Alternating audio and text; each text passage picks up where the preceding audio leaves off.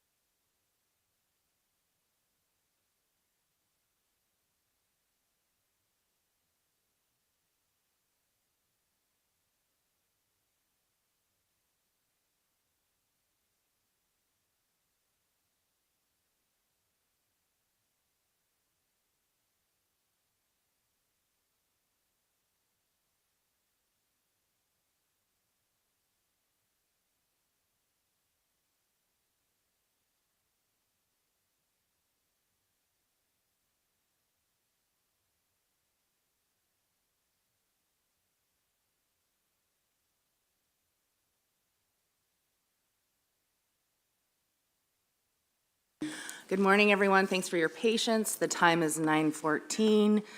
The day is the 1,372nd day of January. Just kidding, it's the 31st. This morning, we're going to begin deliberations on Committee of the Whole, Group 1. We'll take a short break, and then we'll deliberate Committee of the Whole, Group 2. I don't know how short the break will be, but we will take a break prior to beginning deliberation of Committee of the Whole, Group 2. So at this time, I think we'll go ahead and get after it. Committee of the Whole, Group 1, which is commercial and sport crab proposals. There are 30 proposals in this group, and we will kick it off this morning with proposal number 233. Staff.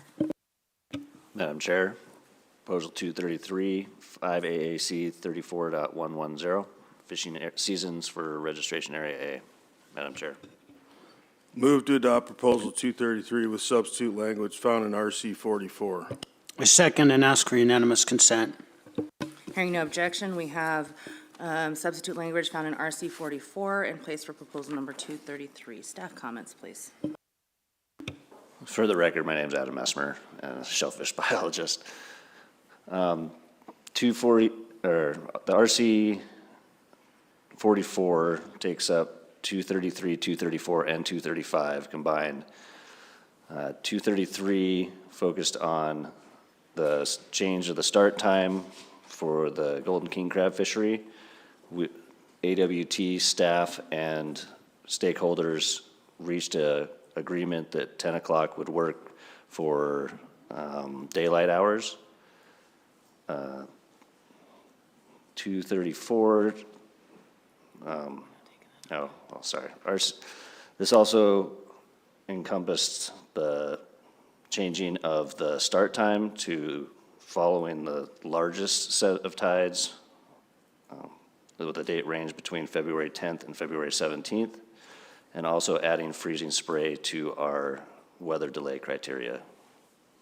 And we support this RC language, Madam Chair. Thank you. Mr. Carpenter, would you like to speak to your? Sure, thank you, Madam Chair.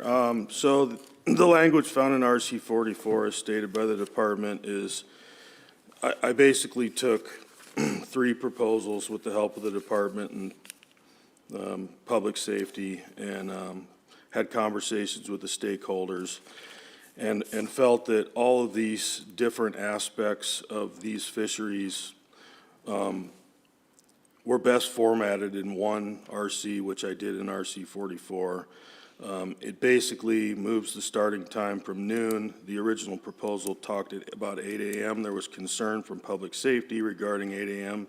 due to their ability to enforce at that time due to light conditions. So 10 a.m.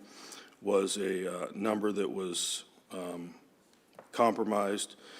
And then the other 2 aspects are it's just clarifying between February 10th and February 17th following the largest tide. And then there's also the aspect of the other proposal which added the language in regards to the National Weather Service forecast and added freezing spray to that. So it's pretty simple. I think it covers the entire range of these proposals in one RC, and for those reasons, I will be supportive. Mr. Wood. Yeah, I as well am supportive of this amended language. I really like moving the start time a little bit sooner than noon, so you can make the most of the daylight, and then adding the freezing spray. Maybe we could call this the Goldilocks golden crab fishery. You guys have a lot to accommodate here. I hope it works out for everybody.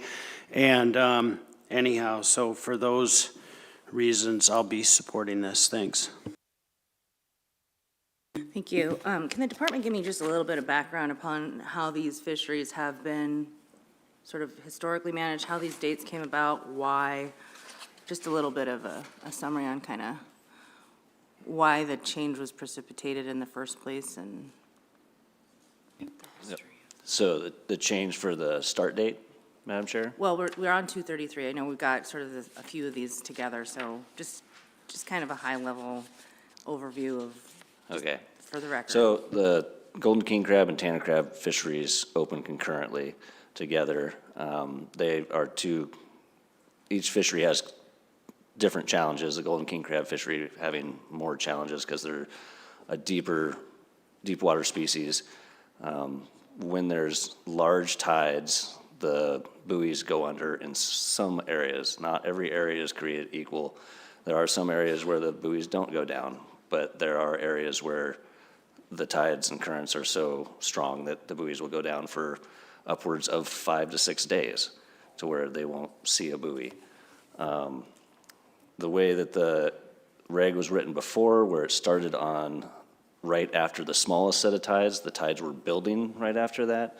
So changing it to following the largest tide, they're gonna get the chance to fish as the tides fall and then as they rise again before those areas become problematic. Thank you. And with respect to the 10 a.m. start time, I think you had mentioned in your staff report, or one of you had mentioned in your staff report that 12 p.m. was consistent with other crab fisheries in the state. Is that still the case? So Madam Chair, yes, that is the case. In most areas of the state, most of the crab fisheries start at 12. So this is one instance where we're sort of changing, sort of making inconsistency in reg in that space. What about for Southeast? I mean, this would just pertain to Southeast, correct? This would just pertain to Southeast, and it's only 2 hours. We do have one other fishery in Southeast, the Dungeness fishery, that got changed to 8 a.m. A few board cycles ago. So we are a little different than the rest of the state. Okay, thank you. Mr. Wood? Just on that, what other parts of the state have 12 noon for this time of year? I would have to defer to maybe Forrest there. Mr. Bauer? Thanks, Madam Chair. Yeah, so Bering Sea, Aleutian Islands, Kodiak, Alaska Peninsula, Chignik, Prince William Sound. Yeah. Copy. That's a lot different light pattern than down here, so thank you. Any other board discussion? Mr. Carpenter? Madam Chair, I'll go ahead and run through cost real quick. Approval of this proposal is not expected to result in any additional direct cost for a private person to participate in the fishery.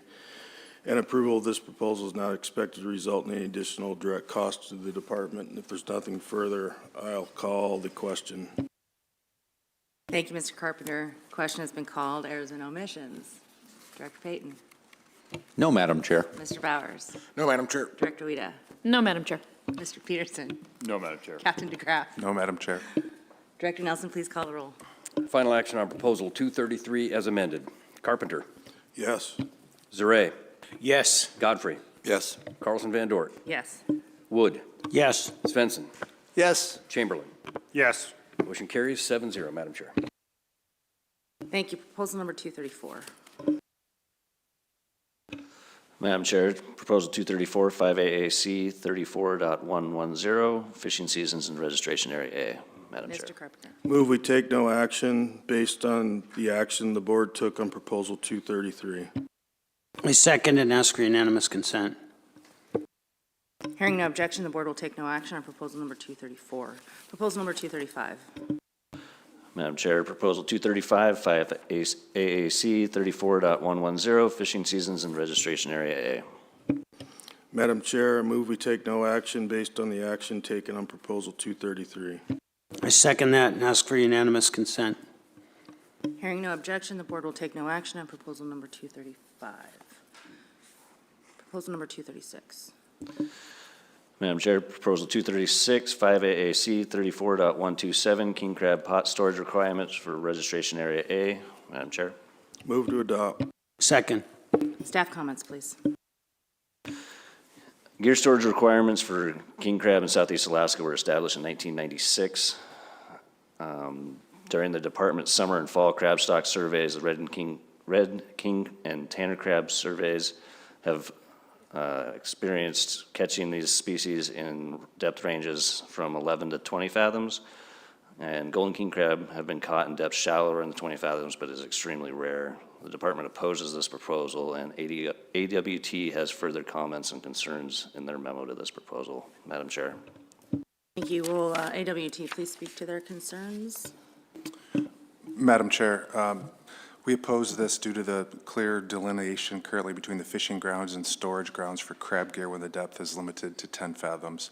The current depth allows AWT to distinguish the difference between stored and fishing pots, as traditionally the target species are not near the 10-fathom depth. As we've heard some testimony, there's certainly some crab found between 10 and 20 fathoms. It would make a big challenge for us. It would require us to have to pull a significant more quantity of gear to be able to check those. Thank you, Captain.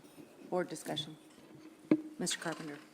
Thank you. I believe that the department comments and Alaska Wildlife Troopers comments specific to this and the ability for the troopers to have an easier way to enforce this and have a clear delineation between the different depths. For those reasons, I won't support it. Mr. Wood.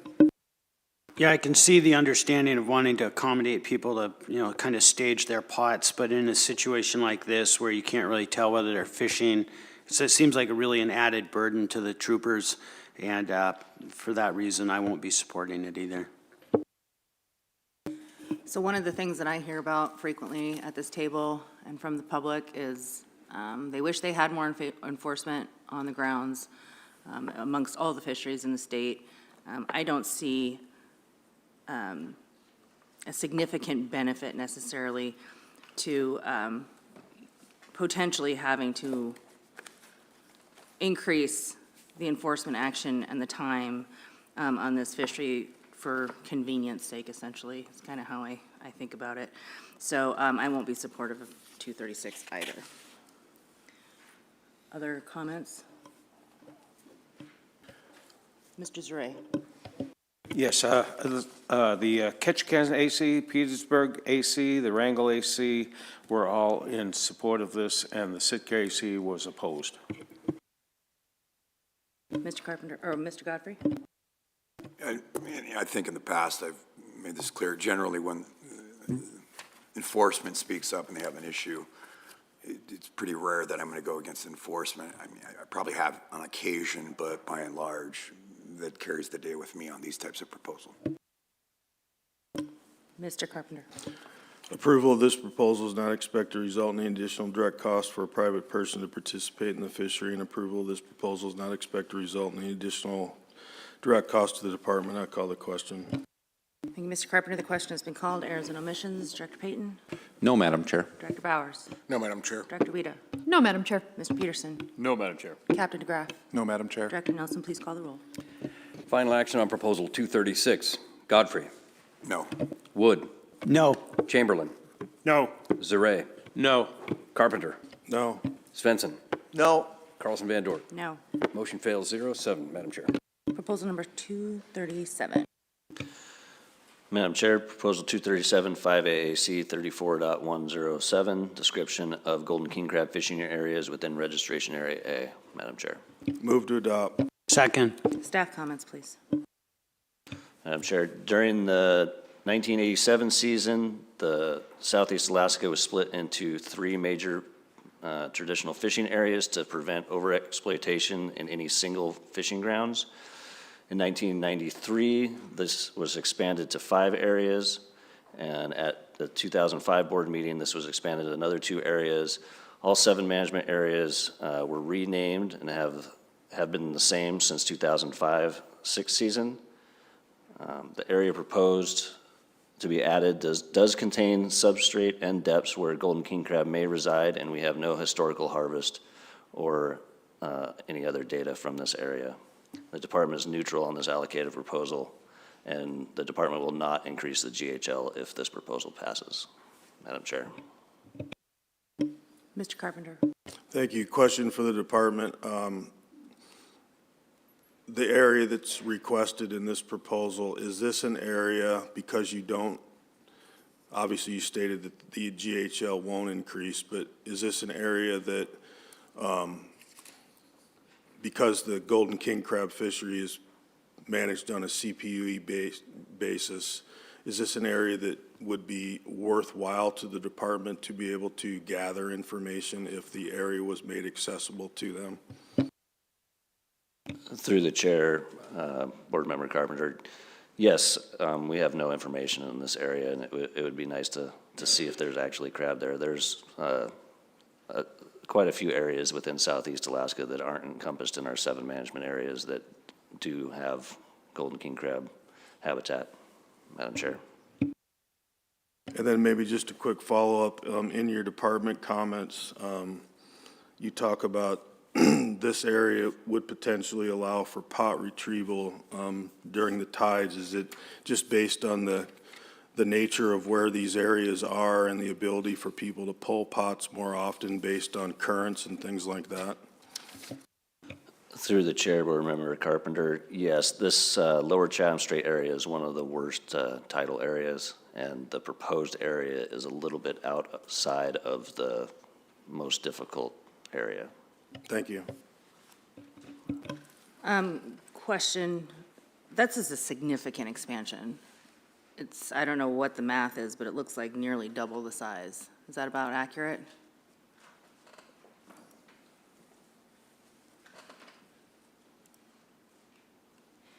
Madam Chair, that's correct.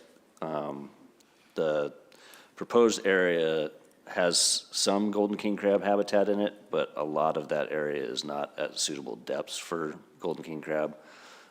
As with a lot of our areas, they encompass salmon stat areas that go into bays, and it may look like a large amount of area, but the actual fishing grounds for golden king crab would be a lot smaller than what those areas show. Right, which kind of gets to my next question. You mentioned in your staff comments that the GHL would not change. What is the current allocation of the GHL? The GHL for Lower Chatham, I believe, well, right now we set it really low. It's about 7,500 pounds. This area does not get very much effort at all. There's a lot of years where nobody goes down there. It is a very difficult place to fish since it's very near the ocean and the tidal influence coming out of Chatham.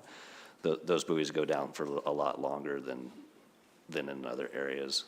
So it doesn't get that much effort down there. Effort by commercial, by personal use, by any other sport, nothing? I mean, Madam Chair, it's just correct. ripping through there, and so somebody wants to go set pots there. Correct. Also, it's probably good to note that the traditional area right now, that east side is the cruise ship shipping lane, so it kind of excludes a huge area of fishing grounds once cruise ships and tugboats start coming through. So the area is actually a bit smaller than what they can actually fish. And when is this fishery primarily prosecuted? When is the most effort occurring? So our fishing season opens between February 10th and the 17th. In regulation, it stays open till December 1st. And there's been times where fishermen have gone back in the fall and fished till December 1st. It's very rare that we actually hit the GHL in this area. Thank you. Other board questions? Mr. Wood? Yeah, thank you. I was reading in 5 AAC 34.114 Southeast Alaska Golden King Crab Plan that number C, the department shall base management on historical fishery performance, catch and population structure information, and lack of adequate information may result in conservative management. I would assume that you would follow that criteria for opening up a new fishery in an area, kind of prospecting in there as well. So I had similar questions that have been answered. So I would be cautiously supportive of this proposal. Mr. Godfrey? Yeah, I'm all for, unless there's a compelling reason to oppose opening areas, whether it works out the way that the opposer intends or not. I know the multiple ACs were in support of it, none were opposed to it. Maybe the GHL gets, achieved faster, but spreading out the fleet seems worthwhile, so I'll be supporting it.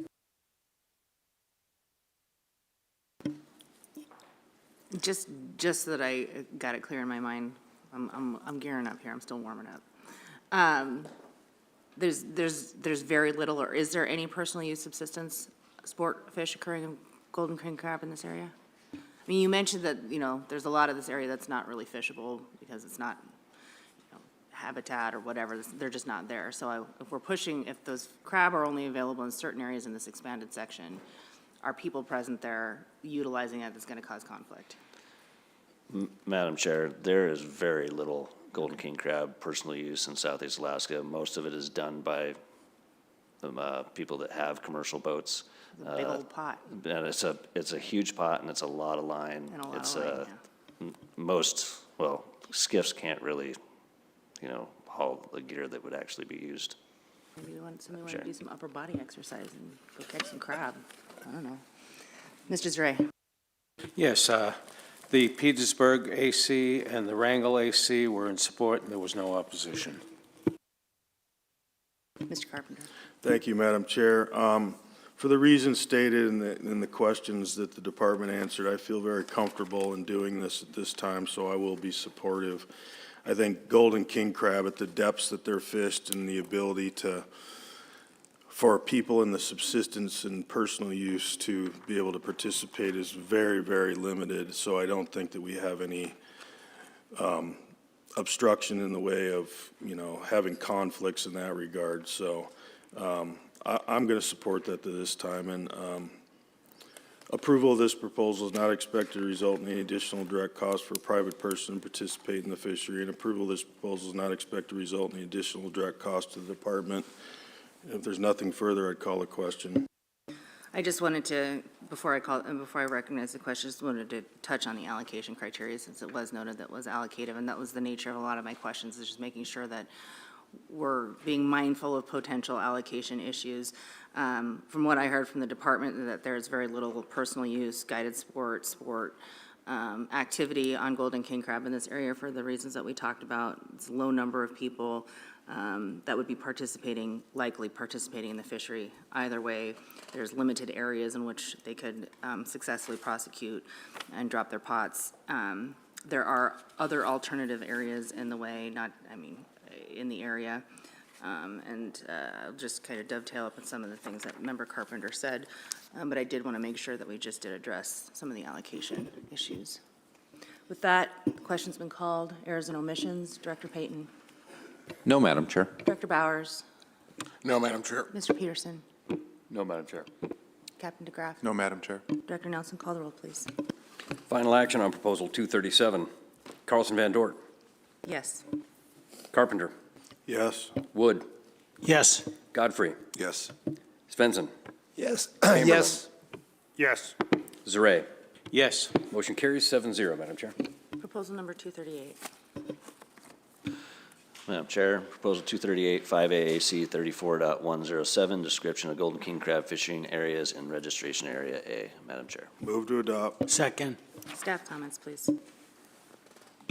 Madam Chair, the area proposed does contain suitable substrate and depths for golden king crab, and they may reside. We have no historical harvest in the proposed area.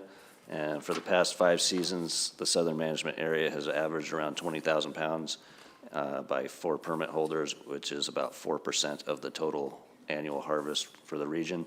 The department is neutral on this proposal, and the department will not increase the GHL if this proposal is adopted.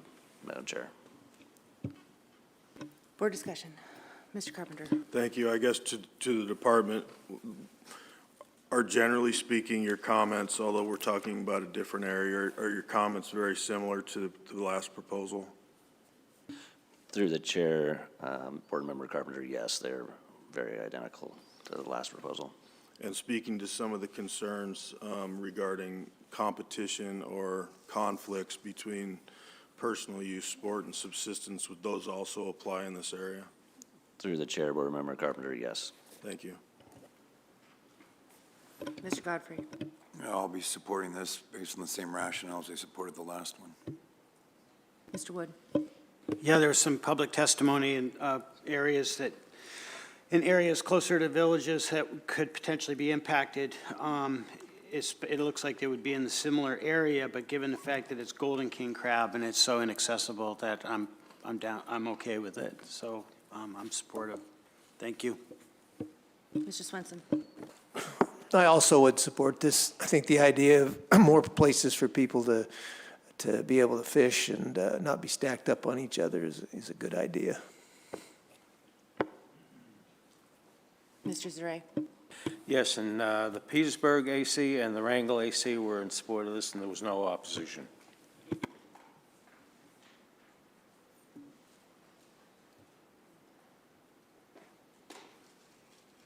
Do you mean within the AC, or do you mean, Mr. Zaray, or just public comments? There was no opposition, because I see several folks that were opposed to 238. I just wanted to clarify. Okay. This is a little trickier, because it is closer to communities for me. But again, recognizing the nature of the fishery and the gear, I'm going to sort of tentatively or reluctantly sort of support it, but I'm interested to see what happens over the next 3 years, and if people find that there's problems or not, but we get another whack to take a look at it and refine it in 3 years. So I'll be supportive. Mr. Carpenter? Thank you. I just want to touch on a little bit of the allocation criteria. Criteria number 1, where it talks about the historical, personal sport, guided sport, commercial fishery. Obviously, golden king crab fishery is very important to the commercial fishery. It doesn't appear through the department's comments that there's a large amount of conflict between personal use sport and guided sport.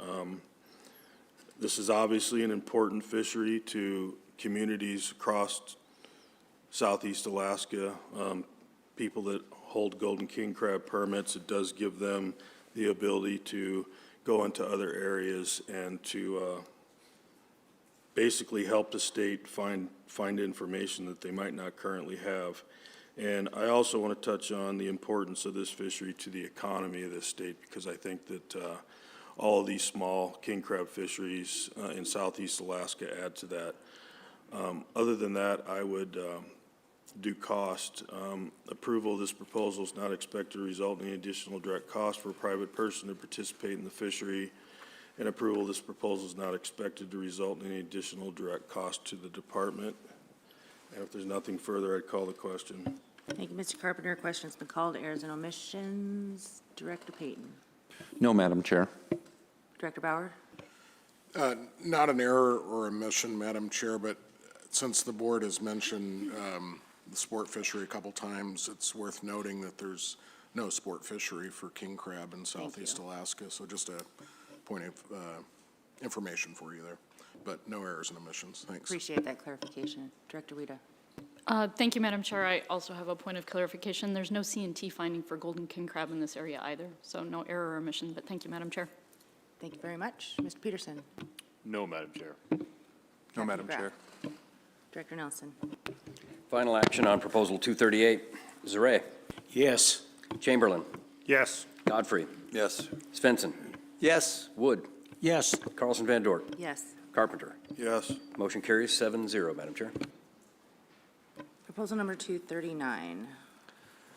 Madam Chair, Proposal 239, 5AAC 34.107, description of golden king crab fishery areas within registration area A, and 5AAC 34.115, guideline harvest ranges for registration area A. Move to adopt. Second. Staff comments, please. Madam Chair, the northern area for the golden king crab commercial fishery extends 147 nautical miles north to south. The upper northern area has had about 56% of the northern area's harvest, and the proposed lower area has had around 44% of the total harvest. Since 2000, the northern area averages annually around 14 permits, and the season average length is 46 days. The two areas created would split the 953 square miles for the upper and 830 square miles for the lower, and should be noted that a lot of these areas are not suitable golden king crab habitat. The department is neutral on this proposal. If considered, the department recommends splitting the GHR based off historical logbook and fish ticket harvest information in these two previously defined areas, Madam Chair. Mr. Carpenter? Thank you. To the department,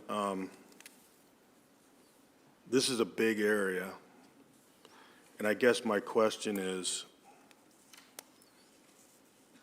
does the department feel that splitting this into two areas is beneficial, number one, for management purposes? And number two, have you even thought and contemplated about the idea of doing this in the past for the ease of you or for better management?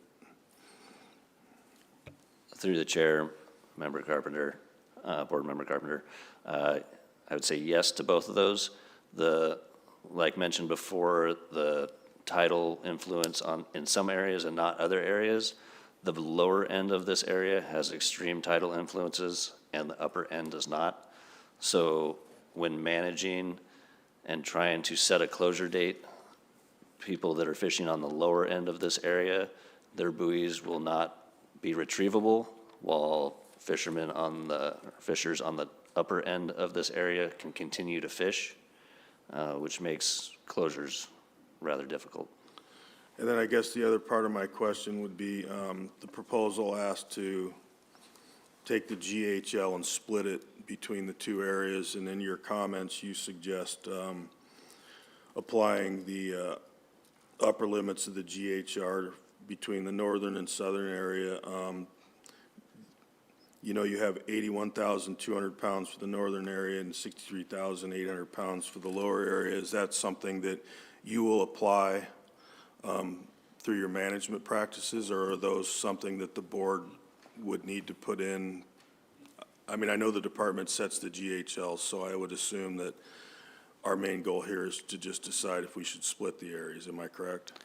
Through the chair, Member Carpenter, the board would need to add or split the northern area and create two different named areas in 5AAC 115 for the guideline harvest ranges, and that would be the top end of where we could set our GHLs.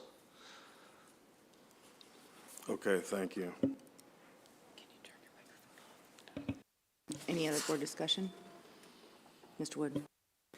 Yeah, as mentioned before with the traffic in there, with the, not necessarily cruise ships, but the ferry and whatnot, is some of this area limited?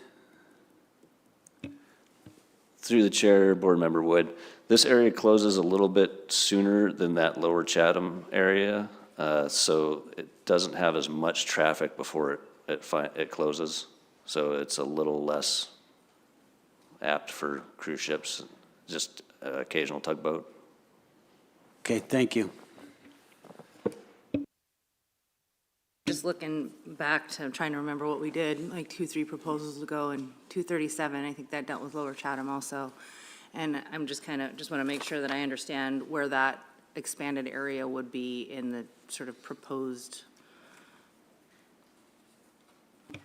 Madam Chair, there are two different areas. Okay. So we actually have Lower Chatham and then Mid Chatham and then Northern. And we're looking at trying to split that northern northern part. area. Got it. Madam Chair. Well, I think that if this proposal is intended to pass, is going to pass, and we're going to deal with that, I mean, is there any board member that's interested in taking that up or pausing to look at some language associated with it? Madam Chair, I think that if the board intends to move forward with this, I obviously think we need to clarify with the department the ranges if we split this into an upper and lower half. So I think it would probably behoove us to stand down for a few minutes and at least have a discussion with them on the best way to do that. I agree, Mr. Carpenter. Let's go ahead and take a break and talk with department. Thank you.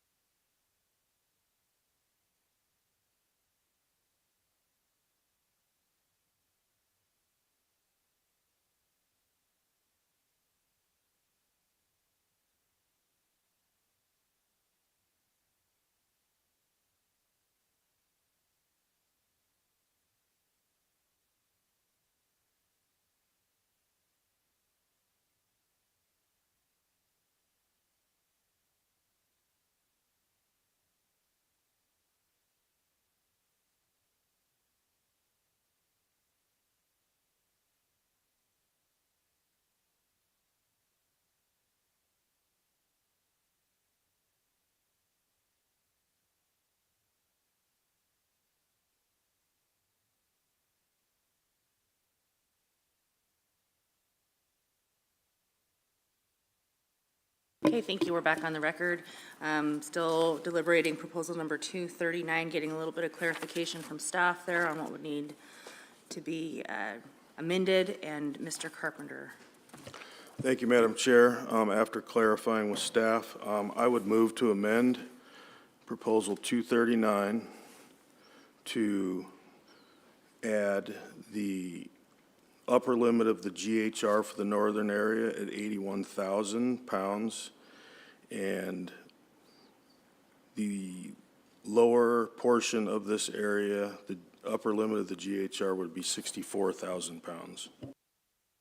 Thank you. So just to make it super clear, in 5A AC 34-115, when they talk about the guideline harvest ranges for registration area A, B, and registration area A, the guideline harvest ranges for taking of golden king crab in the following areas would read: 1, upper northern area, 0 to 81,000 pounds, 2, lower northern area, 0 to 64,000 pounds. Does that make sense to staff? Madam Chair, yes, that's correct. And you can manage that, and that's per your recommendation. Madam Chair, yes. Thank you. I second that and ask for unanimous consent. Is there any objection? Hearing none, so moved. All right, so we have Proposal 239 before us as amended. Any additional board discussion? Mr. Zaret. Yes, just like to say that the original proposal was supported by the Petersburg AC, the Sitka AC, and the Wrangell AC, and there was no AC opposition to the original. Any other board discussion? I'm going to be supportive of it because some of the reasons that the department articulated about sort of the differences in these two areas, and then I'm hopeful that it will help the prosecution of the fishery and the management of the fishery be a little bit easier. And so, like I said, I will be supportive. Mr. Wood. Yeah, I'm supportive of it for those reasons too. I mean, spreading it out and giving people options to fish one place or another based on time and tides, I think, is super important. So now this will give more options to the fishermen. So I will be supportive as well. Mr. Godfrey. I would agree with Board Member Wood's position. Mr. Swenson. I would also agree with Mr. Woods. Mr. Carpenter. Thank you, Madam Chair. Approval of this proposal is not expected to result in any additional direct cost for a private person to participate in the fishery, and approval of this proposal is not expected to result in any additional direct cost to the department, and I would call the question. Question has been called. Errors and omissions. Director Payton. No, Madam Chair. Director Bauer. No, Madam Chair. Director Rita. No, Madam Chair. Mr. Peterson. No, Madam Chair. Captain DeGraff. No, Madam Chair. Director Nelson, please call the roll. Final action on Proposal 239 as amended. Svensson. Yes. Wood. Yes. Chamberlain. Yes. Carpenter. Yes. Carlson Van Dort. Yes. Zaret. Yes. Godfrey. Yes. Motion carries 7-0, Madam Chair. Proposal number 240. Madam Chair, Proposal 240, 5AAC 34.109, Registration Area A. Madam Chair. Move to adopt. Second. Staff comments, please. Madam Chair, the Registration Area A, commercial golden king crab and tanner crab fisheries open concurrently. By regulation, this allows simultaneous registration for both fisheries. Vessels registered for both fisheries often begin the season targeting tanner crab and then switch to golden king crab after the core areas have closed for tanner crab.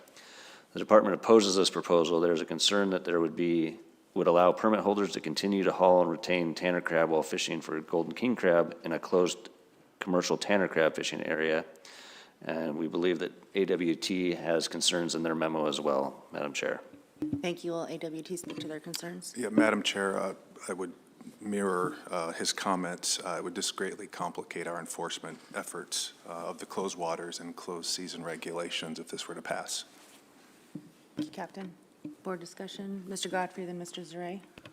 I'll be opposing this for the reasons cited by the department and enforcement, and furthermore, there are only ACs in opposition, none in support.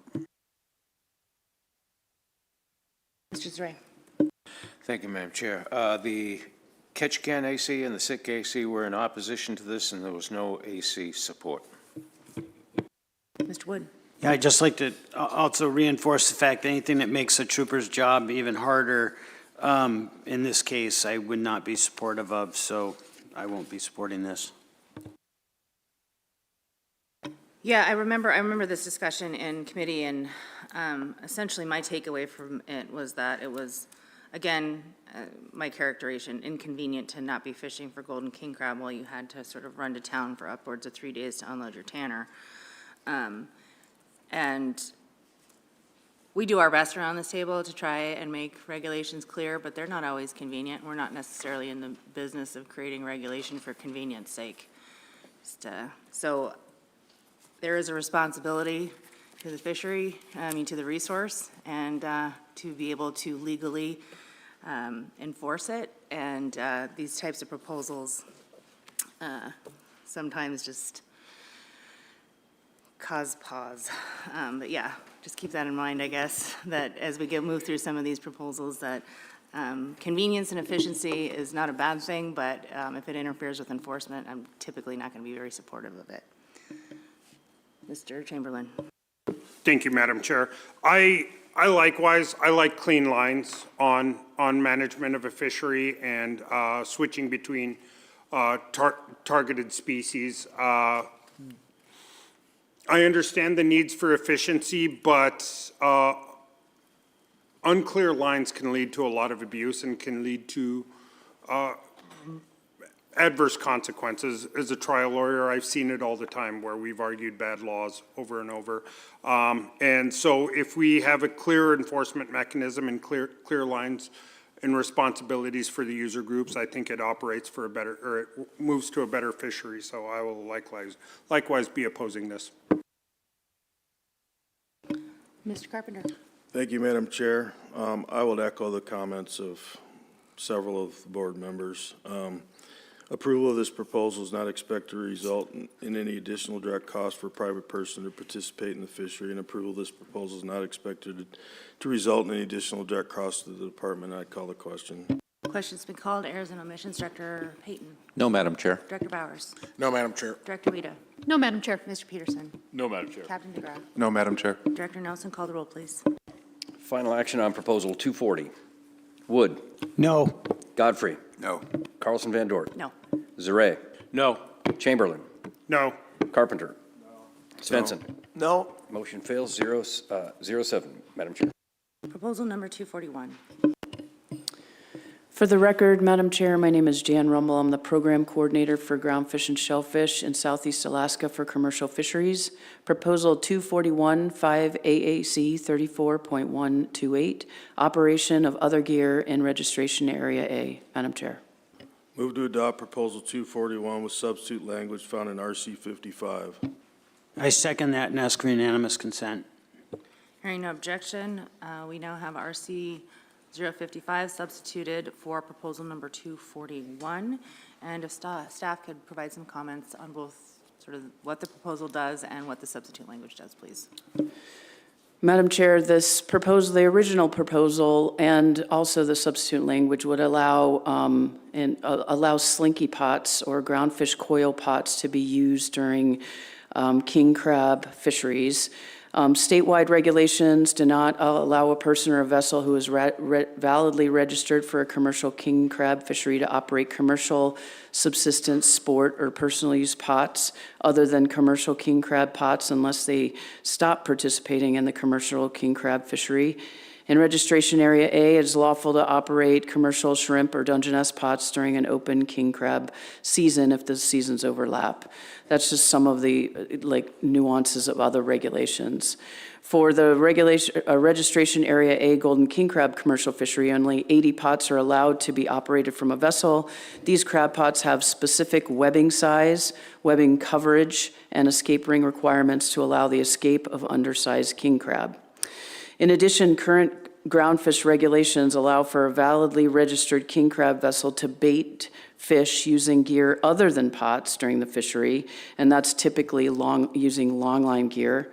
They're required to record the weight and the species of the bait that's taken on our fish tickets using the gear card that they have, a king and tanner crab gear card.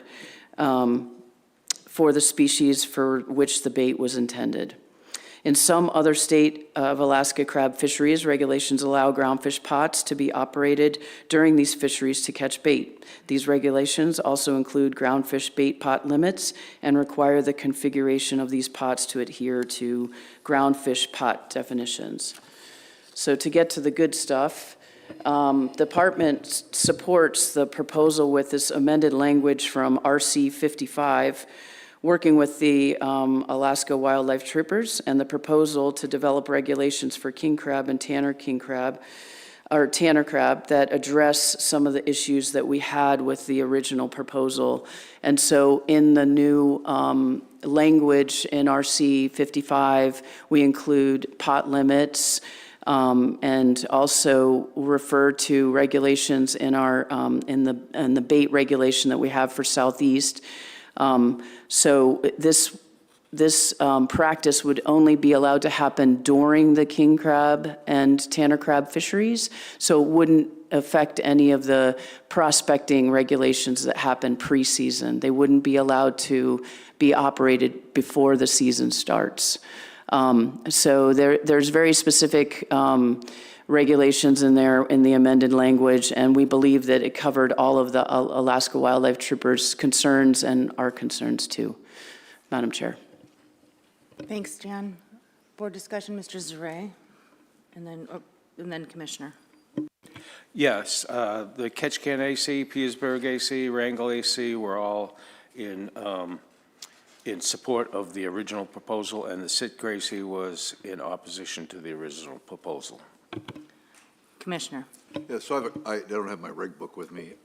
It says here the language will allow groundfish coil slinky pots to catch bait, but yet the regulatory change says groundfish pots is defined in 5 AAC 28050E and 139-145-5. Are those all slinky pots or just coil slinky pots? What are we legalizing here? Are we? Through the chair, Mr. Commissioner, so currently we are developing regulations that hopefully will be taken up at the statewide Finfish meeting to define slinky pots. We don't have a definition of slinky pots on the books right now, so that's in development. That will be hopefully heard in a year and a half. But those refer to other regulations for groundfish pots like escape rings and bioline. So those references are to general groundfish pots. So now I'm even more confused. So under those regulations, slinky pots would be allowed to be used for bait, even though we don't have a definition of a slinky pot. Through the chair, Commissioner, they would still be allowed to be used. Slinky pots are allowed to be used in, and they are currently used and long-lined in cod fisheries in Prince William Sound. Slinky pots are being used all around the state to catch cod. They're allowed to be long-lined in Prince William Sound, but in other areas, they have not allowed long lining. We also included a provision in this RC 55 to allow them to be long lined because slinky pots on one single buoy, it's not a really logical way to use them. They're very light and they move. They can move a lot, so having them single buoyed is not logical. We also included a provision to put bait, B-A-I-T, on the marking buoy so that it would be obvious to the Alaska Wildlife Troopers what these pots are being used for. So that would be a requirement too. Just to make sure I understand this. So this doesn't just limit this bait fishing to coil slinky pots. Any kind of slinky pot could be potentially used. Because I'm reading here, the language to allow coil slinky pots is the intent here, and I just want to make sure that it's all slinky pots can be used. We're not just saying one type of slinky pot because we don't have a definition of those. Through the chair, Mr. Commissioner, I am really not sure that I understand the question. I'm sorry. You're asking the question,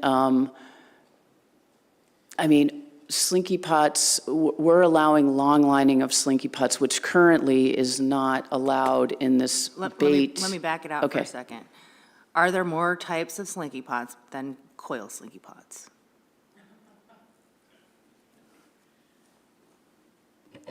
Madam Chair, I do not believe so. Because that's getting to the crux of your, so if there are And it other might be types, just a right? matter of slang, you know, where in Prince William Sound, we call them slinky pots. In the regulations that have been suggested here, we're calling them coil pots. So it's semantics. Maybe we'll make it super clear in this regulation that we're developing what we're talking about and some of the sideboards that we'd like to have for these pots. Yes, I mean, this clearly is illustrating the need for that definition. and, Absolutely. I'm bummed that we have to wait a year to be able to work on it. And then, obviously, when we have that discussion, we're going to need to make sure that that goes back and applies to all references of slinky pots throughout reg. But if it's just semantics, and we're talking about a specific kind of slinky pot here, and there are not other kinds of slinky pots that are in use in this space, and I hope that addresses the commissioner's question and concern. Yes, and Madam Chair and Mr. Commissioner, you know, I mean, it's just having a broad input on this definition of slinky pots, because it's this newer gear type, is important to us to make sure that we're addressing all the issues from the chain and from Prince William Sound. And I mean, that slinky pots are being used for directed fisheries in these places, and we want to make sure that we're it's obvious from, you know, some of the things that have happened recently that making sure that we are all on the same page in all these different areas and with the troopers is key to having regulations that we don't have to change when we get down the road. Yeah, I don't disagree, and I'm also wondering how many times we can say slinky pot in this deliberation. But to kind of get back to serious here, you made mention of other fisheries that are currently using slinky pots, and I recall those discussions and those allowances and those votes. You also made mention of other fisheries that are using slinky pots for bait. Is that correct? Madam Chair, no, I did not mean if I said for bait. In several different areas, including Bristol Bay and the Bering Sea, St. Matthews, they have ground fish pot allowances during crab fisheries, and they in regulation. And so they have between 10 and 20 pots that are allowed, but they don't distinguish slinky pots in there. Okay. So I guess then that kind of goes to some other questions that I have. Are there any groundfish fisheries that are operating concurrent? Are there dual permit holders that could have, you know, king crab permits and also groundfish permits, and they're using these slinky pots and catching groundfish in their bait pots? Madam Chair, currently we have a Pacific cod fishery that occurs in Southeast Alaska, but long lining of pots is not allowed in that fishery.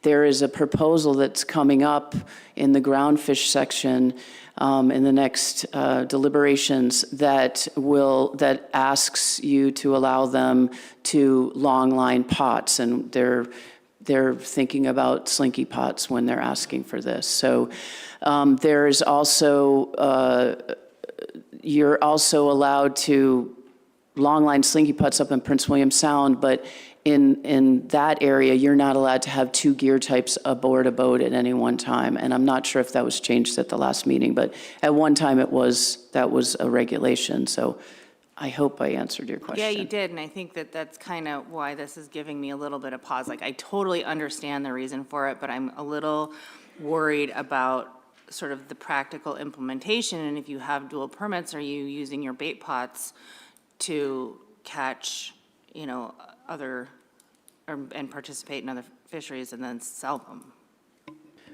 Madam Chair, I think the reason why we are, supporting this RC 55 is because for Tanner and golden king crab, we're not really worried about them getting into slinky pots the way they're configured.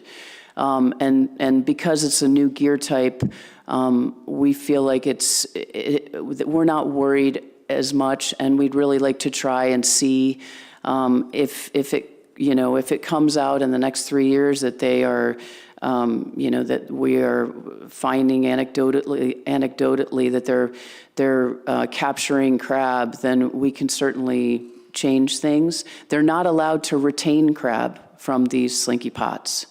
That's in this RC. I'm just saying, I mean, there's always the possibility that people are going to be dishonest, but I think the possibility that this is going to happen is low.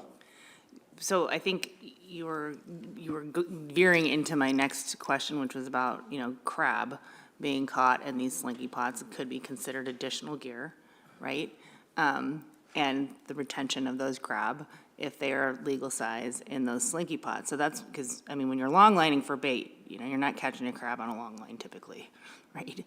So that makes it a little bit more clear in my mind, but I guess I was thinking about other other finfish, which is not necessarily shellfish, that would be caught in long line slinky pots for bait that could be sold in season. That's, I guess, what I'm getting at. And so that goes back to some of the enforcement questions that I had, and I'll get to you in a second, Mr. Wood. I just wanted to get some of my questions out. Madam Chair, that's a lot. I have a lot of thoughts. One thing is that, we've talked about longline gear and rockfish bycatch in this meeting quite a bit, and we'll talk about it more this afternoon. The fact of the matter is that we believe that slinky pots are a lot cleaner gear. Pots generally do not catch as much bycatch as longline gear.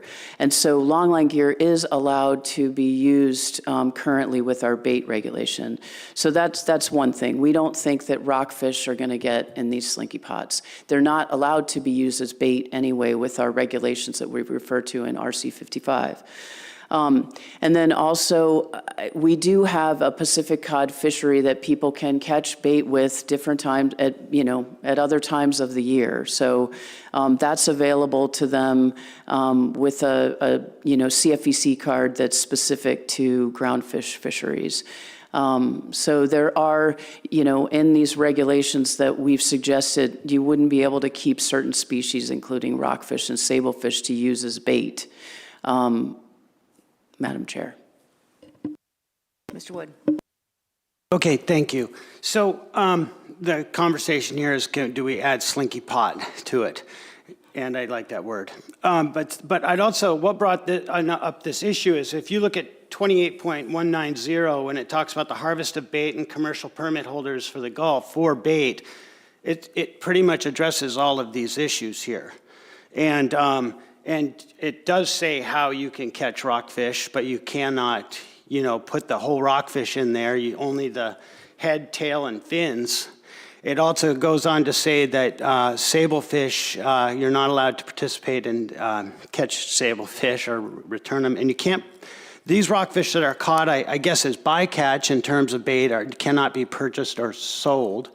So I think all of that part is covered. And then as far as the slinky pots go, will the whole accommodate what a legal crab size is in these slinky pots? No. So, sorry. Through the chair, Mr. Wood, we just don't believe that they're going, it's going to be a 9-inch hole. And we just don't think that if you're fishing for Pacific cod, we don't believe that Tanner crab and golden king crab are going to get in these pots. The way they are, pots that fish for crab are designed the way they are because they catch crab, with the sloping sides or with the way that the tunnels are with the squares. Or rectangular pots. This slinky pot is just not designed. It's designed to catch fish and not crab. I understand. Thank you for clarifying that. And it's all written out here in terms of how you deal with bait regarding that fishery. It seems like we're just dealing with a type of different gear to catch that bait. So I am in favor so far of what I'm hearing about the slinky pots for catching that bait and how that bait is dealt with, which is written in here. So I guess ultimately it would be really nice to have a definition of what slinky pot is, but beyond that, I think they look like a good option for catching bait. Mr. Carpenter? Oh.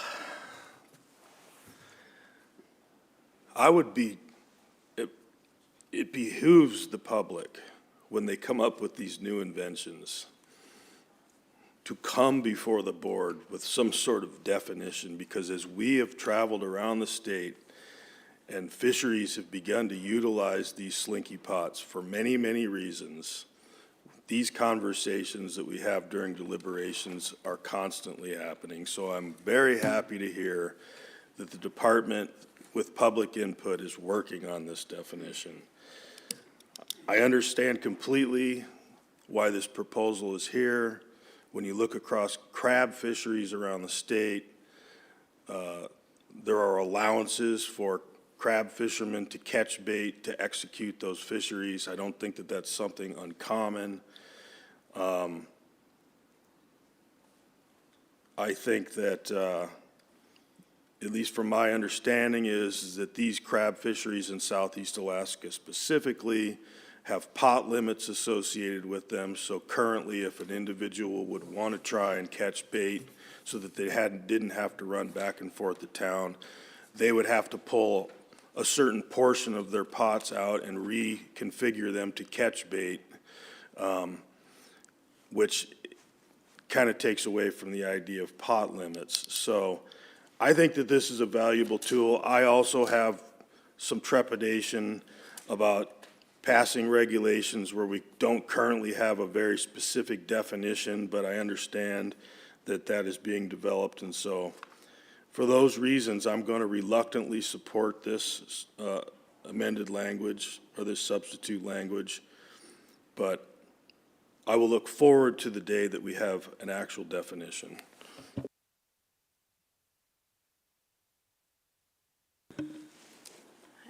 And back to Mr. Wood's question, I was just looking at 28190. That disallows sablefish, lingcod, thorny head, and a whole host of rockfish from being used for bait, correct? Madam Chair, yes. Any other board discussion? Mr. Carpenter?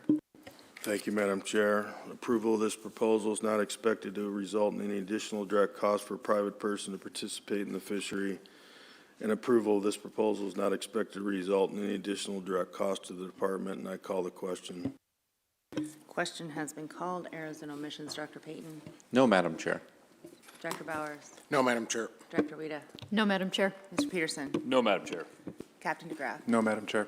Director Nelson, please call the roll. Final action on Proposal 241 as amended. Carlson Van Dort. Yes. Carpenter. Yes. Wood. Yes. Godfrey. Yes. Svensson. Yes. Chamberlain. Yes. Zare. Yes. Motion carries 7-0, Madam Chair. Slinky pots, I just had to say that one more time.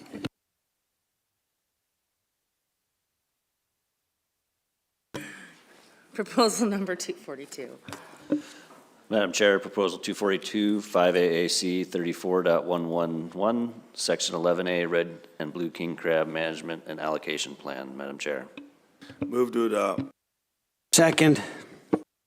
Staff comments, please. Madam Chair, for the Section 11A, the department uses annual summer crab survey to calculate GHL, and that in turn feeds into our red and blue king crab Section 11A allocation plan, with 60% of the GHL allocated to personal use and 40% allocated to commercial. Through the year, there has been changes to this plan. Prior to 2009, if there was no commercial fishery, the 40% for commercial got allocated to personal use. In the Juneau area, that includes Section 11A, surveys have been done since 1995, and 35% of the 11A area is closed to commercial red and blue king crab fishing. The department is neutral on this highly allocative proposal, Madam Chair. Thank you. Mr. Carpenter? Thank you. I guess a question for the department. the way the proposal is written, if this were to pass, will you be able to execute the red king crab fishery at all in the future on the commercial side of things? The way the regulations are now with the thresholds, no, Member Carpenter. Thank you. So to dovetail off of that, essentially you'd be shutting down the king crab fishery in all of Southeast. So the allocation, the allocative implications go well beyond just 11A, correct? Madam Chair, that's correct, and specifically red king crab and blue king. Thank you, red king crab. Mr. Wood. Okay, thank you. Red light was 100% for me. And I'm not really good with one person takes all or one user group takes all, which had to lead me directly to the allocation criteria, and which is what we have to guide us in these very difficult decisions. And the history of each personally used sport, guided sport, and commercial fishery, and the history of that. And seeing how we've gone through this a few times in the past, it sounds like, reading the history, that okay, we're at a point that it works. The number of residents and non-residents who participate in each fishery in the past, and the number of residents and non-residents who can reasonably be expected to participate, understood that in a non-subsistence area like Juneau, residents do participate in this, but so don't small boat commercial fishermen that need to travel in safe waters. The importance of each fishery for providing residents the opportunity to obtain fish, which, and for their personal and family consumption. I see that. It seems like 60% of that has been allocated to the residents of Juneau, and the other 40 to the small boat commercial fleet that they can access safely. The importance of each fishery to the economy of the state. I would say that probably the red crab commercial fishery there is also pretty important to the people that are fishing on it, especially at the dock, if they can sell it live. The importance of each fishery to the economy and the region, or local area in which the fishery is located. I mean, especially in a non-subsistence area, for the people that have access to 60% of that crab is pretty killer. And the importance of each fishery in providing recreational opportunities to residents and non-residents.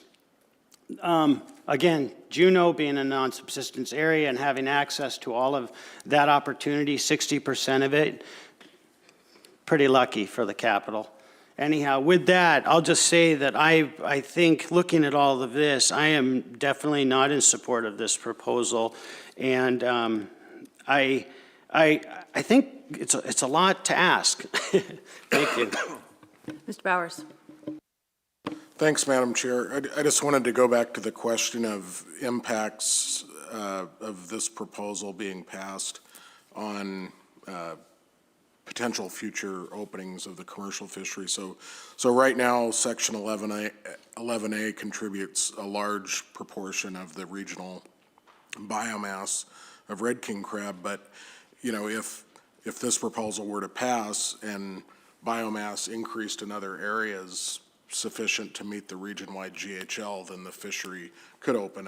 And staff can correct me if I'm wrong on that, but I just wanted to make sure that it was understood that at current stock status and biomass levels, yeah, this would make it more difficult to open the commercial fishery, but if region-wide biomass changed where other areas increased in abundance, then to offset the loss of 11A, then the commercial fishery could open. Thanks.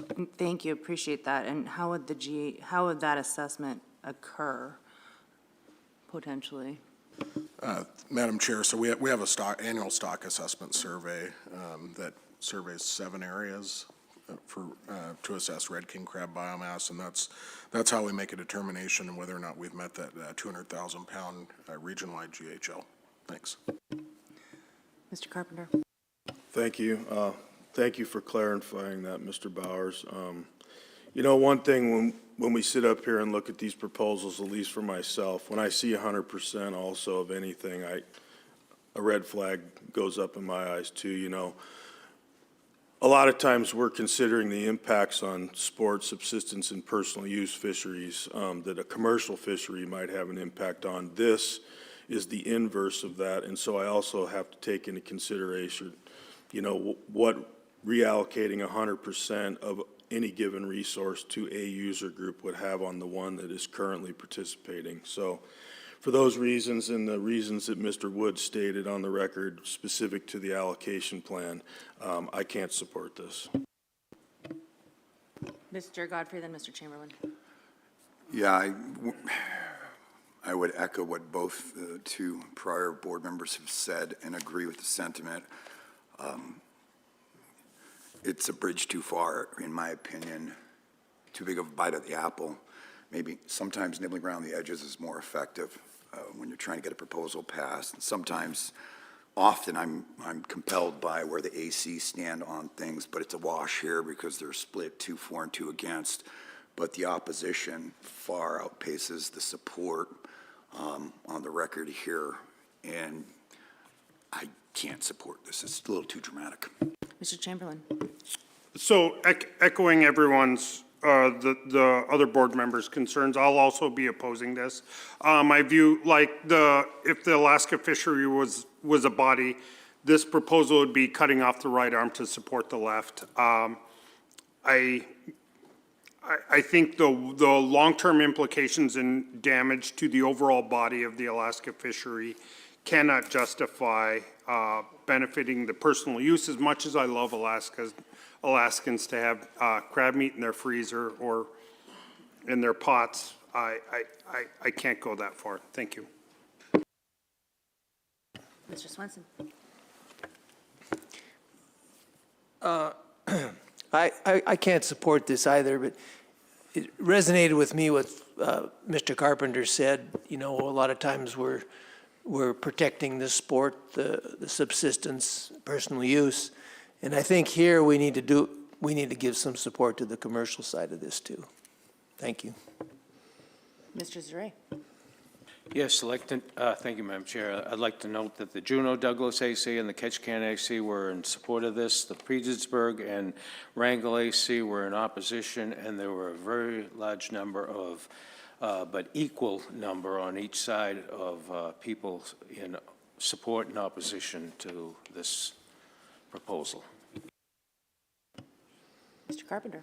Thank you, Madam Chair. Approval of this proposal is not expected to result in any additional direct cost for a private person to participate in the fishery, and approval of this proposal is not expected to result in any additional direct cost to the department, and I call the question. Mr. Godfrey. Just to correct the record, Board Member Zaret, it's not equal. I think you have to flip the page. It's not even close, and opposition far outpaces the support. Question's been called. Errors and omissions. Director Payton. No, Madam Chair. Director Bowers. No, Madam Chair. Director Guida. No, Madam Chair. Mr. Peterson. No, Madam Chair. Captain McGrath. No, Madam Chair. Director Nelson, please call the roll. Final action on Proposal 242. Zaret. No. Chamberlain. No. Godfrey. No. Svensson. No. Wood. No. Carlson Van Dorp. No. Carpenter. No. Motion fails, 0-7. Madam Chair. Thank you. I think we're going to take a short little bio break, and then we'll come back on the record in about 15 minutes.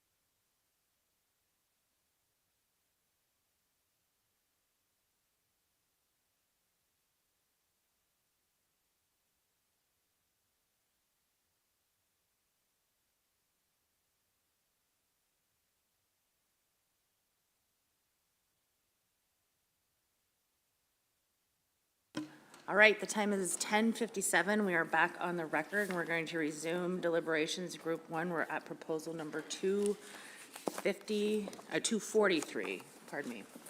Proposal 243, please. Madam Chair, Proposal 243, 5AAC 34.113, Southeast Alaska Red King Crab Management Plan, 5AAC 34.125, Lawful Gear for Registration Area A, and 5AAC 77.664, Personal Use King Crab Fishery. Move to adopt. Second. Staff comments, please. Madam Chair, beginning in 1988, the threshold of 300,000 pounds of surplus legal size crab had to be available before the commercial fishery would open. In 2002, the threshold was reduced to 200,000 pounds by the board based on industry-driven market conditions. Part of this threshold reduction included a 3-year sunset clause, which was removed in 2005. Additional elements used to manage this fishery include regulations concerning allocation between commercial and personal use fishermen, lawful gear, closed waters, a mandatory call-in program that was implemented for all commercial seasons after success with a voluntary program in 2001. The department submitted and supports this proposal. I also have a flow chart that we plan on RCing that has been very helpful for people to grasp the complexity of this proposal, Madam Chair. Mr. Commissioner. Yeah, I struggled with this one as Commissioner of Fish and Game, and the reason is I want to make, I'm sorry. Yeah, I can't hear you very well. Thank you. I struggled with this one a little bit after last year's discussion we had, or 3-year discussion ago on sablefish.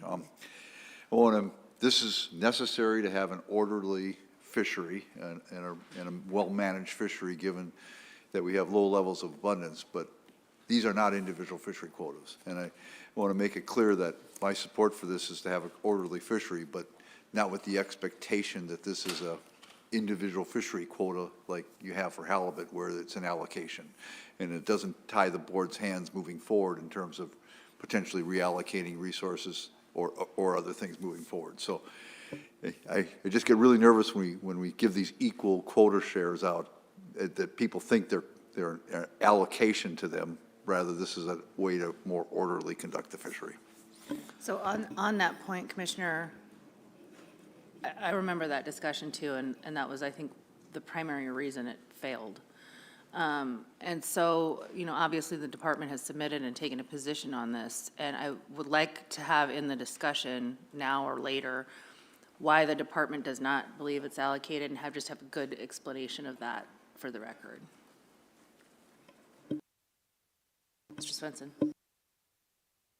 What I'm curious about is in the department comments here, they go on to say, after this was submitted, they become aware of some management's concerns that will occur, yada, yada, yada. Could staff speak to that? Through the chair, Member Svensson.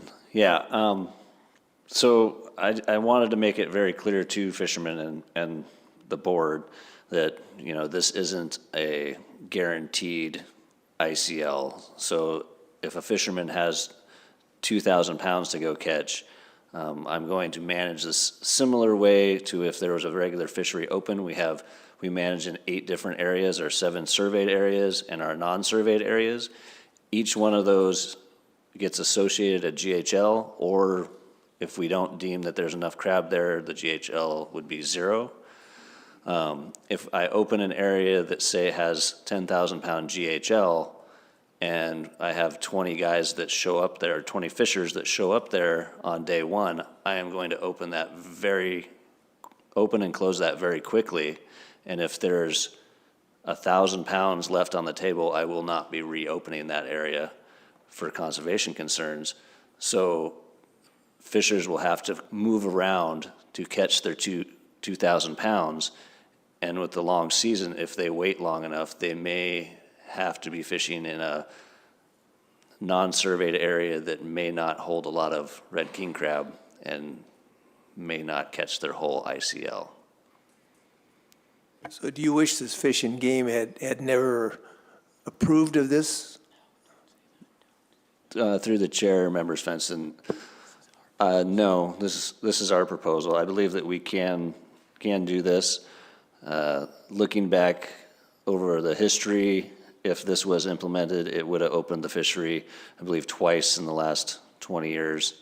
It's not gonna make it a free-for-all. This isn't gonna be something that happens every single year. It would add a very minute amount of opportunity.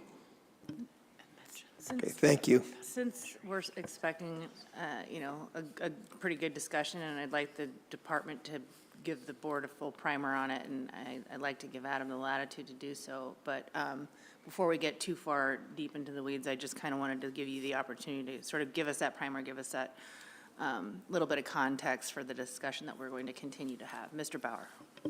Thanks, Madam Chair. And yeah, just to get back to your question about the, the nature of the individual catch limit and what related to what the commissioner said, it's not a guarantee that each permit holder would be able to harvest that. There could be a scenario where, for conservation reasons, the fishery closes before a person has taken their ICL, and that's that. So, yeah, we're looking at this as a tool for orderly management of the fishery, knowing that we're likely to have relatively small guideline harvest levels, but the intent wasn't to provide guarantees to individual fishermen that they would have a set amount of crab to catch each year. Thanks. Thanks. Go ahead and bring us up to speed.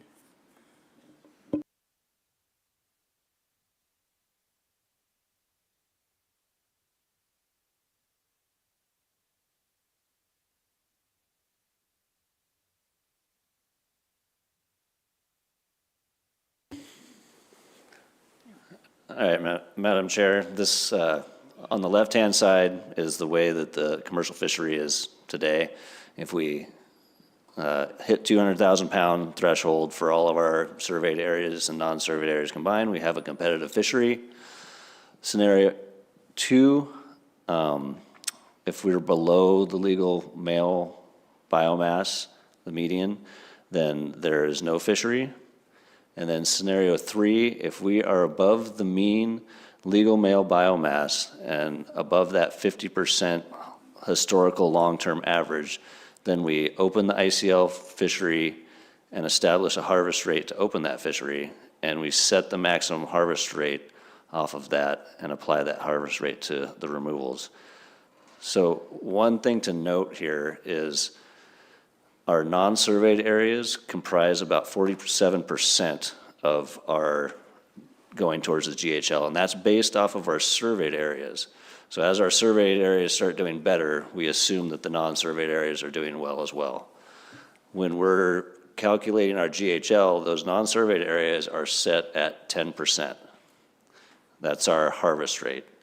Under the ICL, that harvest rate changes. It gets lowered. So we would not be harvesting at the same rate if it was a competitive fishery as a conservative measure. In the non-surveyed areas. In all of the areas. of the areas. So if, for example, if we, in an area that we survey, we feel like there's enough crab to take, say, a harvest rate of 8%, and we put that towards the 200,000 pound threshold. If we don't get to the 200,000 pound threshold, but the ICL comes into effect, then that harvest rate automatically gets bumped down to 5%. So we're being conservative when we open for the ICL. That's why there was a little heartache with the fishermen for a while until it got explained a little bit better. When we come out with our number towards the 200,000 pound threshold, which this year I believe was 117,000 pounds, they were wondering why, when they, excuse me, the ICL opens, it wasn't that 117,000 pounds. It's because we're applying a lower harvest rate to be more conservative in those areas. So how would the assignment of the catch limit go? How is the department proposing to, walk me through sort of the assignment of the catch limit for the individual? Madam Chair, so we would look at the maximum harvest rate, which would probably be around 5% right when this kicks in, and then we would get a poundage from that. We would apply that to the areas that we feel that can afford harvest, and then that would get split among the permit holders equally. And would those be the active permit holders or late, I mean, are the ones that are registered and have paid their dues for the year? Madam Chair, those would be active permit holders. So from year to year, the annual or the individual catch limit would change, possibly? or Madam could? Chair, yes, Okay. possible. Mr. Carpenter? Thank you. First of all, I'd like to thank the department for all the work they've done with the fishermen over the last 3 years. Myself and Mr. Chamberlain had the privilege to sit in in a meeting with you guys the other day for a couple hours, and this was very confusing to me at first, and I think that this flow chart, at least in my opinion, clarifies exactly how you're going to execute this moving forward. I think the threshold that you're using currently really limits not only your ability to open the fishery, but it also limits the ability for these permit holders to participate in a semi to fairly regular basis. I believe that the ICL takes on a very conservative approach. I think you've demonstrated that today, that in these different GHL areas, you know, most of those areas might be above the 5% harvest rate, but if you were to institute this based on the idea that, you know, 50% of the legal males are above that number, you would lower that to 5%. And so I think that that's a very appropriate way to move forward. The other aspect of this that I think is important is you do have, I believe you said 7 surveyed areas, but you also have areas that you haven't surveyed. And I understand that this particular fishery is executed on you do surveys on an annual basis, but in these non-surveyed areas, you would be able to utilize the information based on this conservative approach through CPU data and logbook requirements that, you know, are available to you to be able to use that as input for the following season, similar to what you do with the golden king crab fishery. It's just information that you don't currently have for whatever reason, funding, et cetera, et cetera. So I think that this is a logical approach. I know that it's been talked about and hashed back and forth for a long time, and I think that I'm comfortable with this right now for the reasons that I've just stated. Mr. Chamberlain? So I also want to echo Mr. Carpenter's comments and commendations to the department for working this out. And to the fishermen, I was very moved by how when facing a marginalized resource that doesn't allow for abundant fishing capacity. I grew up in the Kuskokwim where when I turned 18, our family's fishing permit became useless, and we haven't been able to fish on it since then. And I really like how they used necessity and innovated, especially in marketing conditions, to find a market for this small amount of crab and to prevent their permits from effectively becoming useless. So for those purposes, I will gladly support this proposal, and I found a lot of that discussion, quite frankly, inspiring, because if there's one thing we're finding is a lot of these markets are becoming marginalized, and we have to find ways to operate within this new dynamic. And the red king crab fishery has, and the fishermen have shown, if nothing, adaptable. Mr. Wood? Yeah, thank you. You, with Mr. Carpenter actually helped answer a question that I had, that would you be able to collect information from the non-surveyed areas? So if that is a possibility, I'd be even more supportive of this. I really like the ability, what you said in your comments, that it would conduct a modest fishery with little risk while targeting GHL, and it would continue to develop the annual crab surveys. That's really good. I think for the department to put the effort into making the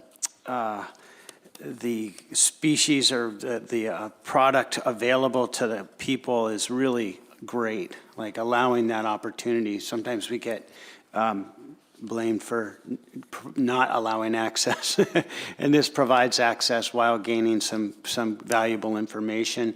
And I'd also like to note that it also had really overwhelming support from the public comments and some of the ACs and stuff. So I think you have something to work with here, and I'm supportive of it. Thanks. Mr. Carpenter? Thank you. Obviously, because we're talking about red king crab here, I mean, I think just to be consistent in my position, I'll obviously refer back to some of the allocation stuff that I talked about in prior proposals, but I do think that because this is a GHL based fishery, and the ICL is a very conservative approach, I do think that we need to consider what the impacts on personal use sport would have in this particular area. And I understand that a lot of this area is in the non-subsistence area, so it potentially wouldn't have, and I guess my question is, the way you manage it now, it's not currently or would not currently have an effect on the PU fishery. Am I correct? Through the chair, Member Carpenter. So it would have effect on the personal use fishery. So right now, if we reach that 200,000 pound threshold, our personal use bag limit goes automatically to 3. If it's under that, we can set the bag limit as low as at 1 or none. We consistently keep survey areas that are poor closed to personal use. If this proposal passes, when that ICL gets triggered, the personal use bag limit would automatically go to 3 as well, as if we hit the 200,000 pound threshold. So just to follow up on that, so a conservative approach while you're executing an ICL fishery on the commercial side would also take into account a conservative approach on the PU side of things, but above the 200,000 pound threshold, when you're not using the ICL, would not have an impact on either. It would become, the bag limits would be higher on the PU side, and the commercial side would be a competitive fishery. Am I correct? Through the chair, Mr. Carpenter, I believe that's correct, yes. All right, thank you. Couple questions. So I know we heard in committee, we talked about the potential on the price, and we've talked about it a little bit here, and the benefits, likely benefits to the price, and probably likely benefits to the permit value as well. And I just want to consider for a minute, do we, any implications on the possibility of folks to enter into this fishery in the future? I mean, is that? Madam Chair, it's a limited entry fishery, right. So I mean, and a lot of those permits are dual permits. So there's only so many tanner permits, there's only so many golden permits, and some of those are dual. So some fishermen are forced to, if there's only a, say, tanner red permit out there, if they want to go fish tanner crab, they would have to buy that permit. And I think that's where a lot of these fishers are right now. Okay, thank you. Other board discussion? Commissioner. Just real quick, again, I just want to summarize. This is an individual catch limit by permit. It is not an individual quota. So as you guys move forward with this, if you decide to do it, which I'm supportive of having this management tool to have an orderly fishery, but it doesn't constrain your hands into the future in terms of making this as an allocation It's not a quota to these groups. It's just a way to manage the fishery orderly. Mr. Godfrey? I'll be in support of this, considering the overwhelming support, almost no opposition on our list here, and 4 ACs in support of it, in light of the fact the department proposed it. I'll be in support. Mr. Carpenter? Thank you, Madam Chair. I appreciate the commissioner stating that because I think it's important for the public and the board to be aware of exactly what he said. There's no guarantees. This is just a management strategy based on the criteria laid out in the flow chart. So for those reasons, I'm very comfortable with it. Approval of this proposal is not expected to result in any additional direct cost for a private person to participate in the fishery. And approval of this proposal is not expected to result in any additional direct cost to the department. And if there's nothing further, I'd call the question.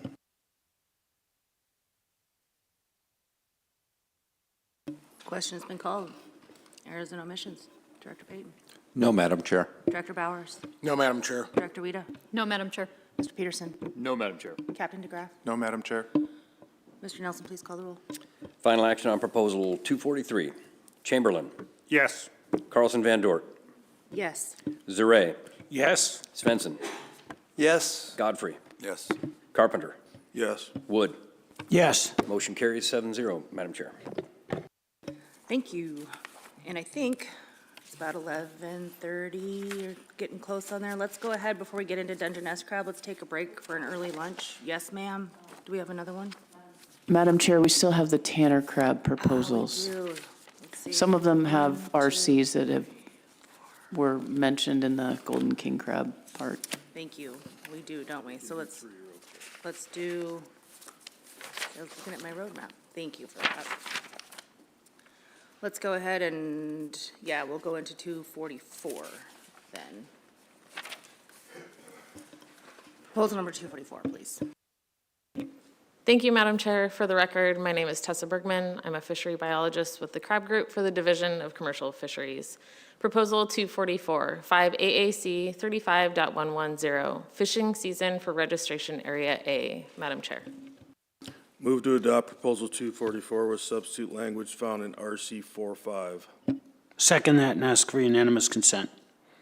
Hearing no objection, we have the language found in RC 45 in front of us for proposal number 244. Staff comments, please.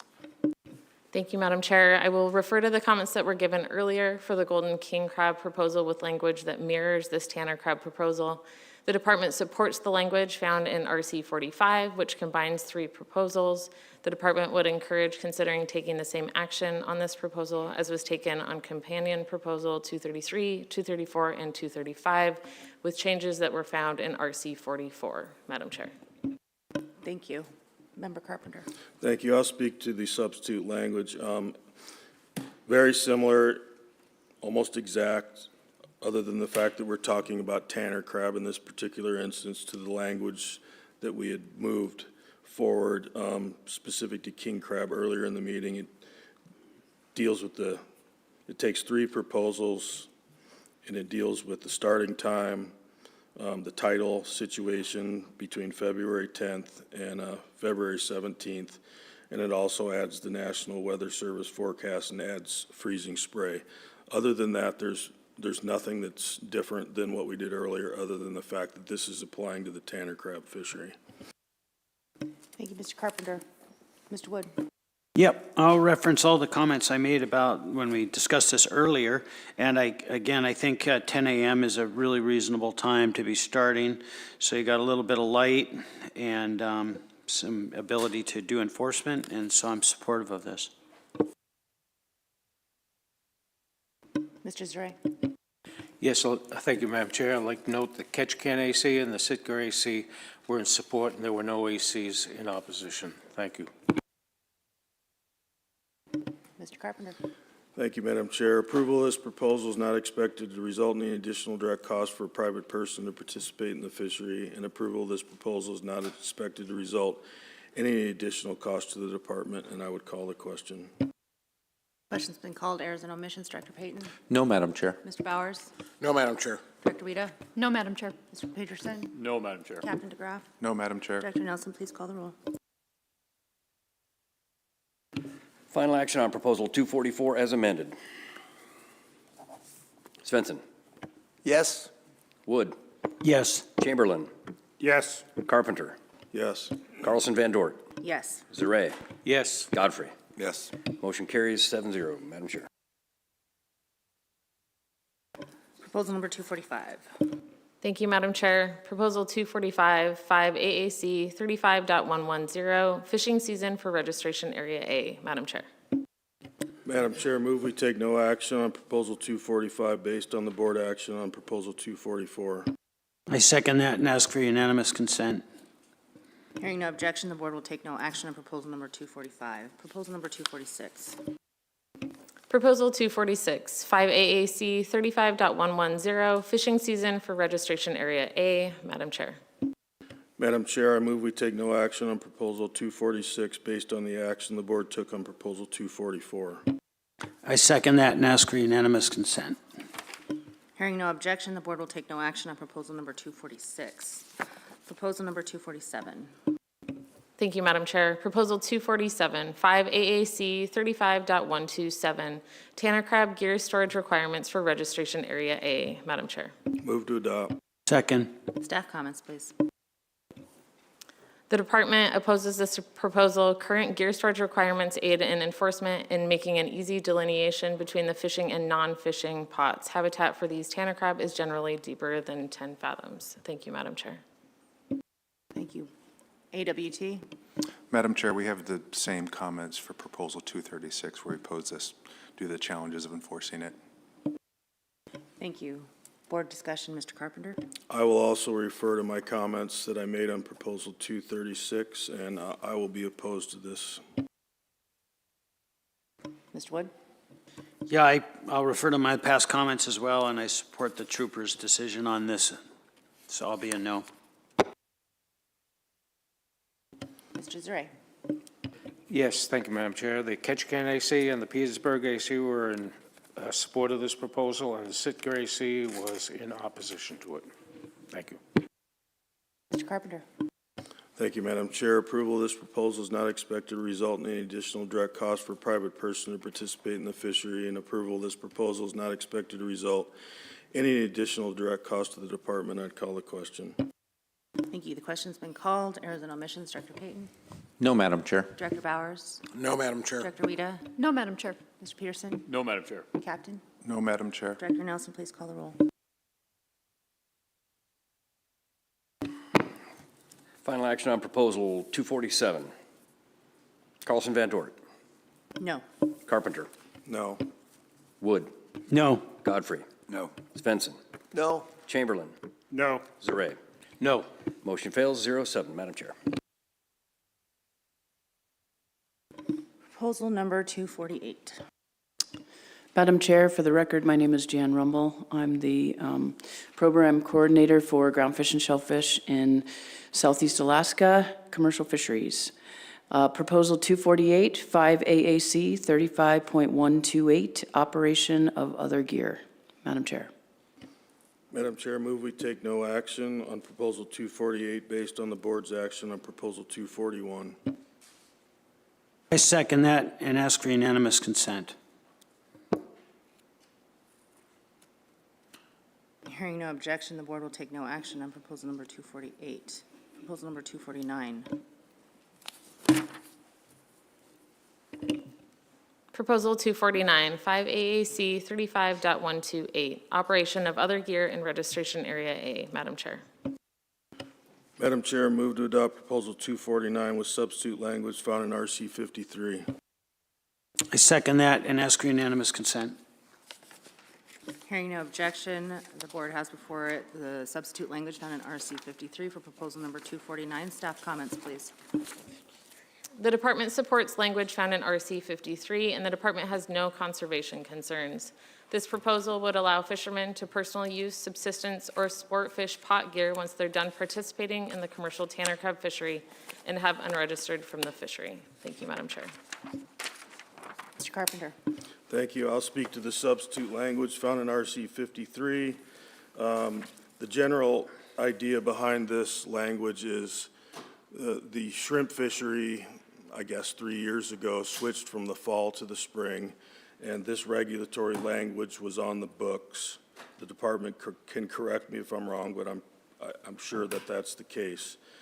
And this will basically clarify that when deregistering from the commercial tanner crab season, that individuals will be able to, and it states very clearly, in any portion of, and that's the big change, be able to go out and operate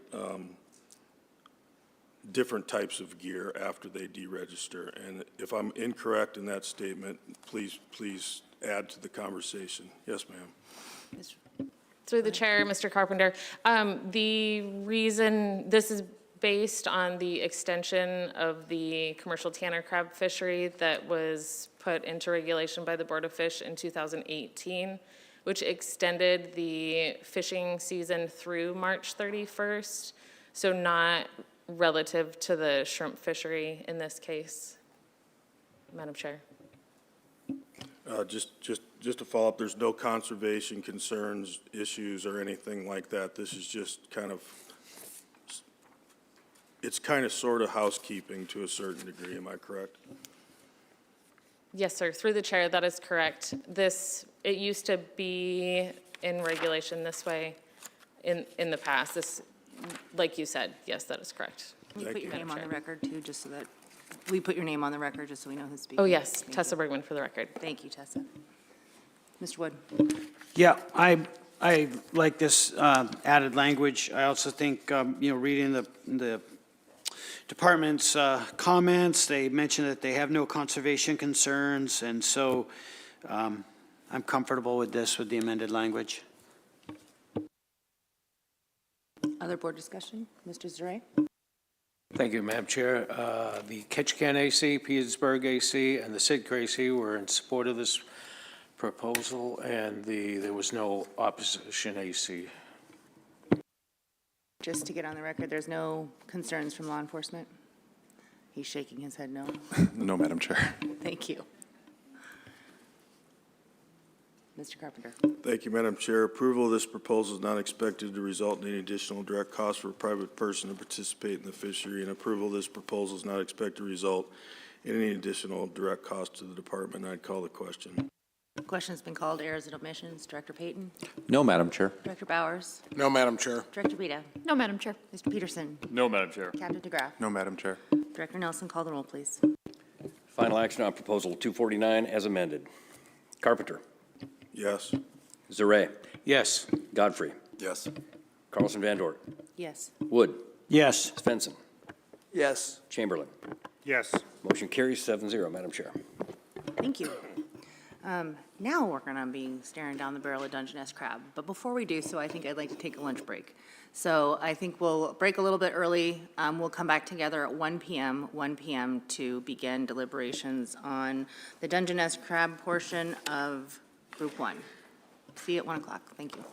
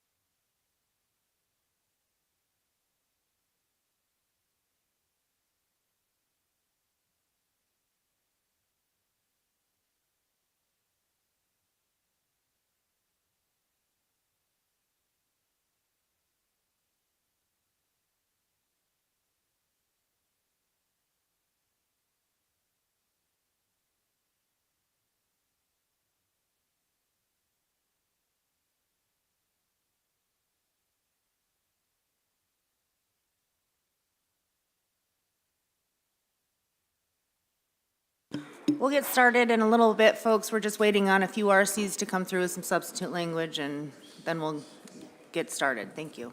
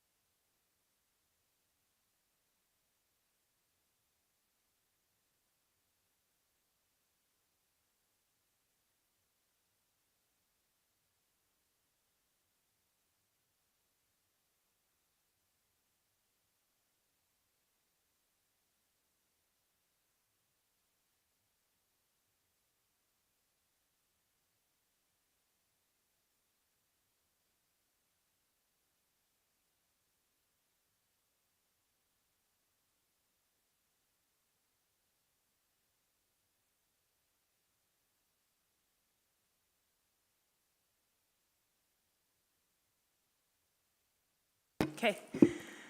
Good afternoon. I hope everybody enjoyed their lunch. The time is 1:08. We are back on the record, and we're going to conclude deliberations of Committee of the Whole Group 1, beginning with Dungeness Crab and proposal number 250. Madam Chair, for the record, my name is Joe Stratman, and I'm a shellfish biologist with the Division of Commercial Fisheries in Region 1. Proposal 255, AAC 02.115, Subsistence Dungeness Crab Fishery, and 5, AAC 77.662, Personal Use Dungeness Crab Fishery. Madam Chair. Move to adopt. Second. Staff comments, please. The proposal would reduce the minimum size limit for male Dungeness crab from 6 1/2 inches to 6 1/4 inches in the Region 1 subsistence and personal use fisheries. Current regulations define the legal size for Dungeness crab in Alaska, including Southeast Alaska, for all user groups at 6 1/2 inches or greater in shoulder width. If the proposal were adopted, participants in Registration Area A subsistence and personal use Dungeness fisheries would be able to retain smaller male crab than would be legal sized in the commercial fishery. Additionally, participants in the Registration Area D Yakutat subsistence Dungeness fishery would also be able to retain a smaller legal sized crab. The state of Alaska manages Dungeness crab through 3S, size, sex, and season management. The crab fisheries harvest males only with a size limit that is chosen to allow the male crab to mate at least once before becoming available to fisheries, and our legal size has been 6 1/2 inches since 1963. The molt increment of 29.9 millimeters was independent of pre-molt size. The pre-recruit size class are the male crabs that will attain legal size during their next molt.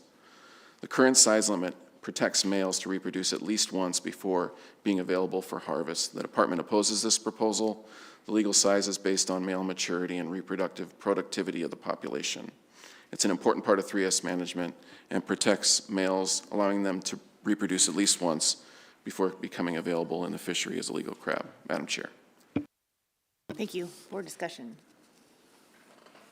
Mr. Carpenter. Thank you. Just a quick question for the department. Is the size limit for male Dungeness crab, is that a pretty standard practice in Dungeness crab management strategies, the size it currently exists? Through the chair, Mr. Carpenter, yes. 3S management is used in Dungeness fisheries from California to Kodiak. Madam Right. Chair. Thank you. Mr. Wood. Yeah, thanks, and to the department. When you do the stock, do you think you've got a decent enough stock assessment of that crab to feel comfortable with? I mean, I know you oppose this, so that's kind of the wrong question.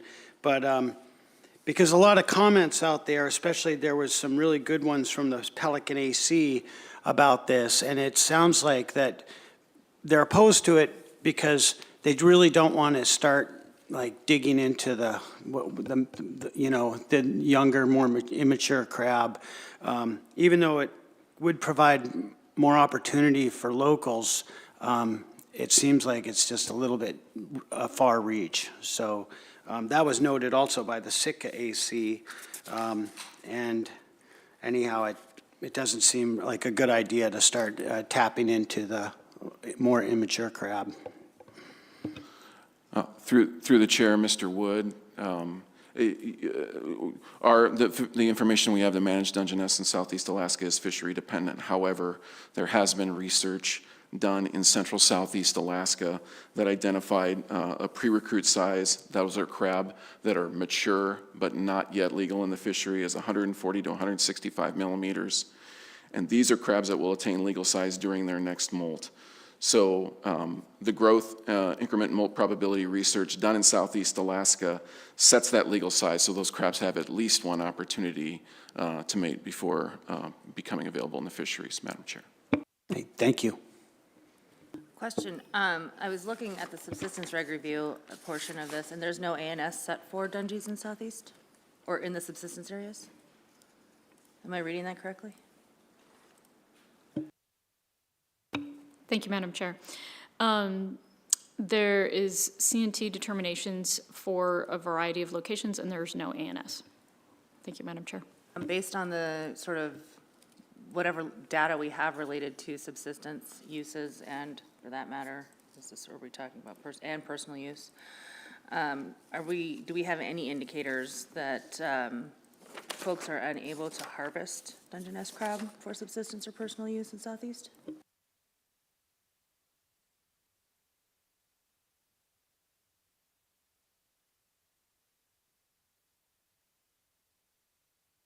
Thank you, Madam Chair. There's occasional concerns, but there's no widespread information saying that they're unable to harvest. Commissioner. I think the key question is, this is asking to go down in size. So is there a need, would the change affect the opportunity that's currently being provided by the board? It would expand opportunity, but it wouldn't restrict opportunity. Right, that's what I'm getting Yeah. at, is if there is any indicator that they can't currently meet whatever their needs are with the existing reg that would warrant the reduction so that there could be additional opportunity. That's the crux of my question. And I think the answer was no. Thank you, Madam Chair. Yes, the answer was no. Yes, the answer was no. Mr. Zure. Thank you, Madam Chair. The Petersburg AC and the Wrangell AC were in support of this, and the Craig AC, East Prince of Wales Island, the Ketchikan, the Quogue, the Pelican, the Sitka AC, and the Upperland Canal AC were all opposed. Thank you. Mr. Carpenter. Thank you, Madam Chair. I'm going to go ahead and go through the subsistence review a little bit here. Criteria number one, is this a stock in a non-subsistence area? The answer to that would be no. Is this stock customary and traditionally taken for subsistence? Yes. The board has determined under 5 AAC 02108 that shellfish, including Dungeness crab and portions of District 1, 2, 3, 5, 6, 7, 8, 9, 10, 12, 13, 14, and 15 are customary and traditionally taken for subsistence uses. Can this portion of stock be harvested consistent with sustained yield? That would be yes. What amount is reasonably necessary? The board has not made that determination for Dungeness crab. Do the regulations provide reasonable opportunity for subsistence? I believe they do have reasonable opportunity right now. And is this necessary to reduce or eliminate other uses to provide that opportunity? And I don't believe at this time it does. So just for the record, I thought that was important. Thank you, Mr. Carpenter. Mr. Godfrey. Due to the department's rationale, which I find compelling in opposition to this, and the fact 6 ACs opposed it, and the opposition list was more than twice the support list, I'll be opposing it. Thank you, Mr. Godfrey. I will be opposing this too. I don't see any legitimate reason to reduce and create the exceptions in reg for how Dungeness crab are currently managed. So I will not be supporting this either. Any additional board discussion? Mr. Swenson. I won't be supporting this either. It seems to me that 60 years it's been done this way. That doesn't always mean that that's the best, but in this case, I don't see any reason to be allowing smaller ones to be taken. Thank you. Mr. Carpenter. Approval of this proposal is not expected to result in any additional direct cost for a private person to participate in the fishery, and approval of this proposal is not expected to result in any additional cost to the department. I call the question. Thank you. The question has been called. Errors and omissions. Director Payton. No, Madam Chair. Director Bowers. No, Madam Chair. Director Wida. No, Madam Chair. Mr. Peterson. No, Madam Chair. Captain DeGraff. No, Madam Chair. Mr. Nelson, please call the roll. Final action on proposal 250. Carpenter. No. Zare. No. Godfrey. No. Carlson Van Dort. No. Wood. No. Svensson. No. Chamberlain. No. Motion fails, 0-7, Madam Chair. Proposal number 251. Proposal number 251, though listed as 5 AAC 32.128, that reference, that's a typo. That reference should be 5 AAC 32.110, fishing seasons for registration area A. Madam Chair. Move to adopt. Second. Staff comments, please. The proposal would change the start date of the commercial Dungeness fishery from June 15th to July 1. There are 3 different season descriptions in regulation for the southeast commercial Dungeness crab fishery. Most of the Dungeness fishing areas have summer and fall seasons. The summer season begins on June 15th and closes August 15th unless conservation concerns mandate an earlier closure to the summer season. If the proposal were adopted, the summer season would be 16 days shorter. Effort in the summer season in terms of permits fished and pots lifted might decrease by an unknown amount due to fewer days fished and permit holders' participation in other fisheries. There have been many changes in the season dates throughout the history of the fishery. Until the late 1950s, a summer softshell closure for southeast Dungeness crab fishery was in effect from May 1 to September 1st. That closure was subsequently revoked, and from 1960 to 1969, there was no closed season for the Southeast Alaska commercial Dungeness crab fishery. Since then, seasonal closures and changes in regional season dates have been implemented. The current summer season of June 15th to August 15th in much of Southeast Alaska overlaps a small portion of the primary male molt period, which runs generally from March to July. Handling of crab in the softshell condition can cause death, leg loss, and decreases in growth. Determining prevalence of softshell crab caught in the fishery is difficult. Permit holders are encouraged to work with their buyers on landing marketable crab, and the majority of softshell crab are released on the fishing grounds and not landed or recorded. Department staff sample Dungeness crab dockside and get information on the amount of legal-sized softshell crab released on the grounds through their dockside interview. For landed crab, there is a delivery condition code for landed crab, Code 75, and allows for this accounting. The percentage of crab harvest graded as soft shell at the plant is generally low, less than 1%, and is slightly higher in the summer season. And Table 251-2 in the staff comments detail that. The department is neutral on this proposal. Although the Dungeness crab fishery in Southeast largely avoids life history events for male and female crab, the current commercial summer seasons, June 15th to August 15th, overlaps a small portion of the male molt period from February to July in some seasons in some areas. Madam Chair. Thank you. For discussion, Mr. Wood. Yeah, thank you. I just want to say, like, of all the proposals in this section, I feel like I learned the most with the discussions around this one in particular. I just with the impact of sea otters and the condensed fishing area that people are pushed into, and then just the molt timing. But all that being said, it just feels like that the variability of that time of year, whether they're soft or hard, doesn't really justify moving it 2 weeks. Also because of how it intercepts just the other fisheries and can inconvenience people. And even though it was, it was good to learn all that stuff, I feel very convinced that the processors, the fishermen, are aware of the soft shell and what's going on and still have the ability to move to other areas. But I appreciate the concerns of the proposer, and but I don't think it's valid enough right now to change the whole season unless I hear other members convince me otherwise. Thank you. I have a question. So why is the date set at June 16th when the department knows that the male molt occurs between March and July?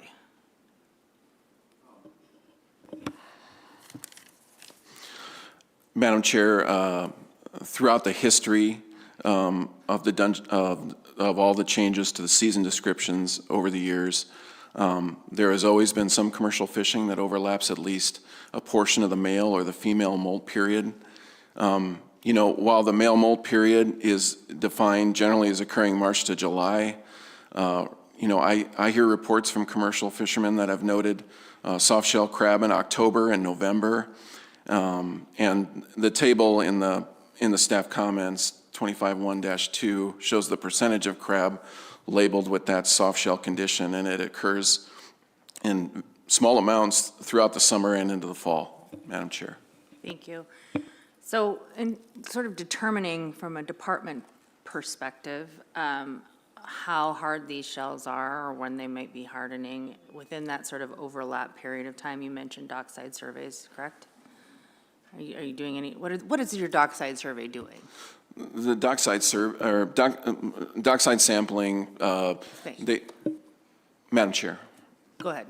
Dockside sampling, they They get a length frequency, or width frequency, I guess. They note leg loss and shell hardness. Basically, coating the shell is light or new or old. They also do interviews with the skippers to get information on that portion of the crab that weren't brought in, sublegal males, males released on the ground, females, egg clutch conditions, et cetera, Madam Chair. And how extensive is that sampling program? Is it all docks? I mean, where is it occurring? How frequently is it happening? Madam Chair, it's done in all ports where we have samplers in Southeast. I believe we have, we have samplers in 6 or 7 different ports that sample Dungeness periodically, and we assign sampling goals at the beginning of each season, and we try to spread out sampling effort throughout the region. And there's also a temporal element to the goals, so we're sampling throughout the season, Madam Chair. And I heard from the proposer, I think it was either in public testimony or committee, that the ideal solution, in their opinion, would be to have sort of pre-season surveys. And I'm just kind of curious why that isn't possible. I mean, I'm assuming it's budgetary, but how that would happen as it does in other Dungeness fisheries. Ms. Rumble. Madam Chair, my name is Jan Rumble. I'm the program coordinator for shellfish and groundfish in Southeast Alaska commercial fisheries. I just wanted to talk a little bit about surveys that we've done throughout the region because they're kind of related to the discussion we're having about soft shell. We acquired some federal money for about 3 to 4 years of surveys. I was on 17 different Dungeness surveys throughout the region. And basically, we went out and took biological samples. And I know, as you heard earlier, we had a device called a durometer, which measured the softness of the shell. And basically, what we found out was that between years, between areas, and the difference in the molting was just, it was so highly variable all around the region. That it would be very difficult to implement any kind of preseason program. It would be very expensive, and it would be really variable every year. So I just wanted to let you know that that has been done, and that's kind of why we have this management plan that's pretty simple in a way, and not complex. Another aspect is that we had a tagging program where we tagged all kinds of different shell conditions, including soft shell. And the amount of crabs that were caught in the commercial fishery, even of ones that were soft shell, was very high. They're very hardy crabs in the whole scheme of things. So I just wanted to mention that because that's from personal experience. Madam Chair. Thanks. And these surveys that you were describing that you participated in, what time of year were those? Madam Chair, all times of year. Yeah, I guess, so, I mean, the time period that we're concerned with right now is sort of the end of that male molt season, I guess. Madam Chair, we conducted surveys in preseason in June. We conducted surveys in October, December, and February, which was very unpleasant, I have to say. But yes, we found soft shell was not as prevalent in the fall, but did exist. Thank you. Mr. Chamberlain. Thank you, Madam Chair. A couple questions to the department. I think one of the things the proposer expressed concern over, and I kind of share that, is not necessarily what's being turned in dockside, but what's being caught in the pots and then tossed back overboard when they're soft at the fishing site. Does the department have any information to track that, or any mechanism to track that information?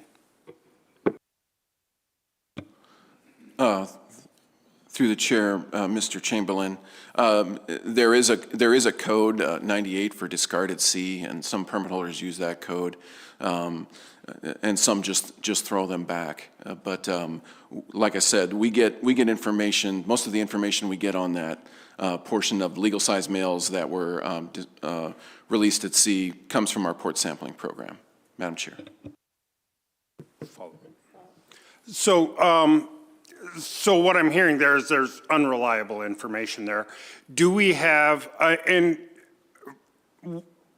can you, and I know it's been discussed, but I haven't heard a firm answer on this. What is the handling mortality rate for soft shell crab?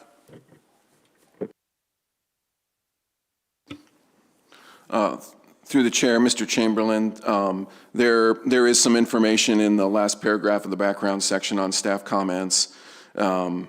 It mentions handling mortality can be 50%, and mentions some leg loss. Madam Chair. One more follow-up. So, and I know there was a discussion of difference, and I'm asking because this proposal's hard for me. What's the statistical variation in, is there information on statistical variation between soft shell and hard shell in sampling between June and July? Madam Chair, Mr. Chamberlain, we don't have that information. Mr. Godfrey? Yeah, like Board Member Woods said when he opened up where he's leaning on this, unless he's compelled by deliberations of other board members and what Mr. Chamberlain just said. It's hard for me too, because when I see a proposal where the proposer knows it's going to cost fishing time, and that gets my attention because that's self-sacrifice right there, right? So the theory behind this is you reduce mortality, so it's a conservation concern. The proposer wasn't naive and knew the opposition would be heavy because it's going to cost fishing time. The department's neutral on this, so that doesn't help me. There's 4 ACs that are opposed to it, 2 in support of it, but I would expect the ACs by and large to be opposed to it, so that doesn't help me. So I'm like Board Member Wood, I'm listening to any other deliberations here because I'm struggling with this. I'm leaning towards no, but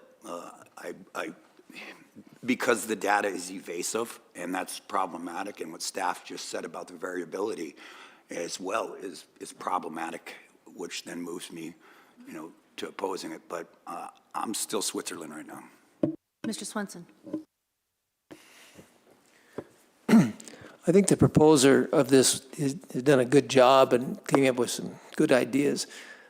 The biggest sticking point for me is the processors. When they came and said that, if we delay it 2 weeks, then we have to hire a bunch of additional people. We have 90 people they can handle. If the crab starts at 15th, they can handle the crab and the salmon. But if they push it off 2 weeks, then it gets into where they're handling the crab and the salmon, so a bunch of it at the same time, which would cause them to have to hire a bunch of additional people. And my concern with that is what's going on around the state in losing processors. I don't know. I'm kind of, in this same boat of which way to go, but that is to me, that's kind of probably leaning a little towards the no, because that just concerns me. And if you lose your processors, you're in deep trouble. Carpenter, then Mr. Chamberlain. Thank you, Madam Chair. I appreciate the discussion that's going on.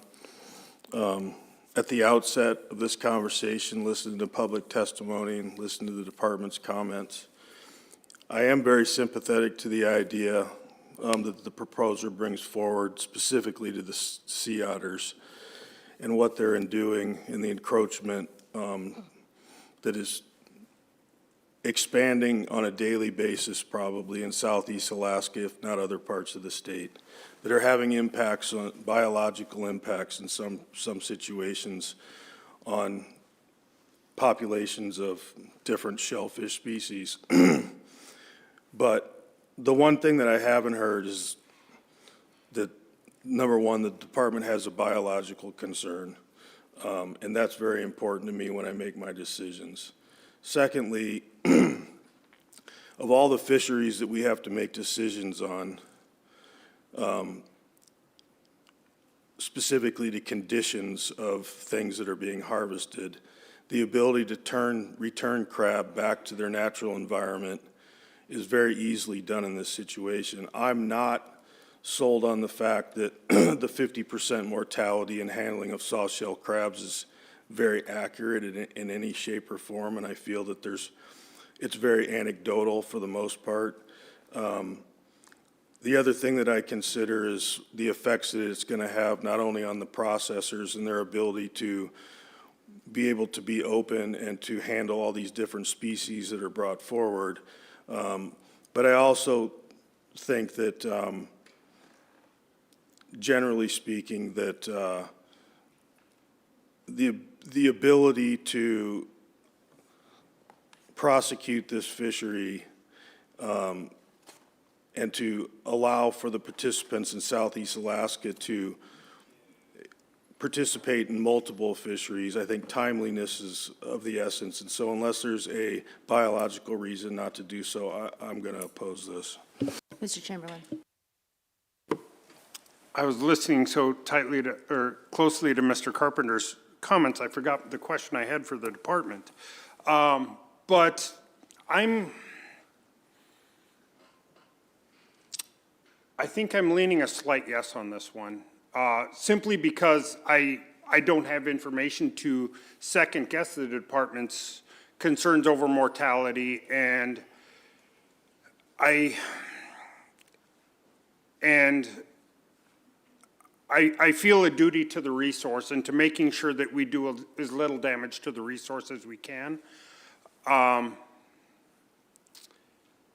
I'm trying to buy time to remember this question, but. I can always come back to you. Yeah, and so at this time, I'm leaning a very slight yes because of the handling mortality and the duty to the resource.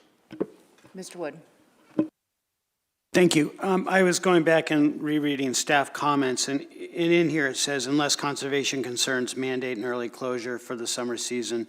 So you're paying attention to this, and do you have conservation concerns in the area where this proposal is being described? Through the chair, Mr. Wood, we have a management plan and regulation which we use to primarily to address our conservation concerns. Mm-hmm. We use the first week's landings to run a regression to get a full season harvest estimate, and we hold that up against thresholds in our management plan. Mm-hmm. If we come below those thresholds in the management plan, we're obliged to reduce harvest pressure on the stock according to the prescriptions in the management plan. Mm-hmm. And the oral report there showed that we've had to do that. The management plan went into effect in 2001, and we've shortened the season in 2013, 2017, and 2022. And took harvest pressure off the stock, Madam Chair. Great, thank you. Mr. Zare. Thank you, Madam Chair. For the record, the Icy Straits AC and the Ketchikan AC were in favor of this, and the East Prince of Wales Island, the Petersburg AC, and the Sitka AC, Wrangell AC were opposed, and a pretty fair number more of people were opposed. Thanks. Thank you. So I'm kind of split on this one, and I'll get to you in a second. On the one hand, I appreciate Member Carpenter bringing back the sea otter discussion, because that was kind of the impetus, I think, or one of the justifications used by the proposer in the first place about why he was submitting this, is that the reason that the issue exists is that typically when you encounter those soft-shelled crab, you can move and go somewhere else, and you can target crab that hopefully in another area have hardened off a bit and are better for everybody, for the market, for the resource, for the fishermen, the works, right? But that because of the encroachment of sea otter predation and the effects therein, the fleet isn't able to move around as much and to perhaps move into some of those areas where at one time there may have been better crab to harvest. I heard mixed messages on that in public testimony. I heard members of the fleet saying, yeah, we can move around, no problem. I also heard that, no, it's, we're getting sort of concentrated in some of these areas, and when there's soft-shell crab available, there's catch. The back end of the season doesn't interest me as much because it's the first 2 weeks that we're talking about here. And so that aspect of it doesn't. The processor's argument, while interesting, isn't that compelling to me either, nor is the issue of the participation in multiple fisheries. I also heard during the committee of the whole discussion that the fishermen will participate in the fishery in which there is most economic, where you're going to make the most money. So whether that's in the crab fishery or the salmon fishery, presumably you're going to do what you think is best for your bottom line, and you move around, and that's the nature of business in general, right? You're going to make choices. So while I can appreciate where that's coming from, again, if there's a conservation issue, as the proposer believes there is, because of, particularly I think it was 2021 soft shell harvest numbers, that catches my attention. The other part that, in terms of the biological concern aspect, which is where I think my vote is ultimately going to come down in, again, I feel like I'm getting a little bit mixed messages out of the department in and of themselves, because it was characterized as a very hardy species, but a 50%, up to 50% mortality handling doesn't indicate that to me personally. So if you are potentially having a 50% handling mortality, anecdotal or otherwise, that's concerning of itself. I'm trying to think of another species where we would even tolerate a 50% handling mortality. So that is causing me pause, and I'm kind of struggling with it as well. And I'll continue to let my other members talk here, but I just kind of wanted to get some of my initial thoughts on the record. Mr. Chamberlain, Mr. Swenson. So, Mr. Carpenter. thank you, Madam Chair, for buying me time to remember the question. In committee of the whole, we heard, I was given a little information on other factors that may influence the hardness of the shell, one of them being availability of food sources. So I'm guessing, my question to the department is, what are the factors that would indicate or predict hardness of the shells from year to year, if to the extent we know them? And with respect to those factors, do we predict that they will improve or not improve? I hear the otter issue, I don't expect that to get better based on what I've heard, but if it's a food web issue, I'd like to know what the predictive analysis is of that. Thank you. Through the chair, Mr. Chamberlain, yeah, I mean, we don't make forecasts for Dungeness, but it seems in years where, and it is a minority of the seasons, it seems like in years like 2021, when there were some soft crab at the beginning of the season, they tend to be cold winters. Water temperature may play into it. Also, I think some of the comments you heard about, when these guys see soft shell crab, usually they see good numbers, and I think, if there's a large cohort of crab recruiting into the fishery, they're likely competing with each other for resources, and, while the molt's already occurred, it may delay the time it takes for them to harden up, Madam Chair. Mr. Swenson. The only other thing that I didn't mention, and it's been mentioned here, but the different areas, I mean, if it was, 2 weeks and it was that way in all the different areas, or was some kind of symmetry to it, it would make a lot more sense. But it seems like, from what I've heard, is that you can go to one place and they're hard, and another place they're soft, and it varies from place to place to place. So that makes it difficult too. Thank you. Department response. Through the chair, Mr. Svensson, yes, I mean, in addition to, years where, like 2021, every year, I mean, there is a spatial variability component to this throughout the region. Our crab fishery is different than offshore crab fisheries to our south. Fishery is concentrated in bays and creek mouths and river mouths and places like that. And there's a lot of variability within the region. Crab will be light in one place and hard in another. And, you heard in the comments there that people can move around and get away from them, Madam Chair. Mr. Bowers. Thanks, Madam Chair. I was wondering if staff could expand a little bit on the 50% handling mortality. So was that derived from dead loss in landings, or is that from a laboratory study? Could you just talk about where that came from?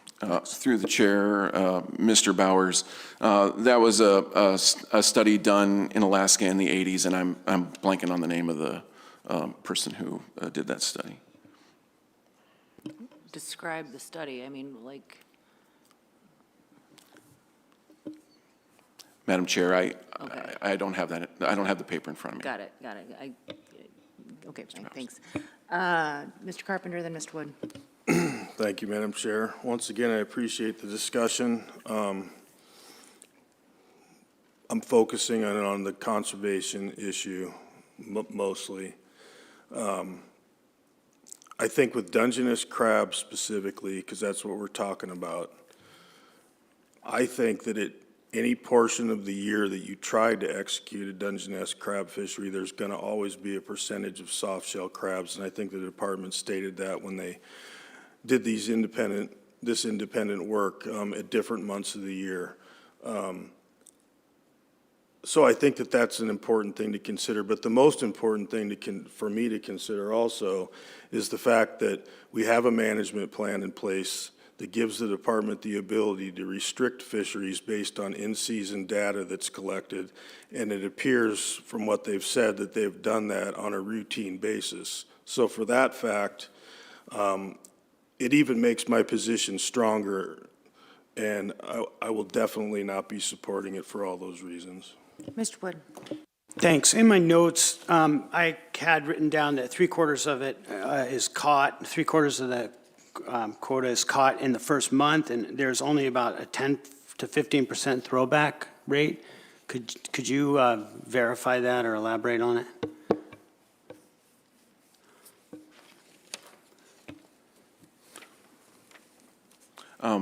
Through the chair, Mr. Wood, yeah, a lot of this crab is caught in the first month. I can't confirm that 75% number right now. You know, our management plan uses landings from the first week of the fishery. Generally, those one of the variables in that regression rerun is from the previous season, the percentage of the total season's harvest that was caught in the first week, and that number varies generally from 15% to 25%. Madam Chair. Thank you. So last question from me, and then I think it'll be time to sort of move on, but how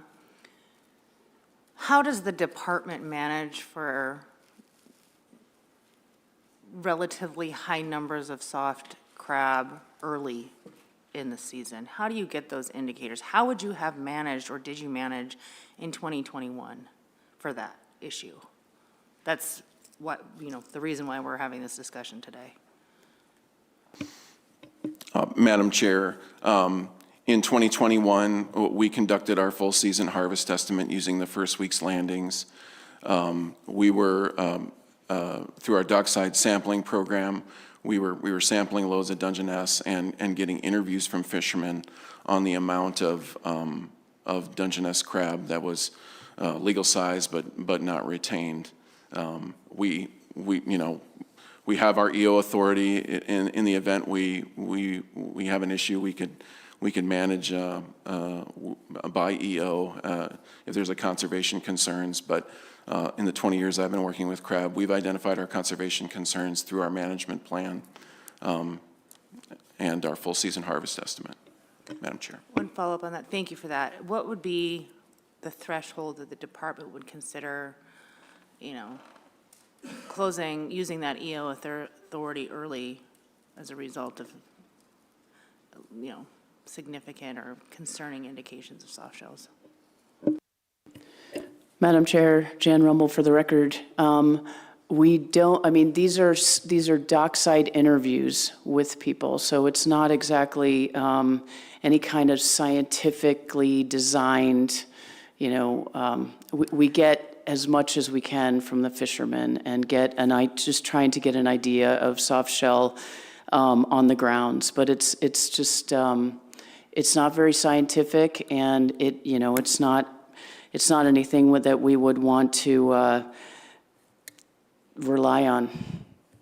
Thank you, and therein lies my concern, I guess, candidly, because if you're saying that we would exercise this if you had concerns, but then there's no real way that I'm hearing that you would be evaluating those concerns because of this imperfect way in which we'd be trying to make that assessment. And so that's the part that I'm struggling with to Mr. Carpenter's conservation issue question and the biological sort of implication or, piece of it. That's the part that is frustrating me, and you could probably hear it in my voice a little bit. Mr. Bowers, please.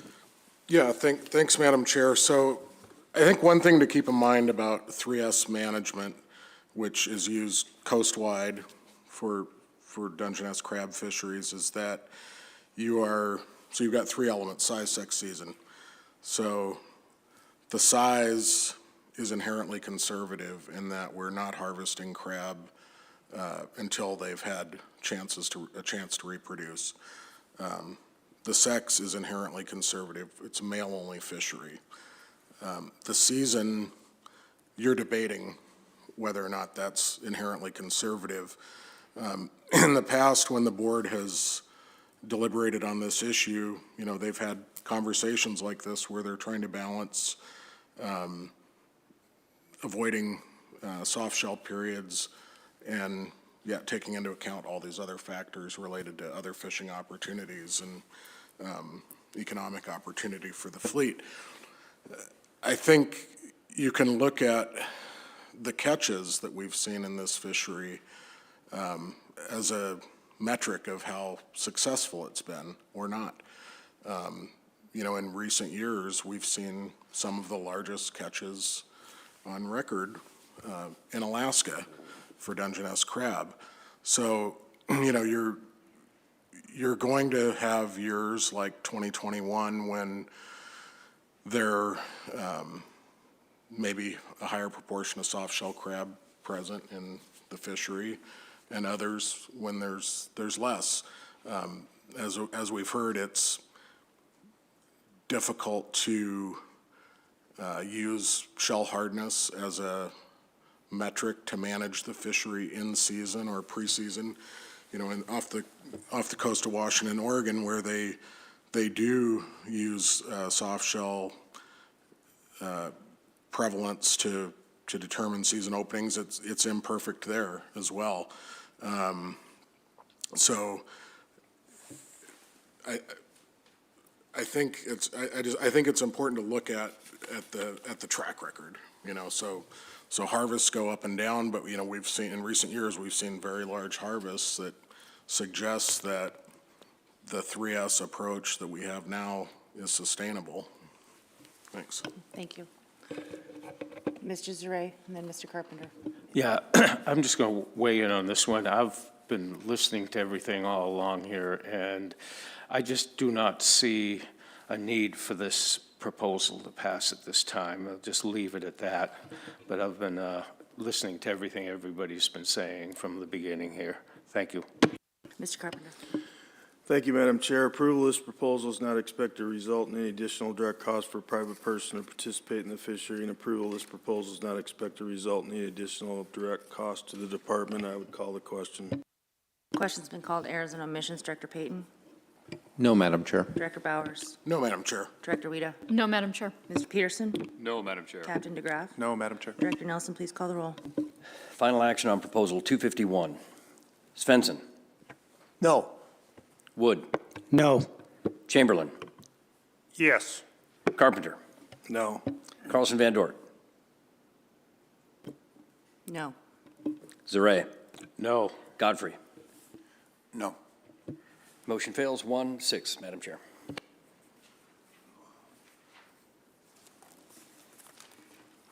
Proposal number 252. Madam Chair, Jan Rumble for the record. Proposal 252, 5AAC 32.128, operation of other gear in registration area A. Madam Chair. Madam Chair, I move the board take no action on proposal 252 with a withdrawal letter from the proponent found in RC 43. I second that and ask for unanimous consent. Hearing no objection, the board will take no action on proposal number 252. And I would just let me just talk about withdrawal requests for just a second, just in case anybody was curious. So just because a proposer withdraws their proposal does not mean that the board will automatically just go along with the fact that they don't withdraw it anymore. Clearly, around this table, nobody here right now, I think, seems interested in pushing the proposal forward, but I just kind of wanted to make that clear. Sometimes that comes up, and I should have mentioned it earlier. Once the proposal is submitted, it belongs to the board, and the board can either take it up irrespective of whether the proposer wants it passed or not at that point. So I just wanted to make that clarification in case there was any questions on that. But since no member objected and there didn't seem to be particular interest, then the wishes of the proposer, I think, were considered. So I just kind of wanted to throw that out there, just in case anybody was curious. So if I didn't say it, I'm going to say it again. Hearing no objection, the board will take no action on proposal number 252, which moves us on to proposal number 253. 257, sorry, thank you about that.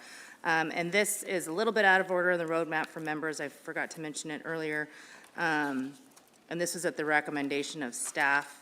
So we're going to take 257 up now, followed by 253, 54, 55, and 56. So 257 is just getting moved a little bit up the docket. Proposal number 257, please. Madam Chair, Proposal 257, 5AAC 32.128, operation of other gear in Registration Area A. Move to adopt. Second. Staff comments, please. The proposal would allow a person or vessel to participate in the Registration Area A commercial Dungeness crab fishery if they operated commercial shrimp pots during the 14 days immediately before the opening of the commercial Dungeness crab fishery. Current regulations do not allow a Dungeness crab permit holder to participate in a commercial Dungeness crab fishery if that permit holder operated commercial, subsistence, sport, or personal use pots of any type during the 14 days immediately before the opening, or used a vessel that was operated by the permit holder by another person for the same. One exception exists to this prohibition and regulation in operating other types of pot gear in the 14 days before the opening, but it only allows a person or vessel that operated commercial king crab pots in waters deeper than 100 fathoms during the 14 days immediately before the opening of the fishery to participate. If the proposal were adopted, there would be an exception to pot operation prohibition by allowing the operation of commercial shrimp pots during the 14 days immediately before the opening, similar to the exception that already exists for king crab pots deeper than 100 fathoms. The 14-day stand down that, prior to the Dungeness fishery had 3 objectives: to prevent stockpiling of crab, to prevent prospecting prior to the season start, and to facilitate enforcement of an orderly start. In 2022, the board adopted a proposal that moved the start date of the pot shrimp fishery from October 1 to May 15th. The pot shrimp fishery was scheduled to open in October 2022, was moved to May 15th of 2023. The summer Dungeness season typically has much higher effort than the fall, so the change in the pot shrimp start date made it difficult or impossible for pot shrimp permit holders to participate in the pot shrimp fishery and the summer Dungeness crab season with the 14-day stand down immediately before the opening. Currently, there are 40 permit holders who hold permits for both pot shrimp and Dungeness crab pot fisheries. Because spot shrimp and Dungeness crab habitat does not generally overlap and the gear specifications are very different, use of pot shrimp gear in the 14 days preceding the Dungeness crab fishery would be an ineffective way of prospecting for and stockpiling Dungeness crab. The department is neutral on this proposal and has no biological concerns, Madam Chair. Thank you. Board discussion. Mr. Carpenter. Thank you.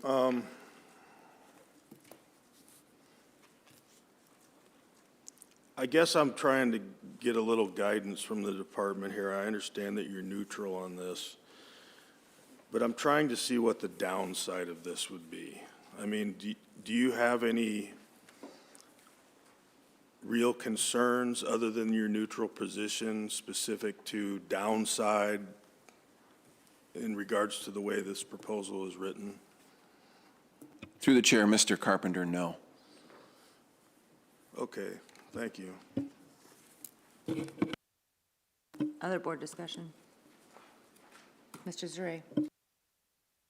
Thank you, Madam Chair. I'd like to note that the Craig AC, the Juneau, Douglas AC, the Petersburg AC, the Wrangell AC were all in favor, and the Sitka AC was opposed.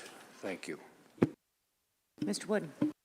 Yeah, because these were kind of lumped together in staff comments and all, and there was not a lot of public testimony or even references to them in the ACs and whatnot, I was more than anything willing to give the benefit of the doubt to the fishermen on this one. The department didn't seem to have any opposition to it, remaining neutral. So my inclination was to support the proposal. Thank you. Mr. Swenson?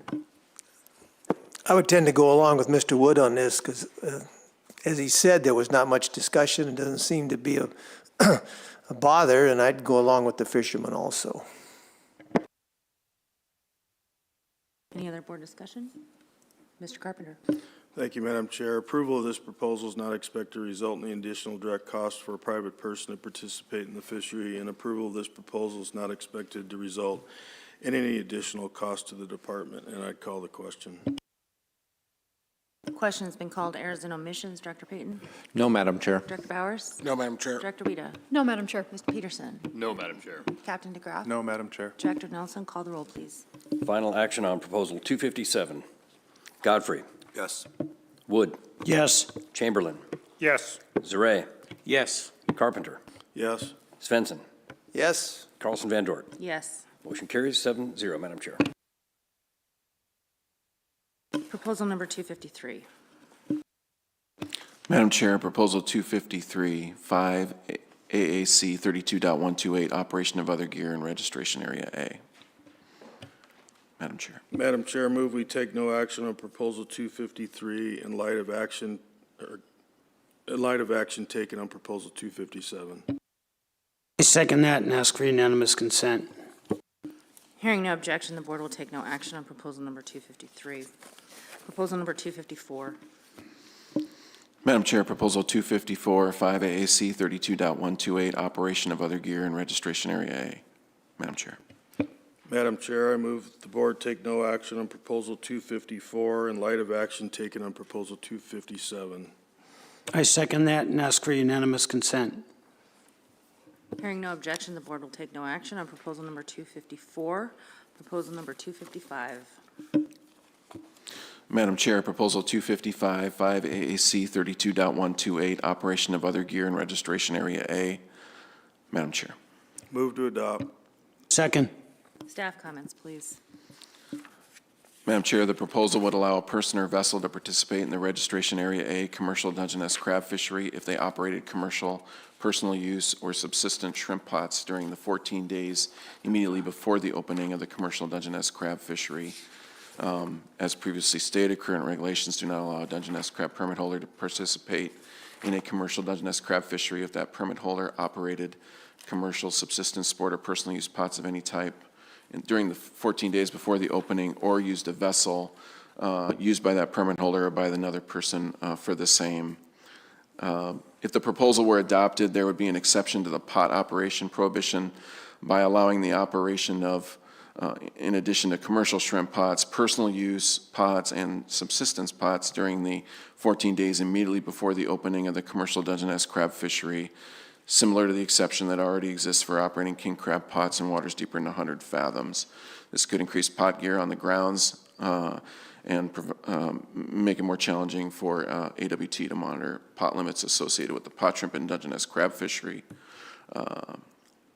The background information would be the same on the previous proposals, and the department is neutral on this proposal and has no management or biological concerns. Madam Chair. Thank you, Mr. Carpenter. Thank you.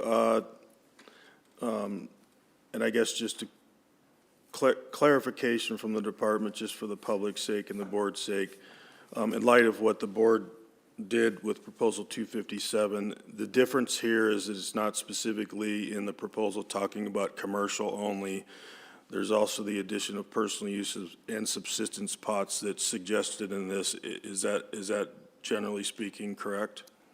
Madam Chair, Mr. Carpenter, yes. It's different in the others that it would, in addition to commercial shrimp pots being operated in the 14 days before, it would also allow personal use and subsistence pots to be operated in the 14 days before, Madam Chair. Okay, and then just to follow up to that, like I asked you with Proposal 257, now that the board has taken action on that, does the department have any additional concerns, conservation concerns? Do they see any underlying factors that might pop up specific to the board taking action on this one, even though you have a neutral position? Madam Chair, Mr. Carpenter, I think the difference with this proposal is that there would be more buoys in the water in the 14 days before, and we would defer to AWT on any concerns they might have on that. And then I guess, Madam Chair, I would ask for the Department of Public Safety to chime in if they have any concerns. Mr. Carpenter, through the chair, yeah, if this proposal will be allowed, we'd see, I would imagine we'd see a big uptick in pots in there and us having to distinguish them. It would just add, we don't usually comment when a proposal adds a lot of work, but it adds complexity and a lot of work. I would believe if this particular proposal were to pass versus those other few that are similar, but only allow commercial. Thank you. Mr. Wood? Yeah, in a situation like that, could you mark the difference in pots by buoy or something? Mr. Wood, through the chair, yes. We'd also want to look up, potentially try to look up registrations while we're out in the water. Sometimes we have the ability to do that. Other times we don't, to kind of figure out the intent of somebody fishing. So yes, it would just, the sheer quantity of buoys is what the primary issue is, not necessarily the legality of it. Thank you.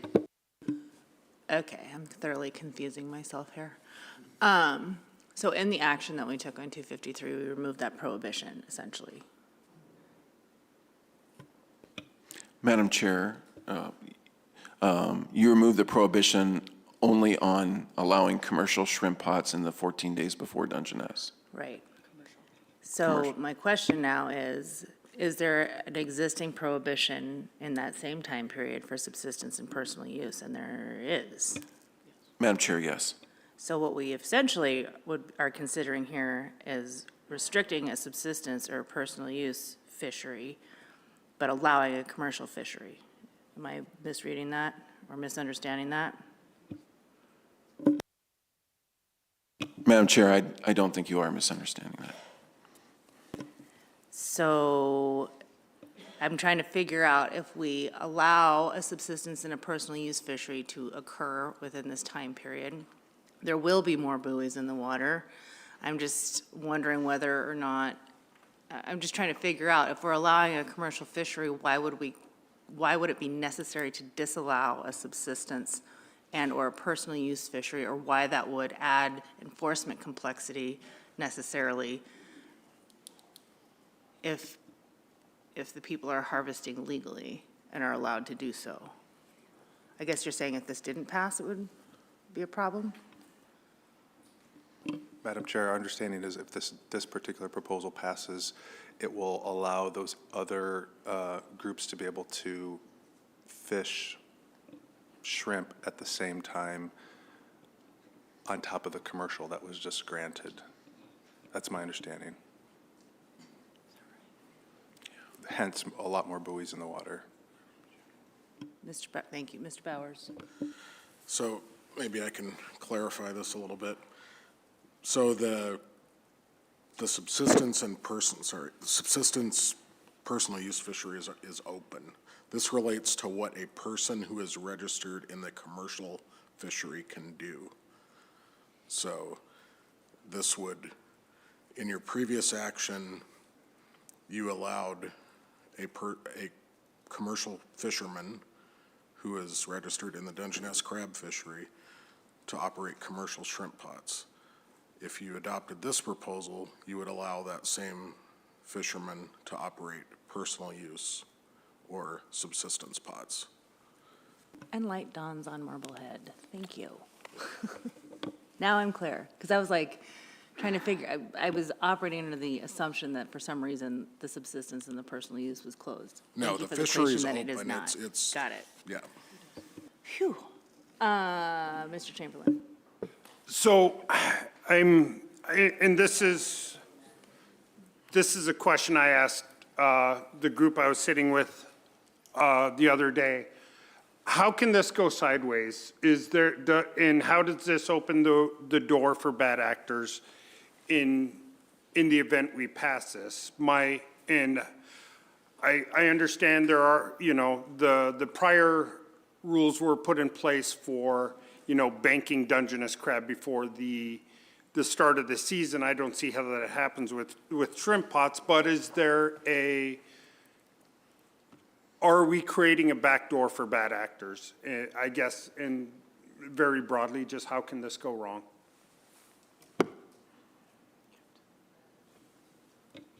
That was for the department, my apologies. Mr. DeGraff. Mr. Browse, thank you for that clarification. I did misunderstand that. We'll be withdrawing our reservation comments. We don't foresee I think the big issue was prospecting and knowing that gear is incapable of catching that crab. There isn't a concern. Thank you. I think we were all kind of getting a little wrapped around. Did you get your answer? I very much did. Thank you. Mr. Godfrey. I'll be in support of this in light of what the captain just said. Mr. Wood. Okay, I'm trying to stop my head from spinning a little bit here, but to recap this, there can be a commercial crab fishery, commercial shrimp fishery, and then this proposal would also allow that same permit holder to also have pots in the water for personal and/or subsistence in the same place at the same time? Madam Chair, Mr. Wood, yes, so this proposal would allow somebody who wishes to be fishing the commercial Dungeness fishery to allow, would allow that person to use, in addition to commercial pot shrimp gear, but personal use and subsistence pot shrimp gear in the 14 days preceding Dungeness, Madam Chair. Mr. Chamberlain. Sorry to belabor this. If a person can do commercial and personal use shrimp pots, are we creating a risk of them commingling those?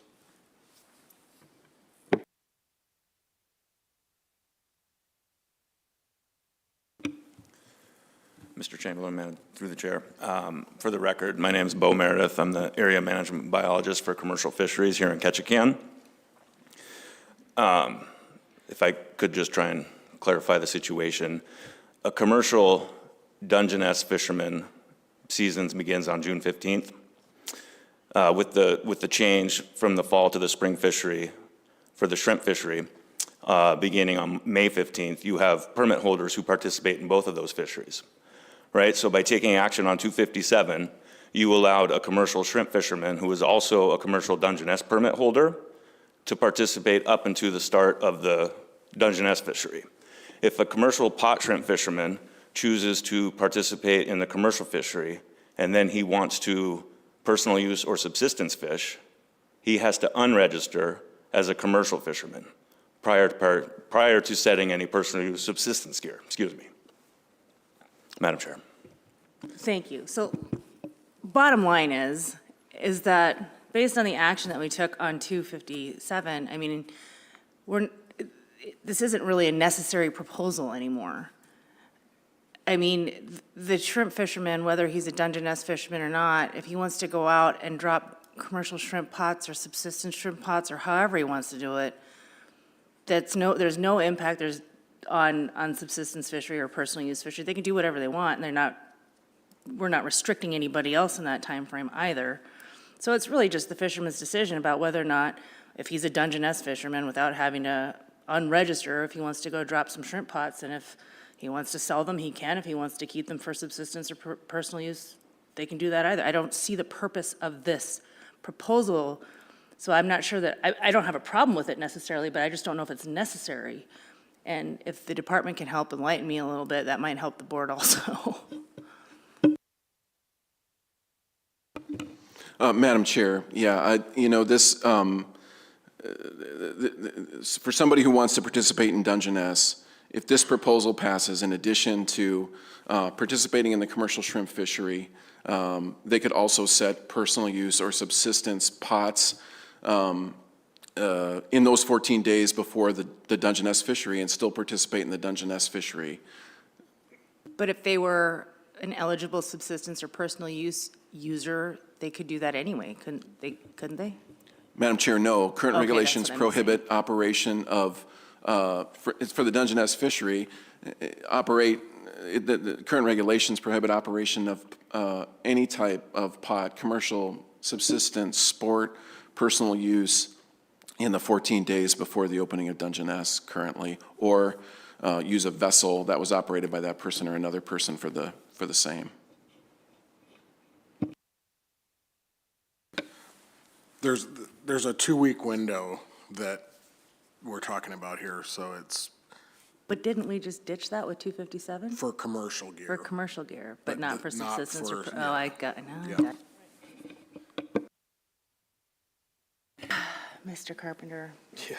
help us out. I'll try and help you out.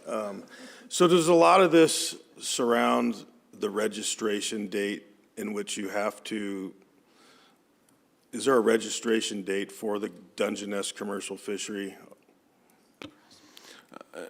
Madam Chair, Mr. Carpenter, no, there is not a registration deadline for Dungeness fishing.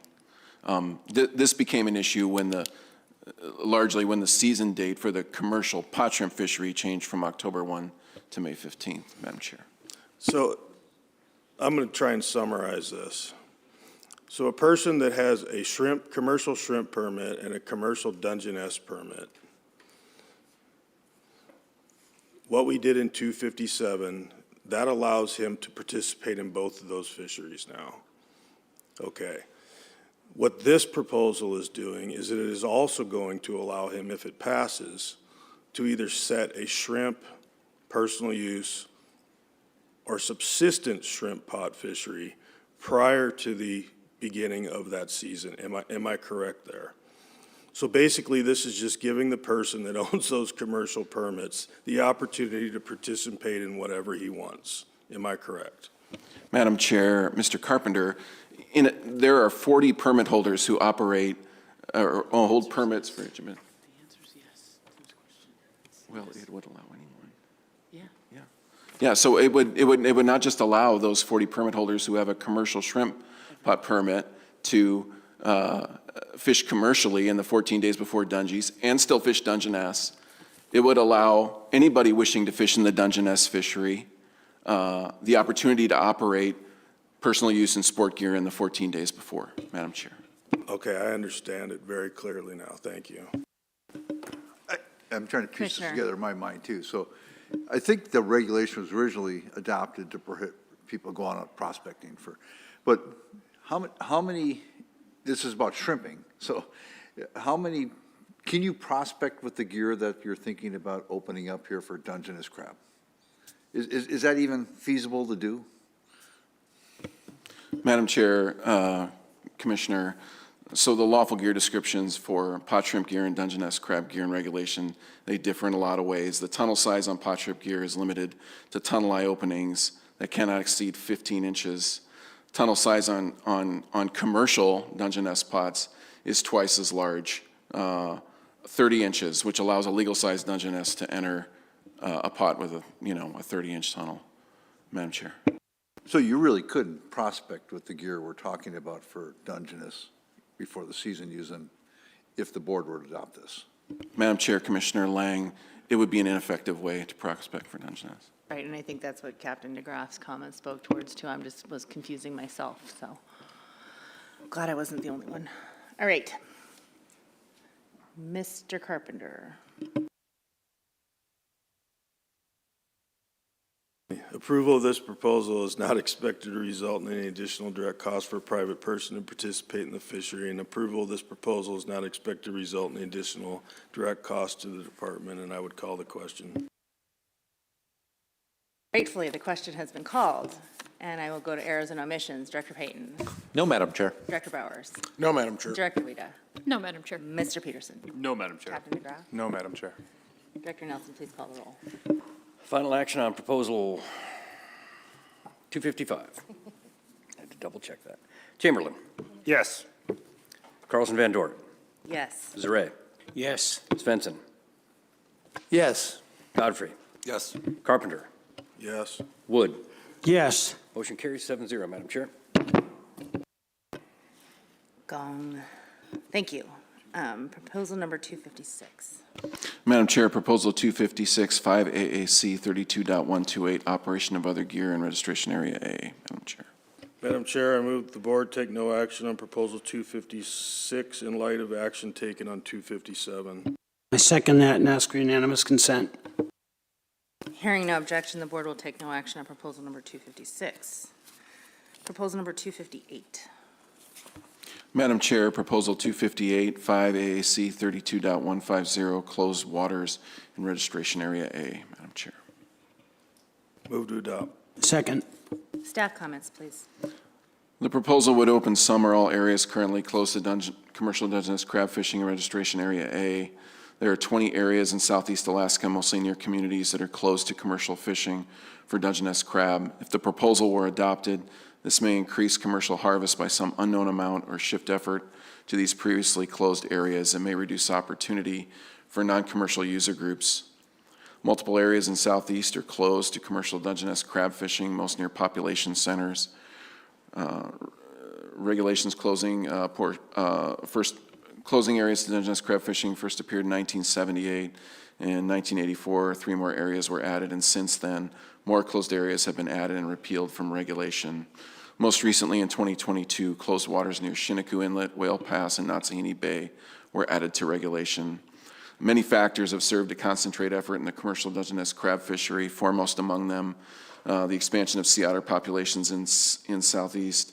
The department is neutral on this allocative proposal, but supports allowing commercial fishing opportunity for Dungeness crab in areas where there is no conservation concern. If this proposal is adopted, the board should consider whether reasonable opportunity for subsistence uses of Dungeness crab will still be provided. Madam Chair. Mr. Carpenter. Thank you, Madam Chair. You know, this is kind of a broad proposal, looking at opening. It's kind of vague in some regards. Some or all areas closed to commercial Dungeness fishery. I just can't help but reflect back on the public testimony and the committee of the whole testimony, where we had a few different factors that came forward and talked about the impacts that it would have opening certain areas. And so I'm generally not a person that's in favor of passing something with broad implications like that. So the one thing that I do consider, and the department read that into the record, is what reasonable opportunity and what the effects of this would have on reasonable opportunity for subsistence uses specifically. And I would refer back to my comments that I read into the record in specific to the subsistence regulation review.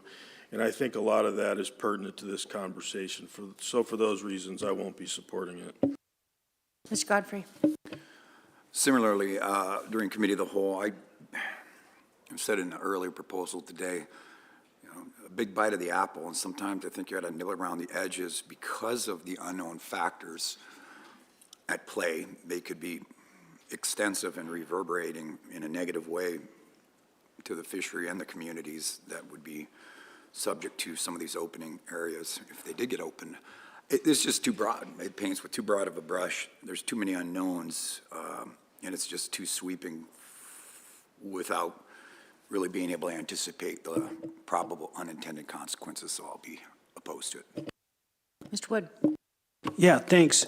You know, the Pelican AC kind of struck me reading their comments, and they were opposed to this, and they're pretty rural. And then there was public testimony from rural residents saying how just randomly or just, sweepingly opening things up could really impact them. And I'm really not down with that because I think something like this needs to be more incremental and maybe more specific to area by area rather than just all. And because of the impacts that could have, especially on very rural areas. So, yeah, I'm not in great support of this proposal. Mr. Chamberlain, Mr. Zare. So, yeah, I usually talk when we're dealing with regulations. I think a lot of opportunity can be found if you switch your tool from a knife to a scalpel, and you can make it more amenable to all user groups. And this proposal is more of a sledgehammer. I have a hard time agreeing to something so broad and covering such a wide area without addressing each area individually. So I will also not be supporting this. Mr. Zare. Thank you, Madam Chair. For the record, the Petersburg AC and the Wrangell AC were in favor of this, and the Craig AC, the East Prince of Wales Island AC, the Elephant Cove AC, the Ketchikan AC, the Pelican AC, and the Sitka AC were all, and the Upperland Canal AC were all in opposition to it. Thank you. Mr. Carpenter. Approval of this proposal is not expected to result in additional direct costs for a private person to participate in the fishery, and approval of this proposal is not expected to result in any additional costs to the department, and I would call the question. Question's been called. Errors and omissions. Director Payton. No, Madam Chair. Director Bowers. No, Madam Chair. Mr. Peterson. Director Wida, I'm sorry. No, Madam Chair. Mr. Peterson. No, Madam Chair. Captain DeGraff. No, Madam Chair. Director Nelson, please call the roll. Final action on proposal 258. Svensson. No. Wood. No. Chamberlain. No. Carpenter. No. Carlson Van Dort. No. Zare. No. Godfrey. No. Motion fails 0-7, Madam Chair. Proposal number 259. Madam Chair, Proposal 259, 5AAC 32.150, closed waters for registration area A. Move to adopt. Second. Staff comments, please. Madam Chair, the proposal would open all waters close to commercial Dungeness crab fishing in registration area A from October 1st to November 30th. There are 20 areas in southeast Alaska, mostly near communities, close to commercial fishing for Dungeness crab. If the proposal were adopted, areas that are currently closed to Dungeness crab commercial fishing would be open for 2 months out of the year from October 1st to November 30th. This may increase commercial harvest by some unknown amount or shift effort to these previously closed areas. This may reduce opportunity for non-commercial user groups. October and November often have unfavorable weather conditions, and effort would most likely be less than if these areas were open in the summer months.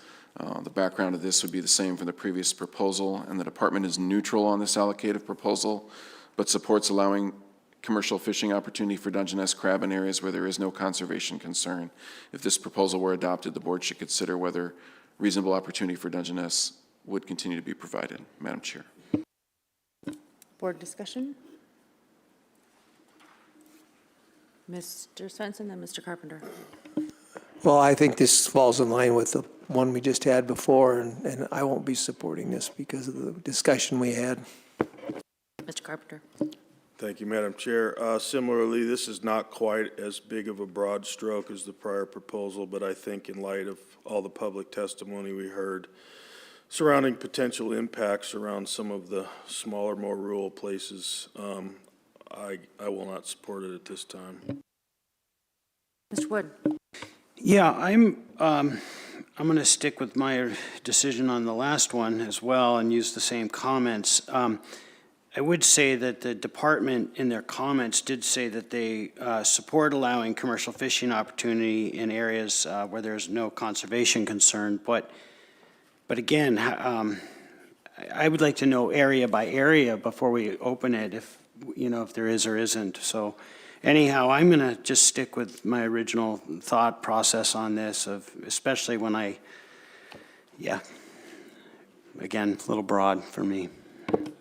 Commissioner. I just want to make sure that people understand, we support opening areas where there's no conservation concern, but we also don't want to open areas where it's impacting subsistence priorities. So both of those are key steps. It's not just because there's no conservation concern, we got to make sure that we're not impacting subsistence too, so.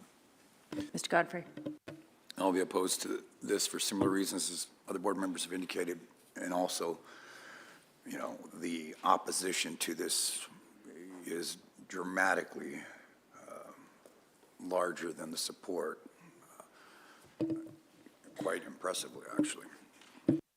Thank you. I am only slightly less uncomfortable with this one than I was with the previous, because there's a time or a temporal aspect to it, and there may be potential for commercial operations in the fall in some areas which aren't being utilized, but that's not what's in here. And so I appreciated the comments from members of the public about this really does need to be more site-specific, and if it were site-specific, if there were particular areas where a member of the commercial fleet would want to prosecute in the fall time, that should be a conversation that's had and solicited input from regional folks and members of the community around which it would be proposed, just so that we can get an idea of whether or not there would be those types of subsistence impacts that we're concerned with as well. So I will not be supporting this one either. Mr. Wood? Yeah, I'd just like to reiterate a little bit what you just said. In public testimony, there was especially one testifier that did mention this explicitly in their testimony. And so I'm I'm hearing what they're saying here. And so again, maybe choosing the area rather than all next time might be better preparation. Mr. Carpenter? Thank you, Madam Chair. I will also, for the record, reference my subsistence review from prior proposals. Approval of this proposal is not expected to result in any additional direct cost for a private person to participate in the fishery, and approval of this proposal is not expected to result in any additional direct cost to the department, and I call the question. Question's been called to Errors and Omissions. Director Payton? No, Madam Chair. Director Bowers? No, Madam Chair. Director Rita? No, Madam Chair. Mr. Peterson? No, Madam Chair. Captain DeGraw? No, Madam Chair. Director Nelson, call the roll, please. Final action on Proposal 259. Wood. No. Godfrey. No. Carlson Van Dort. No. Zaray. No. Chamberlain. No. Carpenter. No. Svensson. No. Motion fails 0-7. Madam Chair. Proposal number 260. Madam Chair, Proposal 260, 5 AAC 31.136, closed waters for registration area A. 5 AAC 32.150, closed waters for registration area A. 5 AAC 34.150, closed waters in registration area A. And 5 AAC 35.xxx, closed waters in registration area A. Madam Chair. Move to adopt. Second. Staff comments, please. The proposal would close George Inlet, Carroll Inlet, and Thorn Arm to the commercial harvest of crab and shrimp east of a line from Mountain Point Light to the northernmost tip of Bold Island, and to the southernmost tip of Bold Island to Cone Point. It is unclear if the proposer intended the closure for all species of crab or just Dungeness crab. Regulations currently allow for commercial pot shrimp fishery, commercial Dungeness crab fishery, as well as personal use and sport fisheries for both species in these waters. If the proposal were adopted, this would increase the number of closed areas in District 1 to commercial Dungeness crab and pot shrimp fishing, while still providing for personal use and sport fisheries. This may result in foregone yield in the commercial fisheries and increased harvest in the sport and personal use fisheries. The proposed area includes 6 different stat areas in District 1 and also portions of 2 others. There has been some Dungeness crab and pot shrimp commercial harvest in the proposed closed area. The department is neutral on the allocative aspects of this proposal, but opposes closing areas to commercial fishing where there is no conservation concern. Madam Chair. Thank you. Board discussion. I have a question. So just for the record, is the area considered for closure in a subsistence area?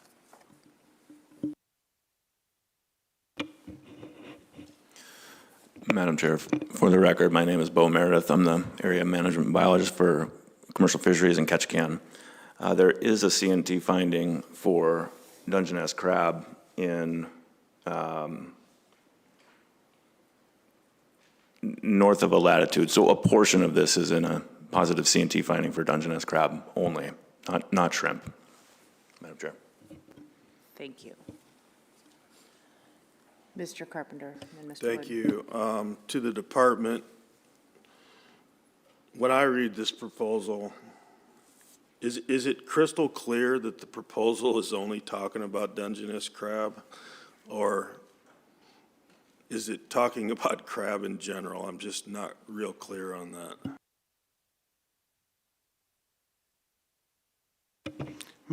Through the chair, Mr. Carpenter, the proposer clearly closed it to shrimp and Dungeness crab, but it was unclear on whether, tanner crab or king crab were included in this, Madam Chair. And maybe just to follow up on that, can you just give us a brief description of how much commercial activity might take place, in this affected area if it were to be closed?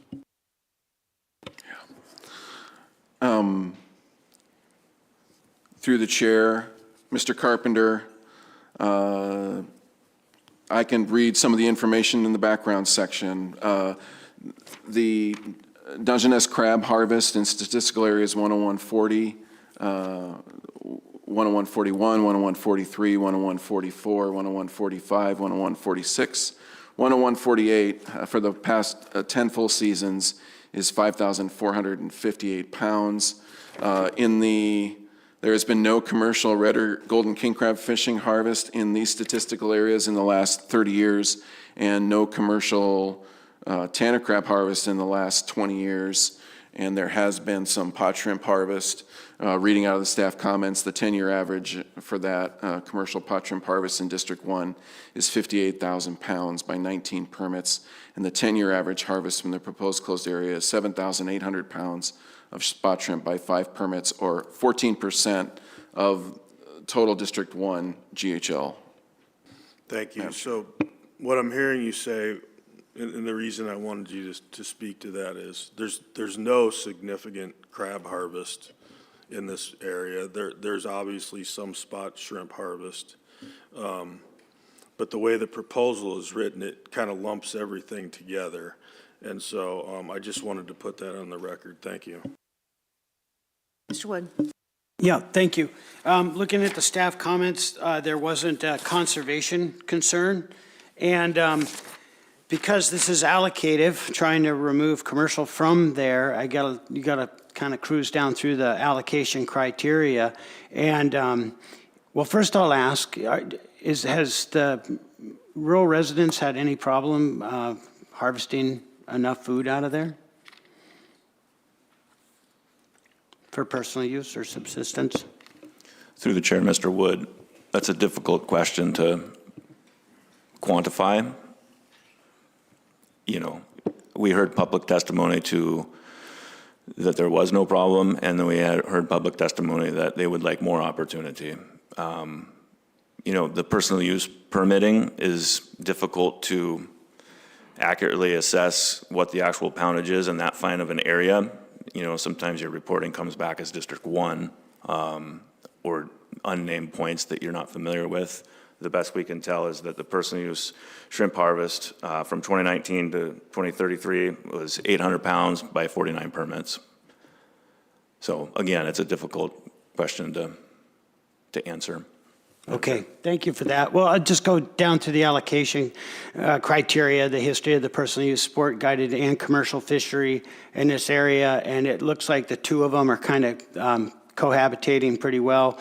The number of residents and non-residents participating in the fishery, the importance of each fishery, the importance of each fishery for providing residents the opportunity to obtain food, fish, and for personal use and family consumption doesn't seem to be impacted that highly.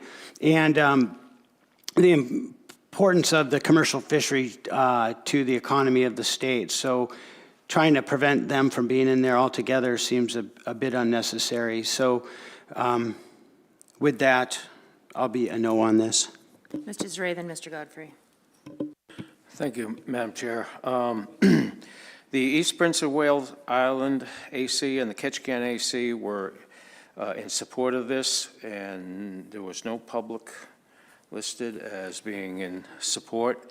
And the Craig AC, the Petersburg AC, the Wrangell AC, the Armstrong, Abigail just the Wrangell AC, those three ACs were in opposition, and there was a large number of the public who commented in opposition. Mr. Thank you. Godfrey.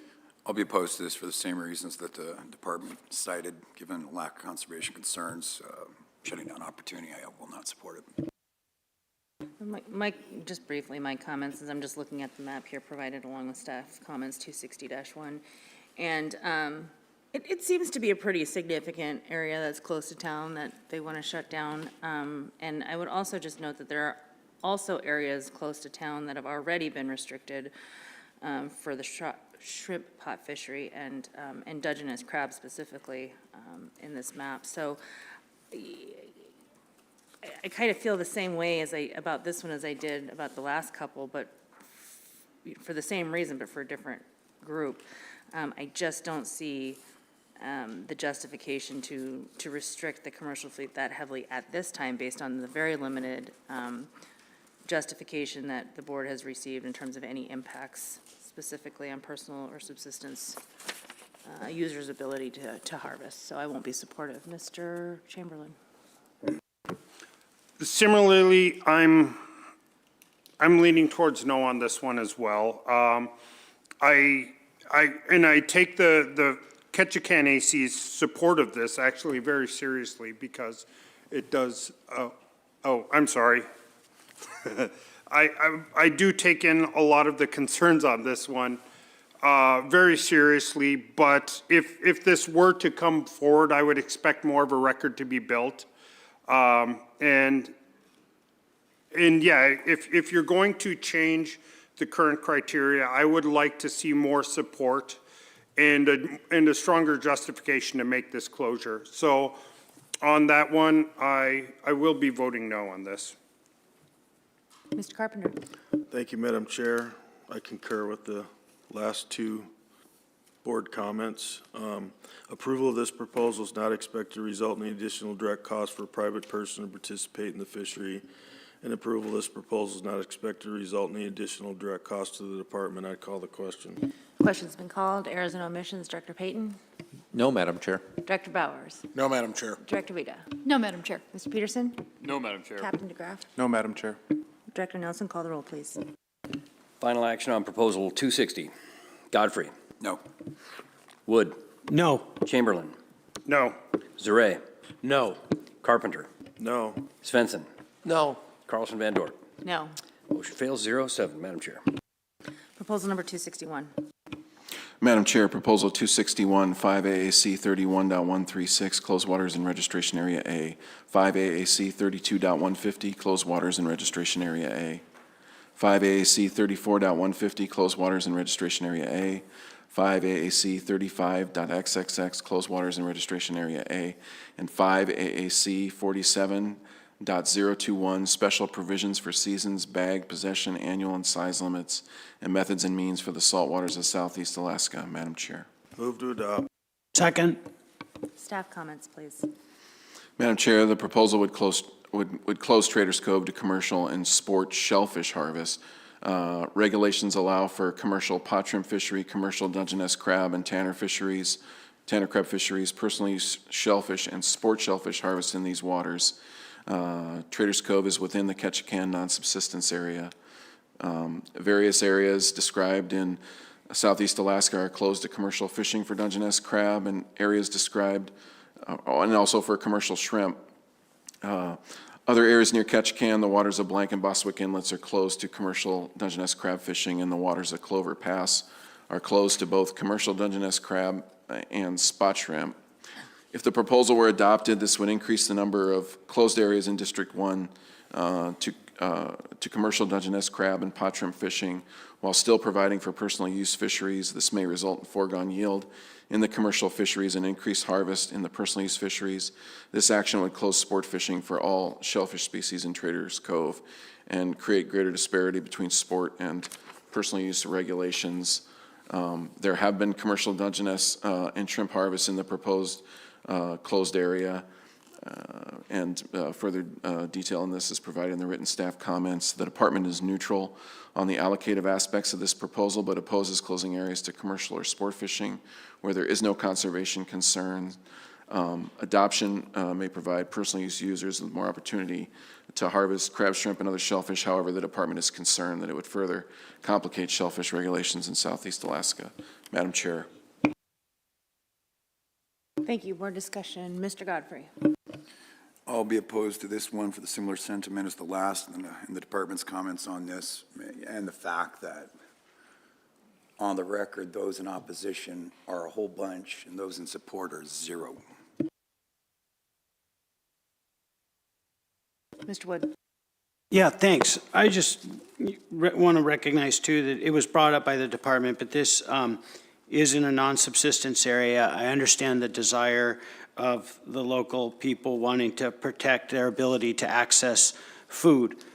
However, in the allocation criteria, the history of each personal use sport, unguided fishery and commercial fishery, they've been cohabitating in this area for quite a while, and some testimony there said that because of the difficulty of getting in and out of this area in particular, it keeps it somewhat restricted from commercial as it is because of how the tides flow in and out of there. And then I just will also reference the importance of each fishery to the economy of the region and local area in which the fishery is located. It's important to the economy, but also to the personal use people as well. So I just recognize that, but it seems like there is still a balance there, and there's no like red flag saying that one is overtaking the other. So for that reason, I'll be no on that. Mr. Zare. Yes, thank you, Madam Chair. For the record, there was zero AC support for this. The Ketchikan AC supported it with an amendment, and the Craig AC, Petersburg AC, Wrangell AC, all supported, were in opposition to this, and a large number of public comments in opposition. Thank you. Any other board discussion? Mr. Carpenter? Thank you, Madam Chair. Approval of this proposal is not expected to result in any additional direct cost for a private person to participate in the fishery, and approval of this proposal is not expected to result in any additional direct cost to the department. I'd call the question. Thank you. I would just note that in my notes, I had that the Ketchikan AC would support it if it were sort of targeted at shrimp, but either way, I'm not supportive of it. It looks like a lovely place. I'd like to go there sometime, and I understand why the locals would want to sort of maintain and prioritize their access to that, i.e. residents, I should say, versus non-residents, but I can't be supportive at this time either. And the question has been called. Errors and omissions. Director Payton? No, Madam Chair. Director Bowers? No, Madam Chair. Director Weta? No, Madam Chair. Mr. Peterson? No, Madam Chair. Captain DeGraff? No, Madam Chair. Director Nelson, please call the roll. Final action on proposal 261. Carlson Van Dort. No. Carpenter. No. Wood. No. Godfrey. No. Svensson. No. Chamberlain. No. Zaret. No. Motion fails 0-7. Madam Chair. Proposal number 262. Madam Chair, for the record, Patrick Fowler, Southeast Alaska Management Coordinator for the Division of Sport Fish. Proposal 262, 5AAC 47.021, special provisions for seasons, bag, possession, annual, and size limits, and methods and means for the saltwaters of Southeast Alaska. Madam Chair. Move to adopt. Second. Staff comments, please. This proposal would close the sport fishery for Dungeness crab in Thorn Bay. The sport fishery is currently open year-round with a bag limit of 3 male Dungeness or Tanner crab in combination. Alaska residents could continue to harvest Dungeness crab in Thorn Bay under personal use regulations. Sport fishing for Dungeness crab was closed in 2022 through board action in the locations of Whale Pass, Kaufman Cove, and Klawock Inlet. The department opposes closing the sport fishery in the absence of a biological concern, but is neutral on providing preferential opportunity between sport and personal use. This will likely reduce competition among users, but the department is concerned that the action would further complicate shellfish regulations by increasing the mosaic of closed areas for Dungeness crab. Thank you, Madam Chair. Board discussion, Mr. Carpenter. Thank you to the department. Obviously, there's a sport and personal use access currently. Do most residents harvest under personal use typically? Yes, through the chair, Member Carpenter, that is correct. The personal use regulations are much more liberal than the sport fishing regulations. There's little motivation for a resident to harvest under sport regulations. And then another question, I was reading kind of in the regulations about captain and crew of charter vessels and the crew not being able to deploy and retrieve, but their clients could as long as they did that on their own. Is that an attractive thing that charter boat operators are doing in this particular area? Do you think that's why the proposal was brought forward? Just a little background if you know any. Absolutely, through the chair, Member Carpenter.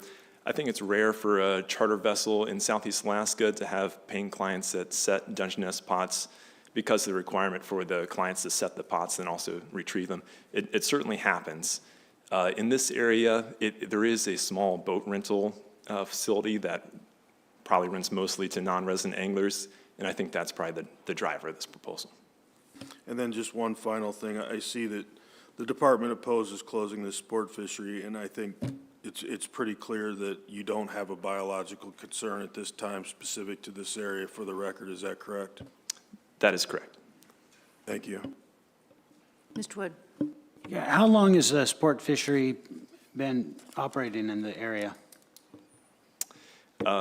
Through the chair, Mr. Wood, the sport fishery's never been closed in the area.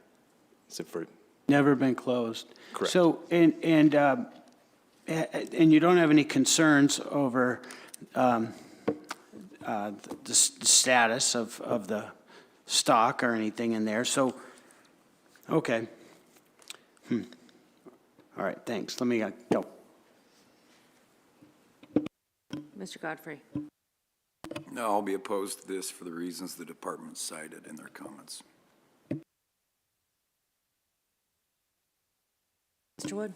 Yeah, I guess when it comes to the allocation, being able to have this opportunity available to all user groups, personal use, sport, guided, and it seems to be in a balance right now. I don't really see the justification for closing the sport fishery, so for that reason, I won't be in support of it. Thank you.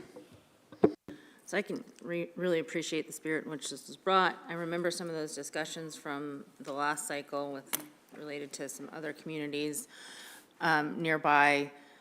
And so just, Mr. Fowler, you said that this is primarily unguided sport fishing that's happening. Madam Chair, to be clear, it's a little bit subjective. I don't have hard numbers on this, but our local management biologist, just knowing the area, probably suspects that most of the sport fishing activity is unguided non-residents. Okay, so it's not like you said, it's not lodges necessarily going out and having their clients pick dungy pots, set and pick dungy pots, and then taking it back and essentially feeding clients at their lodges? Madam Chair, I don't believe so.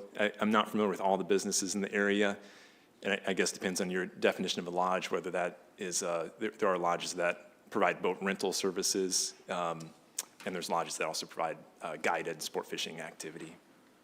Right, thanks. Just in my mind, I mean, that starts to cross a little bit of a definitional line as I think about sport fishing for residents and non-residents, personal use, and I can appreciate why locals would feel perhaps pushed out to some extent, their ability to harvest some of the resources that they've been had long access to, presumably, but this is a little tougher for me, frankly, and particularly because it was brought by the folks from Thorn Bay, and interested in hearing additional discussion around it. And what kind of assessment, I mean, I know it's really hard for the department, I don't even know if you could, but lacking some kind of survey or assessment information from the department, it's really hard to know or what the quantities are. And really the only source of information that we have is that which is communicated to us by the locals, by local knowledge.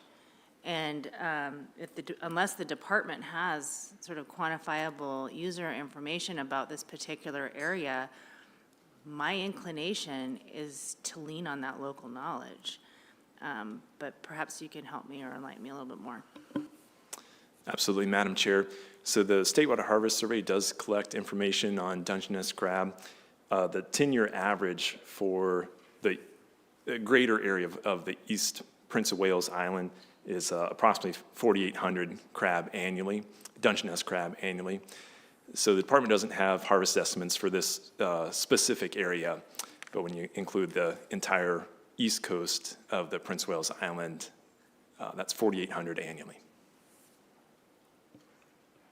Okay. Mr. Carpenter. Thank you. I mean, I'm thinking about this a little bit more now because generally speaking, when the department doesn't have conservation issues, you know, that kind of is something that I take very seriously. But I tend to give a lot of deference to advisory committees. I mean, they're made up of a broad spectrum of people throughout the community, and it appears to me that for an advisory committee to bring this proposal forward, there's obviously some sort of conflict that they're looking to have the board resolve. And I wish there would have been more conversation around this during committee of the whole. It would have maybe given me a little bit more perspective, but this is really a toss-up for me at this point because I don't want to restrict sport fishing unnecessarily, but I also, without some real hard data in regards to the people that live in Thorn Bay specifically, having the ability to, you know, collect enough through personal use, I don't want that to happen for sure. So I think I'm leaning yes at this time. Quick question, then I'll go to Mr. Chamberlain and Mr. Wood. So I'm looking at the map, the figure in 262-1, and the proposed Dungeness crab sport closure area. And I'm just wondering, what effects would that closure have on opportunity? You know, is there still opportunity maintained for a sport fishery outside that closed area? It looks like there's some point in Tolstoy where there's even road access. I'm just kind of curious, would this just preclude all sport fishing in the area, or is it just kind of carving off a little bit to create ease of access for folks that are local? Yes, Madam Chair, I think I know where you're going. I think there is opportunity outside of this area. It's just a matter of a little bit farther. Thank you. Mr. Chamberlain, then Mr. Wood, then Mr. Swenson. So I'm having trouble digesting this one, and I understand the locals' concerns and taking the local AC's opinions very seriously.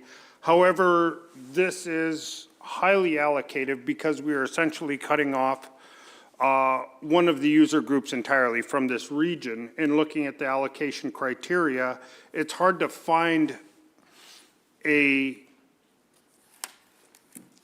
basis for this within the allocation criteria without showing that there is a lack of opportunity for certain people to do that. And particularly if there is a business, a business within Thorn Bay that does rent out boats, we may be potentially altering that business permanently. And I don't have enough on this. And mirroring what Mr. Carpenter said, I wish there was more of a record on this one. And I feel like this is a very consequential decision we're being asked to make, and I don't have enough information that I can, in good faith, make a drastic change within this bay without more information. I'm leaning no on this one, and it's a very soft no, but But I fear there may be some unintended consequences that I just don't know of on this one. So I'm leaning no. Mr. Wood? Yeah, thank you. I pulled out the map, and I finally have an idea where I'm at. And it's a really small spot. And then it is brought by the AC for a reason. I wish there was somebody, like you all are saying, that from the AC to testify why they put this proposal forward. And if there is potentially a growing sport industry there that could impact number 6 in the allocation criteria, the importance of each fishery to the economy of the region and local area in which the fishery is located, it's really important. I mean, it's such a small area that a little bit of new added sport fishing could really impact the locals in this area, especially with all the road access around the bay. I mean, gosh, this one's a tricky one because, I mean, to say no sport fishing, I mean, that people need that area to bring food into their house, and to have that food just go away through, I don't know. This one's tough. I wish somebody had been here to testify from the AC. Thank you. Mr. Swenson? I'm kind of confused by this one, too. So, the Fish and Game, you guys are saying that, staff are saying that most people don't sport fish for Dungeness crab, correct? I mean, they're not out, because if they are, they got to pull the pots, put them in pull the pots themselves, right? Through the chair, Mr. Svensson, yeah, Alaska residents have the opportunity to harvest under personal use regs, so that most residents are fishing under those regs. Non-residents, it is rare for, well, the non-resident sport fishery for Dungeness crab in the region is about 1% of the Dungeness crab harvested in the region. So the magnitude of the sport harvest is low. So we don't see a lot of non-residents harvesting Dungeness crab. But sport fishing activity for Dungeness crab is known to occur in this area. So when we see these ACs against this, that's confusing because you would think that they'd be for it, closing it to sport fishing if they live there. That's what I'm somewhat confused about. Am I looking at this wrong? Yeah. If I might, there was one AC that was against it. There's 3 ACs that were in support of it. Okay. Thank you. Mr. Zure. Yeah, just for the record, the Craig AC, the Cloark AC, the Wrangell AC, and of course the Prince of Wales AC were all in favor of it, and the Petersburg AC was the only one in opposition to it. Thank you. I'll offer a little bit. There was, I think, an AC rep that did speak to this, which is why I have in my notes that this was brought by and supported by the people of Thorn Bay, and I think that AC representative also was speaking on their behalf. The more I sit here and I think about it and I listen to the debate, the more I lean towards supporting this. And the reason I'm doing so is because, again, you talk about the 1% of the low number of sport fish harvest of Dungeness crab, but that's a really broad metric. And again, in lacking those harder numbers, I'm inclined to listen to the local knowledge that is imparted to us through the AC process and the public testimony. Apparently, there is a problem in their opinions here. I'm inclined to believe that. I'm also looking for opportunities per the allocation criteria, making sure that there is still sport fish opportunity within this area, but perhaps it's just outside of Thorn Bay proper where the most local use and consumption occurs, and there is access. It doesn't look like it's a terribly far way to go. That would be unduly burdensome to a sport fisherman who wants to, go set dungy pots in the area, but not perhaps right in the front yard of Thorn Bay where most local usage occurs. So yeah, I think I'm leaning more and more towards supporting this, and for all the reasons I just articulated, but most important of which is that I have to rely on that local knowledge that's given to the board. It is literally what we have available to us, and our charge is to use some of the best available, or the best available knowledge available to us. Sometimes that's not as robust as we wished it were, but that's what we got. So I think I'll be supporting this. Other members? Mr. Carpenter? Thank you, Madam Chair. Approval of this proposal is not expected to result in any additional direct cost for a private person to participate in the fishery, and approval of this proposal is not expected to result in any additional cost to the department, and I'd call the question. Question's been called, errors and omissions. Director Payton? No, Madam Chair. Director Bowers? No, Madam Chair. Director Wada? No, Madam Chair. Mr. Peterson? No, Madam Chair. Captain DeGraff? No, Madam Chair. Director Nelson, please call the roll. Final action on Proposal 262. Zarek. Yes. Chamberlain. No. Godfrey. No. Svensson. Yes. Wood. Yes. Carlson Van Dort. Yes. Carpenter. Yes. Motion carries 5-2, Madam Chair. Thank you, Mr. Nelson. That concludes deliberations on Committee of the Whole Group 1. Let's take about a 25-minute break, and then we'll come back and begin deliberations on Group 2. Thank you.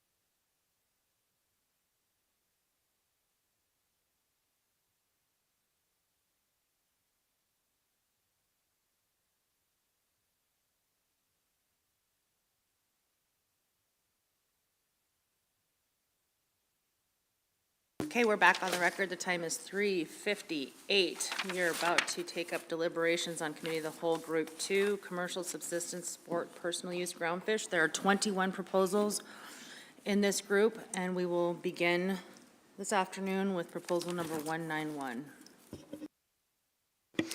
For the record, my name is Rhea Ershman. I'm the Groundfish Project Leader in Southeast Alaska for the commercial fisheries.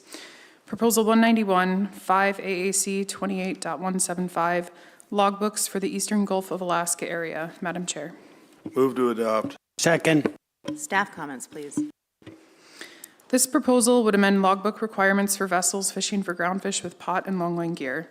Additional logbook fields would be required for vessels fishing for groundfish with longline gear, and logbook requirements would be updated to include vessels fishing for groundfish with pot gear. Current groundfish logbook reporting requirements do not include all the information that is necessary for management and stock assessments. With recent regulation changes allowing pots and state-managed sablefish fisheries, the logbook reporting regulations need to be updated to include vessels fishing with pot gear. This would provide consistency in regulation for logbooks. The department submitted and supports this proposal. Additional information will be available to department staff who depend on timely and accurate logbook data to make management decisions. Madam Chair. Thank you. Board discussion, please. Mr. Carpenter. Thank you. Yeah, I support this proposal. It's, information that the department wants and it needs to manage the fishery, and so I don't see any reason not to support it. Mr. Wood. I agree with that as well. The more information, the better. And so I appreciate this happening, especially in a timely manner. Thank you. Mr. Godfrey. So as not to belabor the point during this committee, or this deliberation, I'll be supporting this and probably the most of these that are submitted by the department. And I'm not going to go on the record to say it every time for the sake of expediency, so I'll say it now. Thank you, I think. Mr. Saray. Thank you, Madam Chair. For the record, the East Prince of Wales Island, the AC, the Elephant Cove AC, the Fairbanks AC, and the Ketchikan AC, and the Sitka AC all supported it, and there were no ACs in opposition. Thank you. Mr. Carpenter. Approval of this proposal is not expected to result in any additional direct cost for a private person to participate in the fishery, and approval of this proposal is not expected to result in additional cost to the department. I call the question. Question's been called. Errors and omissions. Director Payton. No, Madam Chair. Director Bowers. No, Madam Chair. Director Wida. No, Madam Chair. Mr. Peterson. No, Madam Chair. Captain DeGraff. No, Madam Chair. Director Nelson, please call the roll. Final action on proposal 191. Chamberlain. Yes. Carlson Van Dort. Yes. Zare. Yes. Svensson. Yes. Godfrey. Yes. Carpenter. Yes. Wood. Yes. Motion carries 7-0, Madam Chair. Proposal number 192. For the record, my name is Alex McCarl, and I'm the Assistant Management Biologist in Southeast Alaska for the commercial fisheries. Proposal 192, 5 AAC 77.674, personal use bottomfish fishery. Madam Chair. Move to adopt. Second. Staff comments, please. This proposal would allow pots used in the personal use sablefish fishery to be long-lined in Southeast Alaska under the personal use sablefish permit. A single permit holder would be allowed to longline their 2 pots to the same ground line, or up to 8 pots total on a ground line when 4 more permit holders are on board the same vessel. Current regulations prohibit the longlining of pots in the personal use sablefish fishery, but allow longlining of pots in the subsistence and commercial sablefish fisheries. The proposed regulatory language may increase sablefish taken by pot gear, reduce gear loss with long-line pot gear relative to single-line pot gear, and reduce bycatch mortality relative to long-line hook and line gear, as less bycatch is caught in pots. The department supports this proposal. Longlining 2 to 8 pots in the personal use fishery does not present concerns for the resource and mirrors existing regulations for subsistence and commercial fisheries. Madam Chair. Thank you. Board discussion. Mr. Wood. Yeah, I like this proposal a lot. It's very efficient, it's fast, it makes sense, and I support it. Mr. Carpenter? Yeah, I would also mirror those comments. I think this is something similar that we did recently in Prince William Sound, and so I think it's a good addition. Thanks. And just to be clear, we're talking about sort of traditional pots. What kind of pots can they use to longline in these fisheries? Madam Chair, this would be any groundfish pot, so it could be the old style conical or a new slinky pot, Madam Chair. We really need to get that definition in because we might have some 3-mile-long slinky pots strung together. Mr. Zray. Thank you, Madam Chair. For the record, the East Prince of Wales Island AC, the Icy Straits AC, the Juneau Douglas AC, the Klawock AC, the Petersburg AC, and the Sitka AC, the Upper Lynn Canal AC, all were in favor, and only the Ketchikan AC was opposed. Thank you. Other board discussion? Mr. Carpenter. Approval of this proposal is not expected to result in any additional direct cost for a private person to participate in the fishery, and approval of this proposal is not expected to result in the additional cost to the department. I call the question. Question's been called. Errors and omissions. Director Payton. No, Madam Chair. Director Bauer. No, Madam Chair. Director Rita. No, Madam Chair. Mr. Peterson. No, Madam Chair. Captain. No, Madam Chair. Please call the roll. Final action on Proposal 192. Carpenter. Yes. Zaret. Yes. Godfrey. Yes. Carlson Van Dort. Yes. Wood. Yes. Svensson. Yes. Chamberlain. Yes. Motion carries 7-0, Madam Chair. Proposal number 193.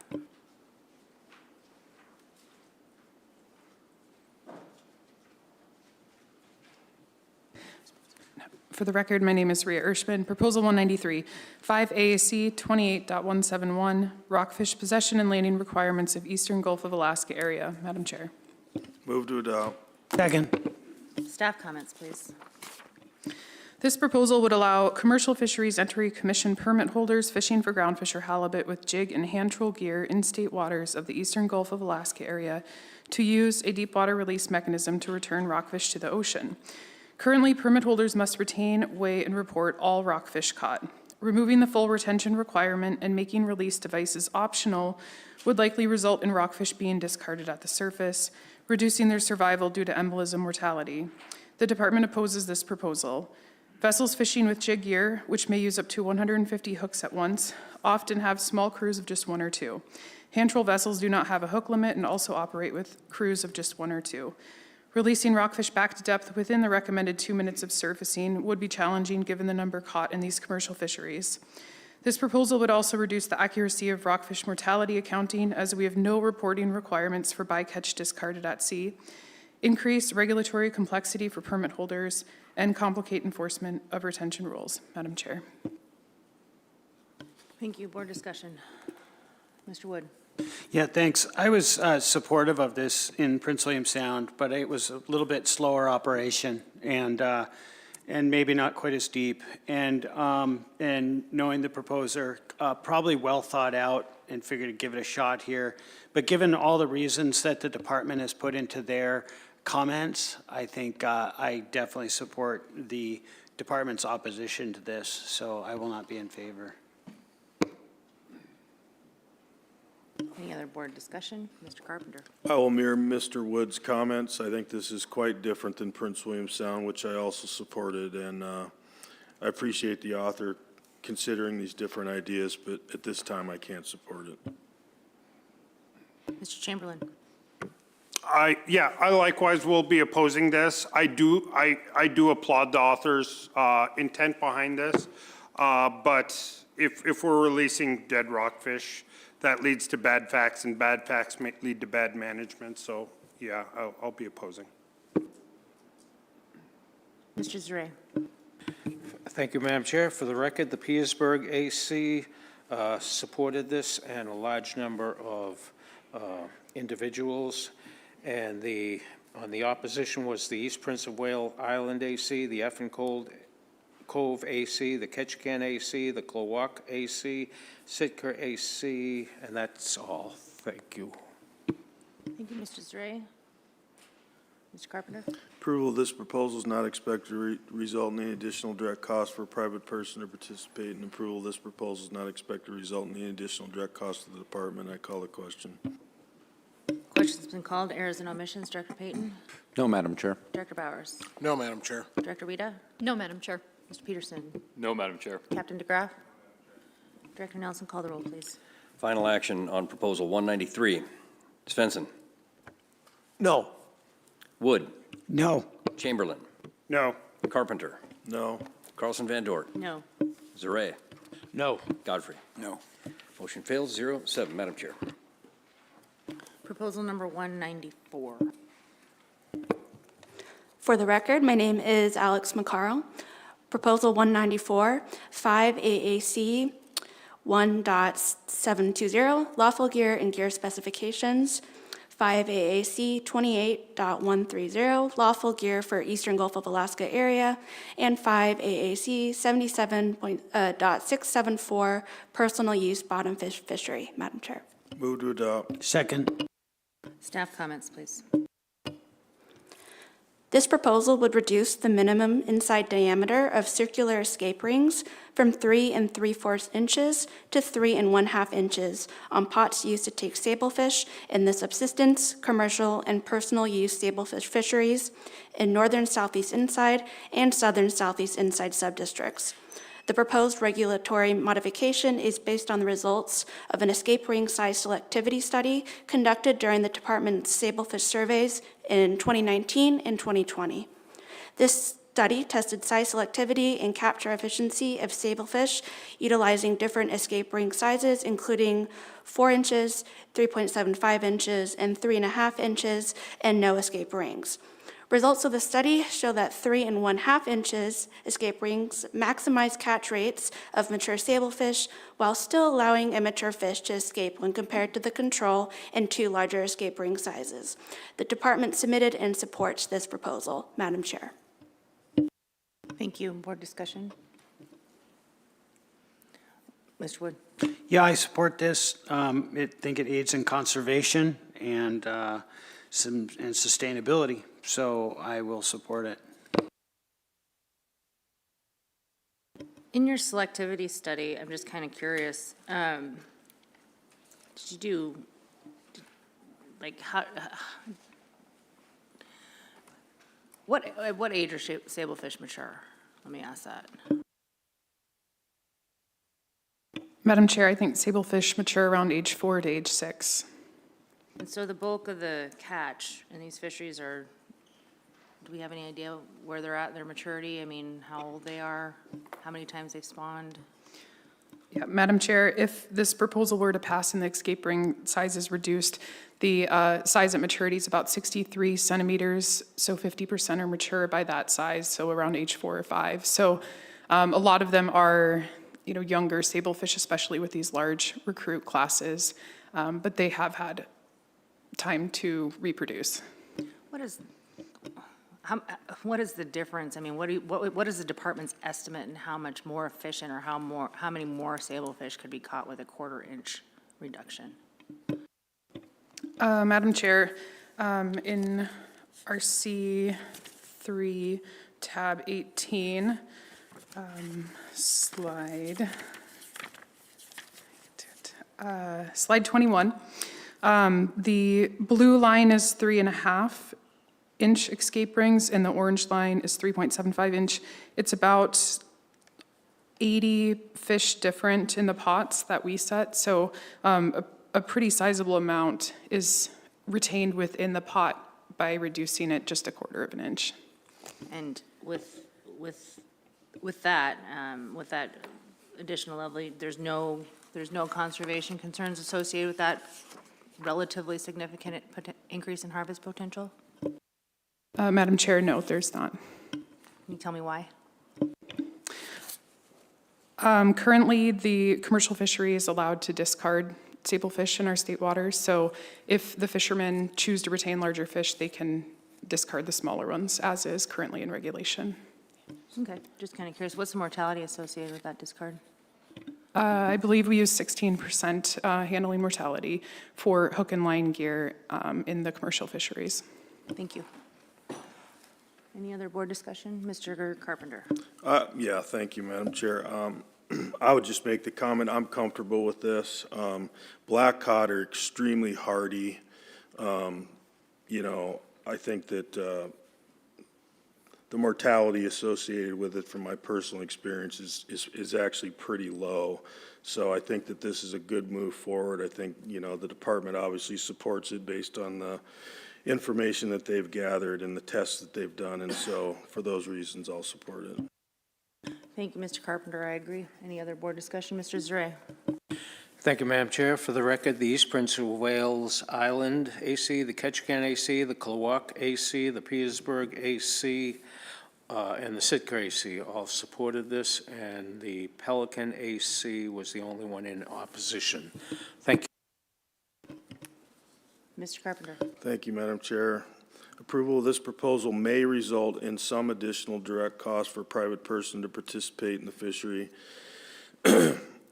If the person wishes to reduce their escape rings, this additional cost to purchase escape rings would approximately be $3 per escape ring. Approval of this proposal is not expected to result in any additional direct cost to the department, and I would call the question. Question's been called. Errors and omissions. Director Payton? No, Madam Chair. Director Bowers? No, Madam Chair. Director Rita? No, Madam Chair. Mr. Peterson? No, Madam Chair. Captain DeGraff? No, Madam Chair. Director Nelson, please call the roll. Final action on Proposal 194. Wood. Yes. Godfrey. Yes. Carlson Van Dort. Yes. Zaret. Yes. Chamberlain. Yes. Carpenter. Yes. Svensson. Yes. Motion carries 7-0, Madam Chair. Proposal number 195. For the record, my name is Rhea Ershman. Proposal 195, 5 AAC 28.110, sablefish seasons for Eastern Gulf of Alaska area. Madam Chair. Move to adopt. Second. Staff comments, please. This proposal seeks to align the Southern Southeast Inside Subdistrict, or SSEI, pot and longline sablefish fishery season with the federal individual fishing quota season, which runs mid-March to early December. Currently, the SSEI sablefish fisheries open June 1st through November 15th. Since 1988, the department has conducted annual surveys between April 28th and May 30th to assess relative sablefish abundance and biological composition before the fishery opens. The department opposes this proposal. If the season were extended, these surveys and historical survey information would be compromised by fishery removals occurring before and during the survey periods, disrupting stock assessments and quota calculations. Poor weather, sablefish spawning, and reduced staff availability prevent moving the surveys earlier. Madam Chair. Board discussion, please. Mr. Carpenter. Thank you. And this actually might be a question for Director Bowers more than the local staff. But I'm trying to think of the differences between this particular situation and what we did in Prince William Sound, where we did align the seasons. But I understand that the black cod fishery down here is much more dynamic, and you know, it's quite different, especially when you talk about gathering survey information and things like that. So when the staff opposes this down here, I would assume that those are the main reasons. Am I correct? That's correct, Mr. Carpenter. So, in this area, there is a state stock assessment, and so we want to have that separation between the two fisheries to allow for the stock assessment to occur. In contrast, in Prince William Sound, there's no state stock assessment, and so that the state guideline harvest level doesn't rely on that. I appreciate that. Thank you. Other board discussion? Mr. Wood? Yeah, thank you for that. For that reason, I think I'll be opposing it as well. I think not losing continuity is important, so yeah, I'll be voting no. Mr. Godfrey? I'll be voting no for the department's reasons. Mr. Zare? Thank you, Madam Chair. There was no ACs in support of this, and the opposition was the East Prince of Wales Island AC, the Ketchikan AC, the Petersburg AC. Those are, thank you, Madam Chair. Mr. Carpenter? Thank you, Madam Chair. Approval of this proposal is not expected to result in the additional direct cost for a private person to participate in the fishery, and approval of this proposal is not expected to result in the additional cost to the department. I'd call the question. Question's been called. Errors and omissions, Director Payton? No, Madam Chair. Director Bowers? No, Madam Chair. Director Vita? No, Madam Chair. Mr. Peterson? No, Madam Chair. Captain? No, Madam Chair. Director Nelson, call the roll, please. Final action on Proposal 195. Godfrey. No. Wood. No. Chamberlain. No. Zareh. No. Carpenter. No. Svensson. No. Carlson Van Dorn. No. Motion fails, 0-7. Madam Chair. Proposal number 196. For the record, my name is Alex McCarl. Proposal 196, 5AAC 28.130, lawful gear for Eastern Gulf of Alaska area. Madam Chair. Madam Chair, I move that the board take no action on proposal 196 through withdrawal comments by both of the Alaska Longliners Association and Southeast Alaskan Alliance in RC 57. I second that and ask for unanimous consent. Hearing no objection, the board will take no action on proposal number 196. Proposal number 197. For the record, my name is Rhea Ershman. Proposal 197, 5AAC 01.714, limitations on participation in subsistence finfish fisheries. 5AAC 28.180, prohibitions for Eastern Gulf of Alaska area. And 5AAC 77.674, personal use bottomfish fishery. Madam Chair. Move to adopt proposal 197 with substitute language found in RC 60. Second that and ask for unanimous consent. Hearing no objection, the board has before it, in lieu of proposal number 197, the language found in RC 60. Staff comments, please.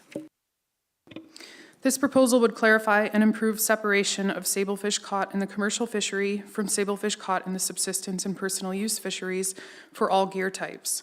This would prohibit operation of subsistence and personal use gear from vessels that are commercial fishing for groundfish until all commercially harvested groundfish are offloaded from the vessels and 72 hours have elapsed and the vessel has unregistered from the commercial fishery. It would prohibit operation of commercial gear from vessels that are subsistence or personal use fishing until all subsistence or personal use fish are offloaded from the vessel and 72 hours have elapsed before commencing with commercial fishing. It would prohibit subsistence or personal use caught groundfish from being sold in a commercial fishery, and it would prohibit vessels with a commercially caught groundfish overage from retaining the excess as subsistence or personal use. The department submitted and supports this proposal. Clear separation of these fisheries aids with enforcement of regulations and would improve the accuracy of harvest reporting for fishery managers. Madam Chair. Thank you. Does the department have any comments with respect to the substitute language? Was that the substitute language summary as well? No comments, Madam Chair. Okay. Member Wood, would you like to explain the difference between the two? Yes, I think this just had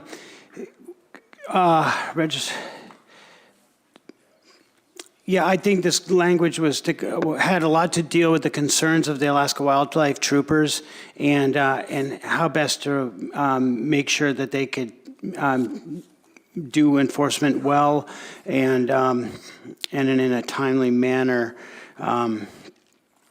for all of the reasons that they stated in the amended language. I think it adds for more clarity. Mr. Bowers. Thanks, Madam Chair. So to address your earlier question, could staff speak to the substitute language in RC 60 and was your description that you provided a description of the original proposal or the substitute language in RC 60, and do we support the language in RC 60? I'm assuming we do, but I'd just like confirmation of that. Yes, Madam Chair. Through the chair, Director Bowers, yes, the staff comments were for the amended language. We do support the amended language, and this was developed in support with the Alaska Wildlife Troopers to improve the language, Madam Chair. Thank you. Any other board discussion? Mr. Carpenter?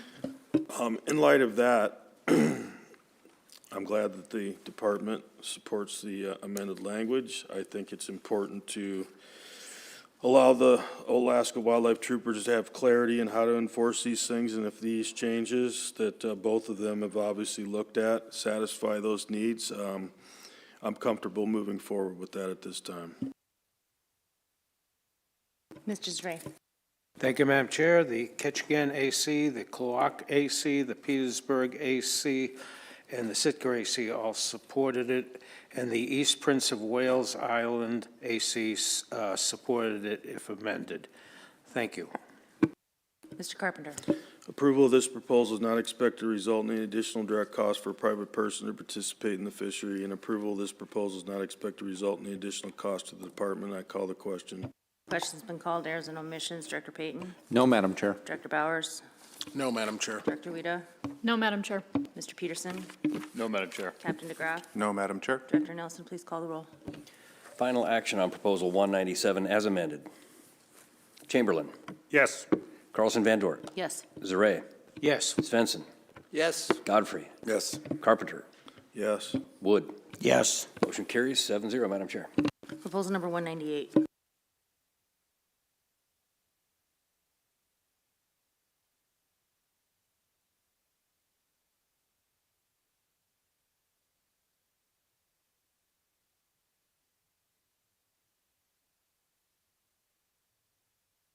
Madam Chair, for the record, my name is Alex Tugaw, the Haines-Skagway Area Management Biologist for the Division of Sportfish. Proposal 198, 5AAC 47.020, general provisions for the seasons and bag possession annual and size limits for the salt waters of Southeast Alaska area. Move to adopt. Second. Staff comments, please. The department would like to recognize a correction to the data presented in staff comments for this proposal. Resident harvest between 2014 and 2023 was 874 sablefish. The department is neutral on this allocative proposal. Increasing the bag and possession limit by 2 fish would increase harvest opportunity for resident sport anglers. The current resident sport harvest for sablefish is less than 1,000 fish, with most residents choosing to harvest under the more liberal personal use regulations. The department does not anticipate that the potential increase in harvest would result in a conservation concern. Should the board choose to adopt this proposal, an increased resident limit will only apply within state waters. Thank you. Mr. Carpenter. Thank you. That was my first question, was where is this bag limit going to apply? Because when I was looking at RC 28, which the department put together for me, which specifically breaks down the harvest between residents and non-residents for the last 10 years, there's quite a substantial difference. And so that was one thing that I was worried about. But understanding that you just stated on the record, this is only going to apply in state waters, I think that, and it only applies to residents, I think that I'm fairly comfortable with it. I think that the other part of it was, if it wasn't in state waters, then we obviously have to look at the Magnin-Stevens Conservation and Management Act, which we have to take into consideration here. So for those reasons, I'll support it. Mr. Godfrey. I think Board Member Carpenter articulated masterfully the rationale for supporting it, and I will too.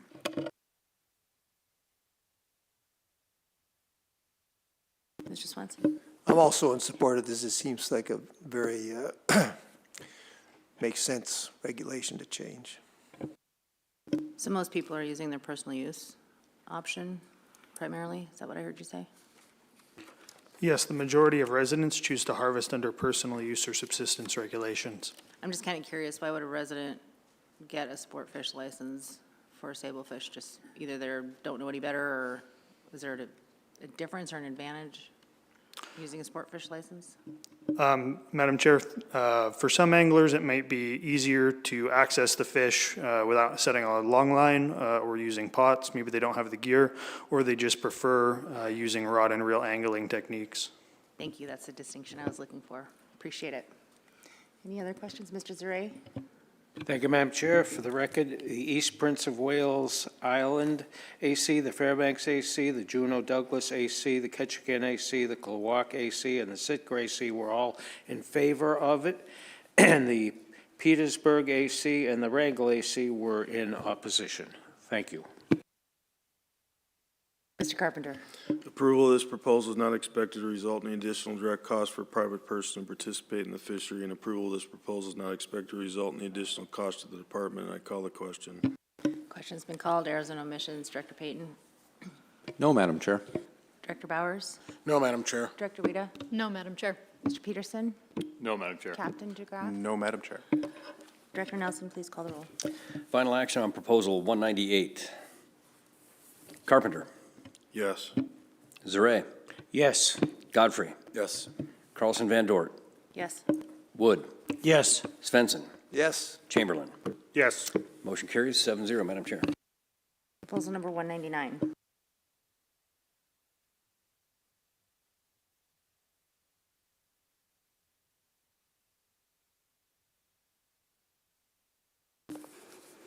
For the record, my name is Alex McCarl.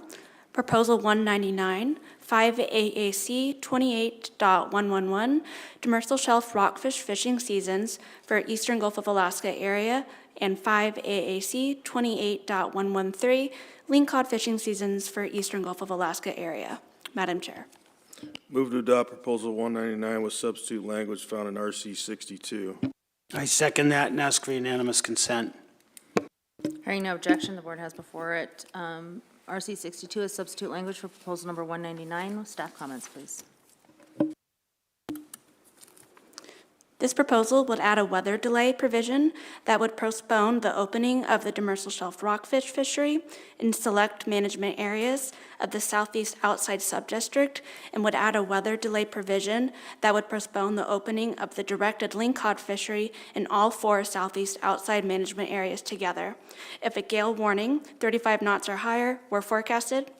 If this weather criteria were met, weather delays could begin 24 hours prior to the start of the fishery or within 48 hours after the start of the fishery, with the delays occurring on a rolling 24-hour basis as needed.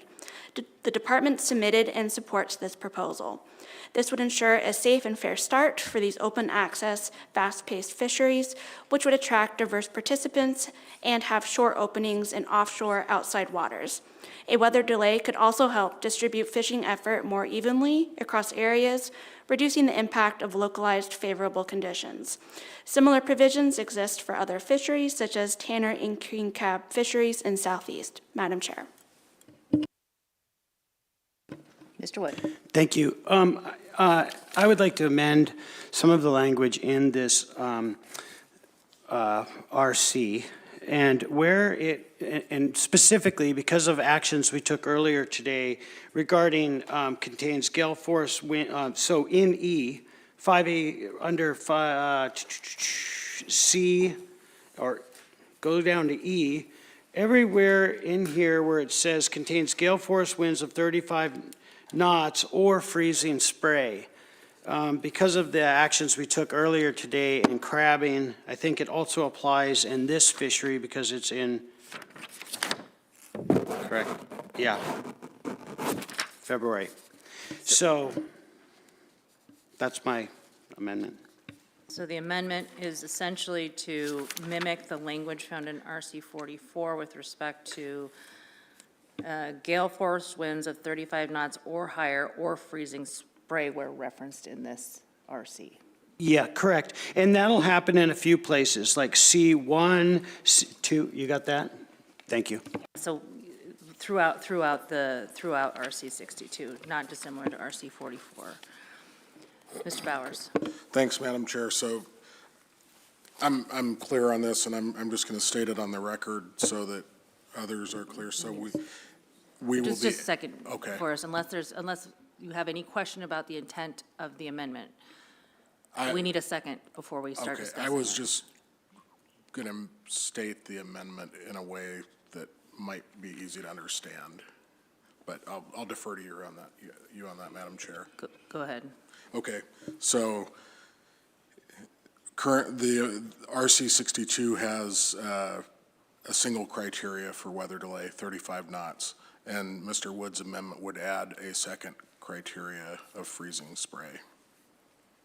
Thank you, precisely. Second. Appreciate that.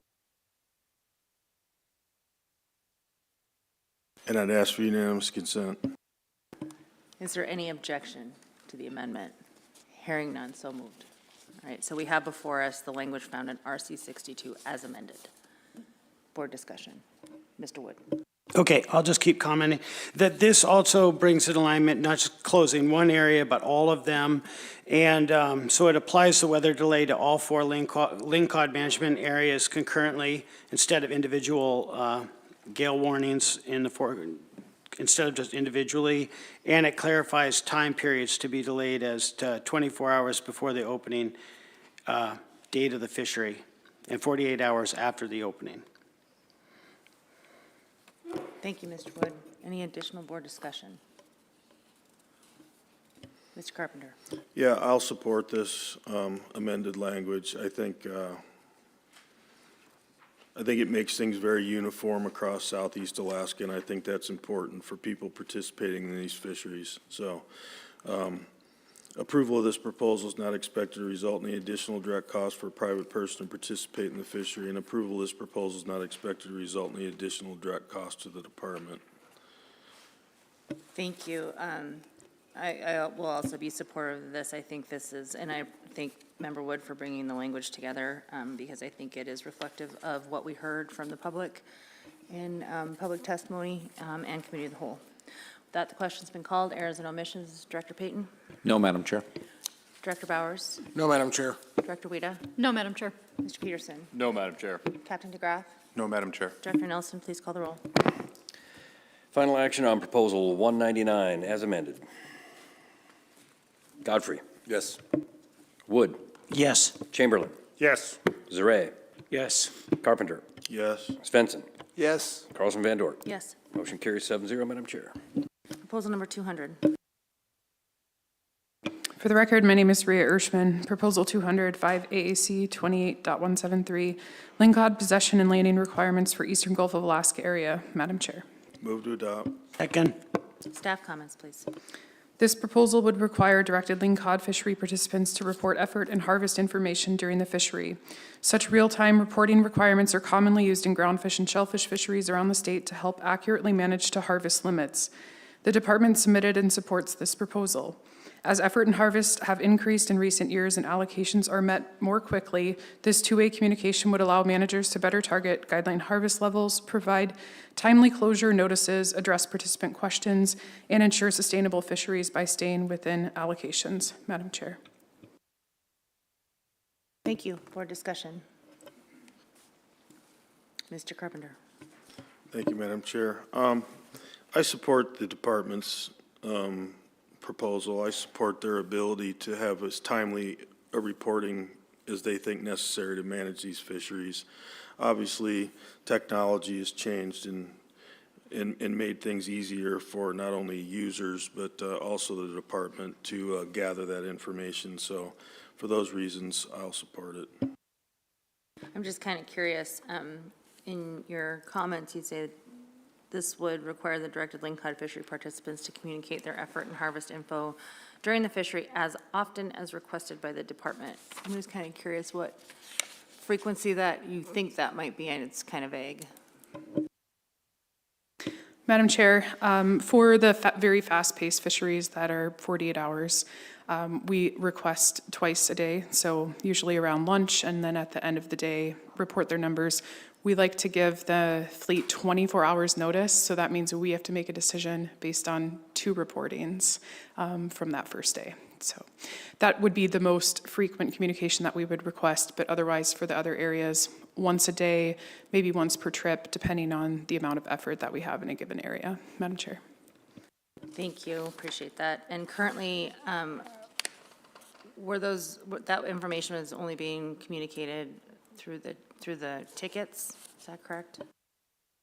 Madam Chair, that was just a voluntary basis. If people wanted to let us know what they were catching, we'd put that in the spreadsheet, extrapolate the numbers, but it was purely voluntarily based input from the fleet. So this would improve compliance with that, help us stay within our allocations, and allow the fleet to maximize their time on the water, Madam Chair. Thank you. I'm super supportive of this, and as Member Carpenter mentioned, the technology exists now to provide that timely reporting. He'll probably get into it with cost. I mean, that might require a little bit of cost to the participant, but I think that's reasonable and to be expected for, best management practices, essentially. So thank you for bringing this forward. I appreciate it, and I'm very supportive. Mr. Wood. Yeah, thank you. I'm also super supportive of any fishery that has expedient, timely reporting in all fisheries. Thank you. Mr. Godfrey. I'm super supportive of Board Member Wood and his comment. Kumbaya. Mr. Zure. Thank you, Madam Chair. The East Prince of Wales Island AC, the Elephant Cove AC, the Ketchikan AC, the Klawock AC, the Petersburg AC, and the Sitka AC were all in support, and there was no opposition AC. Thank you. Real kumbaya. All right. Well, with that, Mr. Carpenter. Thank you, Madam Chair. Approval of this proposal may result in additional direct costs for a private person to participate in the fishery. If a fisher lacks a communication device that can send and receive messages while on the fishing grounds, such as a cell phone or satellite internet or satellite communication device, there will be an additional direct cost. Cost of the basic satellite texting services range from $240 to $355 with a monthly subscription plan. However, vessels may already have these devices that are equipped with satellite internet. Approval of this proposal is not expected to result in the additional direct cost of the department, and I'd call the question. Question's been called. Errors and omissions. Director Payton. No, Madam Chair. Director Bauer. No, Madam Chair. Director Rita. No, Madam Chair. Mr. Peterson. No, Madam Chair. Captain DeGraff. No, Madam Chair. Director Nelson, please call the roll. Final action on proposal 200. Carlson Van Dort. Yes. Carpenter. Yes. Wood. Yes. Godfrey. Yes. Svensson. Yes. Chamberlain. Yes. Zare. Yes. Motion carries 7-0, Madam Chair. Proposal number 201, please. For the record, my name is Alex McCarl. Proposal 201, 5AAC 28.173, lingcod possession and landing requirements for Eastern Gulf of Alaska area. Madam Chair. Move to adopt proposal 201 with substitute language found in RC 61. Second and ask for unanimous consent. Hearing no objection, we have RC 61 before us in lieu of proposal number 201, language found in the original 201. Staff comments, please. This proposal would clarify lingcod bycatch overage requirements in the Southeast District groundfish longline and salmon troll fisheries. Specifically, it clarifies that all lingcod caught above the allowable bycatch limit must be immediately released at sea, and any landed overages must be weighed and reported on an ADF&G fish ticket and sold, with all proceeds from the sale of excess lingcod bycatch surrendered to the state. Unlike rockfish, lingcod have a higher chance survival rates when released due to their lack of a closed swim bladder. Currently, there are no regulations regarding lingcod bycatch overages in the salmon troll fishery. The department submitted and supports this amended language in RC 61. There has been confusion about lingcod bycatch retention, and this proposal will provide regulatory clarification. Madam Chair. Board discussion. Mr. Carpenter. Thank you. Question for the department on this. So I'm looking at the map I believe you have in your staff comments, figure 201-1, and correct me if which exact section are we talking about in this particular map? Through the chair, Mr. Carpenter, this would apply to all waters that are east of 144 west longitude. We have bycatch fisheries that exist in each management area. Okay, so basically the entire area that's shown on this map. Through the chair, yes, that's correct. Okay, and then I guess my question really is, you know, in number one, it specifically talks about halibut, and obviously the board's limited authority around halibut. Are there any implications if we were to pass this regulation that would have any impact on any federal regulations specifically regarding halibut and the person's ability to conduct that fishery? Or is this within the state's purview under delegated authority to do this? Through the chair, Mr. Carpenter, we have the authority to manage lingcod in all state and federal waters in the eastern Gulf of Alaska. And just to clarify, this proposal and the RC 61 language clarifies the existing language in regulation, just to state that if a vessel brings in an overage, they must sell it and forfeit it to the state. Any overage that they're catching at sea must be released at sea. So it's just a clarification of the existing regulation, Madam Chair. And just to be clear, that's dead or alive at sea? At sea, correct. Ideally, they're aware of how much halibut they have or their target species on board the vessel, and they're aware of how much lingcod they're catching, and if they're approaching that bycatch limit, they need to be releasing the lingcod as they're bringing them on board instead of putting them on the boat. Okay, I'm clear now, thanks. So essentially, we're basically disincentivizing anybody from retaining any lingcod on board their vessel over the bycatch limit, but. Madam Chair, that's correct. Okay. I don't expect to see a lot of incoming revenue from sales of bycatch overage because, I mean, presumably they're going to be discarding them all, potentially. Madam Chair, that's correct. And if they do not, the overage would have to be sold and forfeited to the state, and we turn that over to enforcement, who then would potentially take enforcement action if there is an overage. Forrest. Thanks, Madam Chair. So, yeah, you're correct that this disincentivizes exceeding the allowable bycatch limit, because then, you know, if so the first, you know, they would have to, the fish take up space on the boat and they have to handle them, you know, so there's really no incentive to keep any fish over your allowable bycatch amount. So this, you know, what we would expect to see is that people would track their bycatch more closely and would be likely to stay under or at the limit rather than exceed it.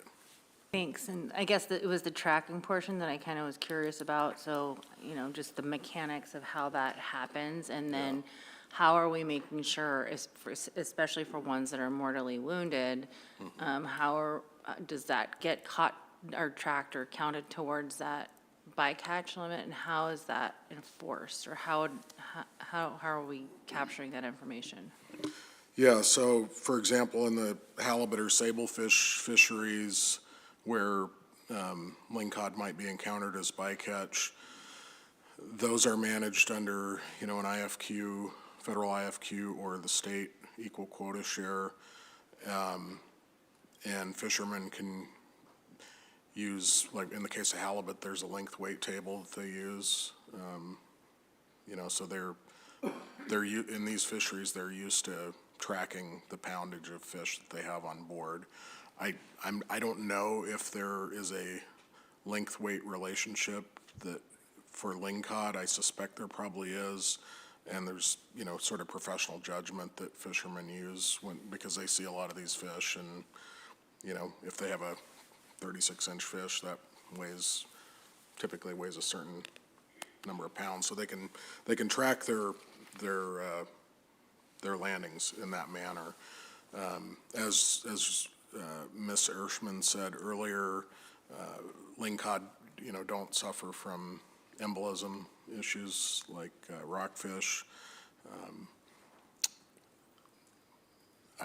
and we don't apply a handling mortality rate in setting the guideline harvest level that I'm aware of. I guess that's kind of what I'm getting at a little bit, is like, yeah, you get an allowable bycatch, right? We have no idea whether they're exceeding it one way or the other. I mean, what's the reporting requirement? Do they have to report every single fish that's landed within that requirement? And then we assume whether it's, I mean, that all gets counted irrespective of whether it's thrown back or retained? Madam Chair, so the catch accounting occurs on the fish ticket when the fish are landed, so that we know what happens there with the fish that are brought to the dock. But I believe is there a logbook requirement at all that where we are able to get information on discards? There's, you know, in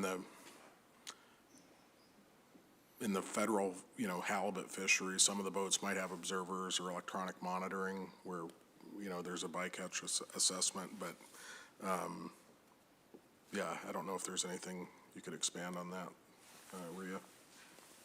Yeah, through the chair, Director Bowers, that's correct. There's some logbooks do require reporting, and there is observer and electronic monitoring, but we don't have full accounting for lingcod or much bycatch that's discarded at sea, Madam Chair.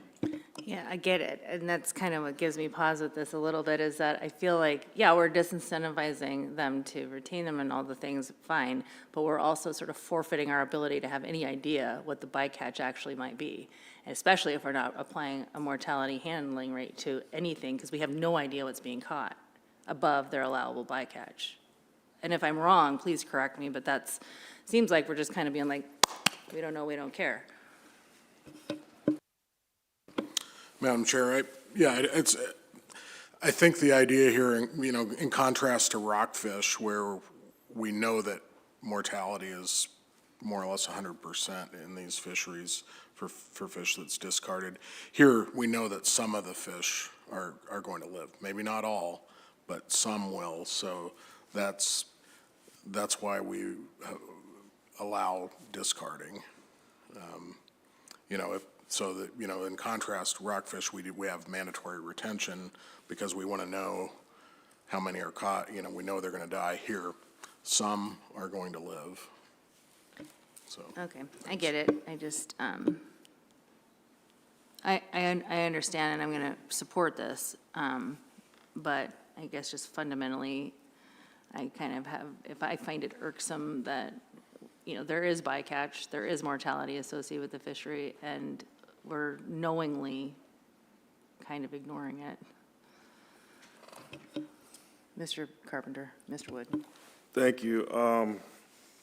I'm quite familiar with how the bycatch limits are set in halibut and sablefish fisheries, but because trolling only exists east of the Cape Suckling line, how does the state set the bycatch limit for the salmon troll fishery?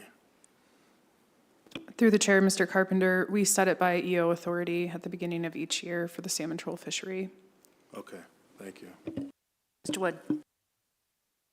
Yeah, I was trying to track this a little bit too, because the idea of you know, until you hit your bycatch, you can throw them back, dead or alive, really, until you hit your bycatch level. So what's the incentive to hit your bycatch level?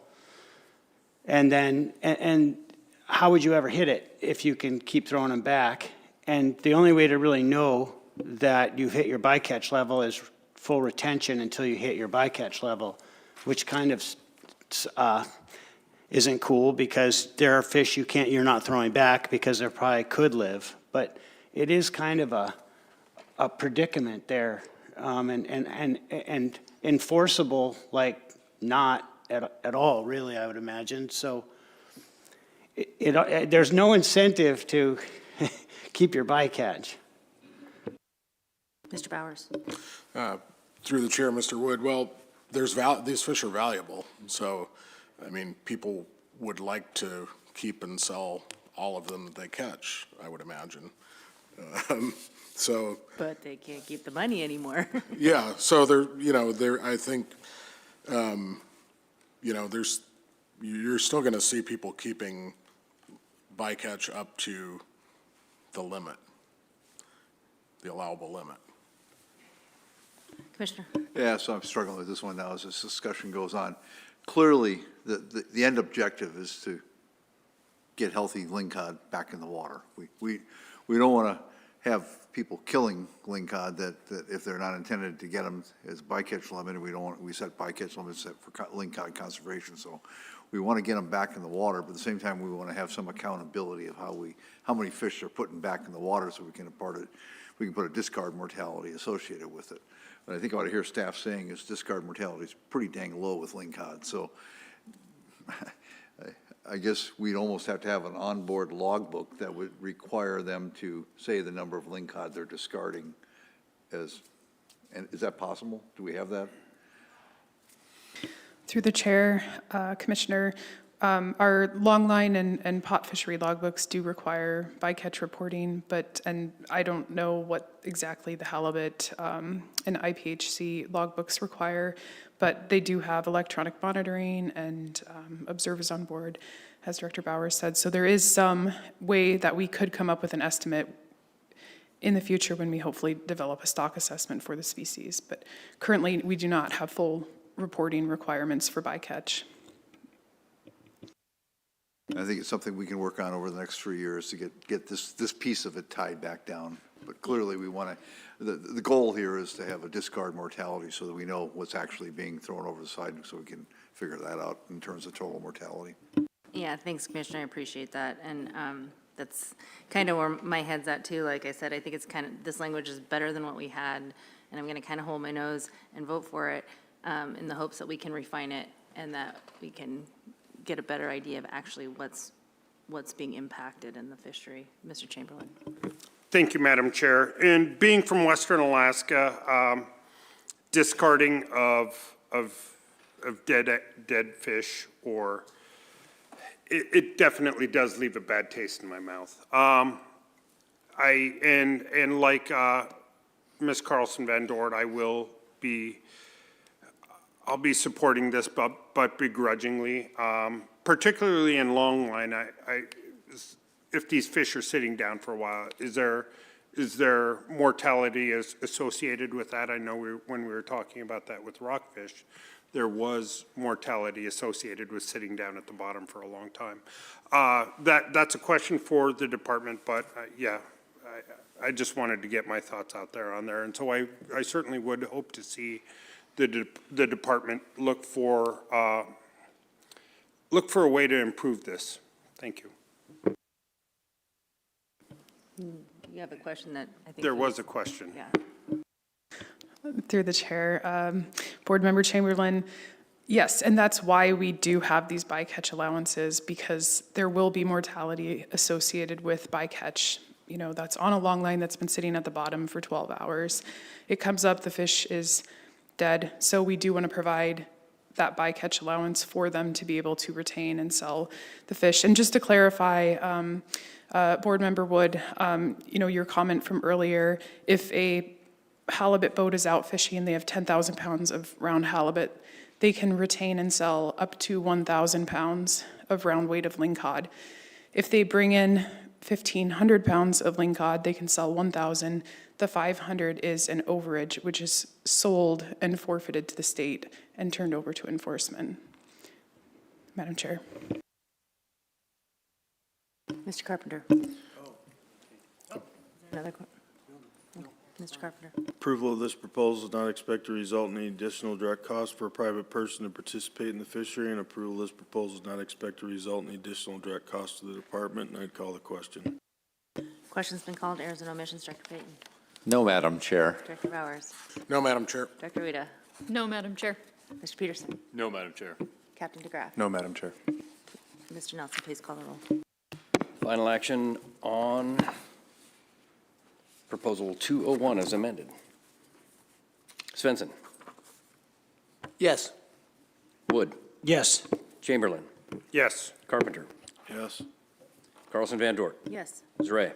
Yes. Godfrey. Yes. Motion carries 7-0, Madam Chair. Proposal number 202. For the record, my name is Rhea Ershman, Proposal 202, 5 AAC 28.130, lawful gear for Eastern Gulf of Alaska area. Madam Chair. Move to adopt. Second. Staff comments, please.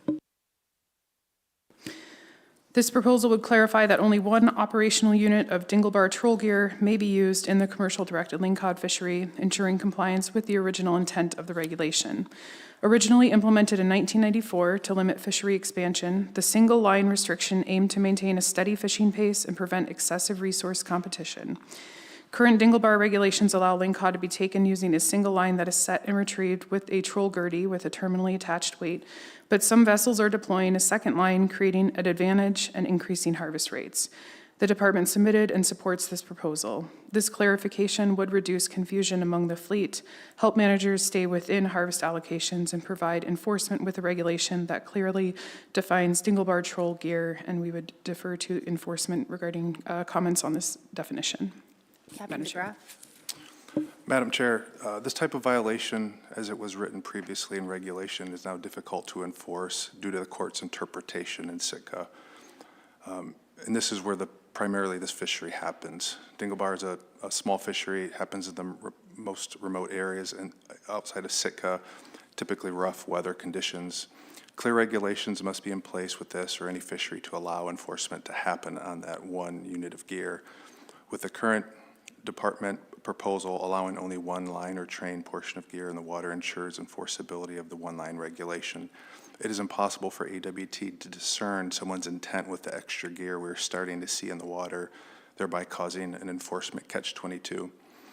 It would be like letting somebody have a portion of a second net or line in the water, which they in turn have to promise not to fish when a fishery is limited to one net or line in the water. From a mile away or from the air, with 2 units of gear in the water, they're fishing, or at least it looks like it to us. Where there are restrictions in other fisheries for 1 unit of gear, we're all firm or clear on that, so it's enforceable. We certainly defer to ADF&G in regards to having 1 unit of gear in there for an orderly fishery. To be frank, we wouldn't care if it was 1 or 2. They do, and so we want a clear regulation that is allows us to enforce that, and they strongly recommend that. We believe this proposal backs the intent of the original regulation, the department's concerns, and it'll clarify it for the court. The RC language that we had seen essentially allows fishermen to still keep 2 units of gear in the water, albeit somewhat a partially deconstructed manner. Based on anecdotal conversations, this 2 units in the water is happening with a smaller amount of folks in the fishery where there's some confusion there who use the dingle bar. Most deny doing it because the practice is viewed as prohibited by the majority, thus illustrating the need for clarification or reaffirmation. Madam Chair. Thank you, Captain. Board discussion. Mr. Carpenter. Thank you. I appreciate the Alaska Wildlife Troopers statement. There obviously needs to be clear delineation so that this fishery could be executed so that it can be enforced at the same time. I think the main reason that 1 line that's being suggested in this proposal brought forward by the state is that the state feels that 1 line is the appropriate tool to be using to be able to control the pace and the pace of the fishery, I guess. I thought long and hard about many different ways that I could try and figure out a way to accommodate this, but I couldn't. And I think for right now, I'm going to support this and vote for it and move forward. And I suppose if somebody can come up with a better idea in the future that will allow law enforcement and the department to become comfortable, they can bring that forward. Mr. Wood. Yeah, I just want to say, like, I also, I listening to the fishermen talk about why they do this and how it does make sense, but nonetheless, it makes it still difficult for enforcement. So I'm all about efficiency and trying to enable people that are younger or not as strong or whatever to help out. But I think in this case, it is you're treading on thin ice. It's gray area, and And so I'm going to support the department's proposal on this. Ingenuity is the mother of invention, so maybe you can figure out another way to pull that line in. Thank you. Mr. Zray. Thank you, Madam Chair. For the record, the East Prince of Wales Island AC, the Elfin Cove AC, the Ketchikan AC, the Klawock AC, the Petersburg AC, and the Sitka AC were all in favor, and there was no opposed. Amongst the ACs. ACs, yeah, thank you. Thank you. Thanks. So initially, I think I kind of was thinking along the same lines as Member Carpenter when we were listening to public testimony, and as I was first learning about this fishery, I figured that there should be a way that we could try and accommodate the practice on the grounds and whatnot. But again, as we've entered into more conversations and sort of tried to get creative, just couldn't quite get there and meet the needs of enforcement, and for the department for an orderly fishery, an enforceable orderly fishery. So at this time, I will be supportive of the department's proposal, but this one, I would like to see some way to get there.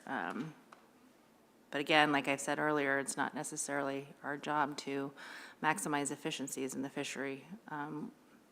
So we like to when we can, but I think we just haven't been able to quite get there with respect to this fishery and this proposal yet. Mr. Carpenter. Thank you, Madam Chair. Approval of this proposal is not expected to result in additional direct costs for a private person to participate in the fishery, and approval of this proposal is not expected to result in additional direct costs to the department, and I'd call the question. Questions have been called. Errors and omissions. Director Payton. No, Madam Chair. Director Bowers. No, Madam Chair. Director Weta. No, Madam Chair. Mr. Peterson. No, Madam Chair. Captain DeGraff. No, Madam Chair. Please call the roll. Final action on Proposal 202. Wood. Yes. Godfrey. Yes. Carlson Van Dort. Yes. Zaret. Yes. Chamberlain. Yes. Carpenter. Yes. Svensson. Yes. Motion carries 7-0, Madam Chair. Proposal number 203.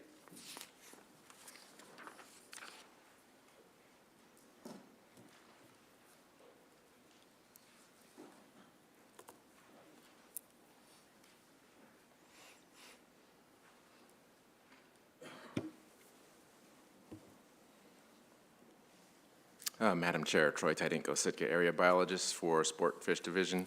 Proposal 203, 5AAC 47.020, General Provisions for Seasons and Bag, Possession, Annual and Size Limits for the Salt Waters of the Southeast Alaska Area, and 5AAC 47.060, Lingcod Delegation of Authority and Provisions for Management.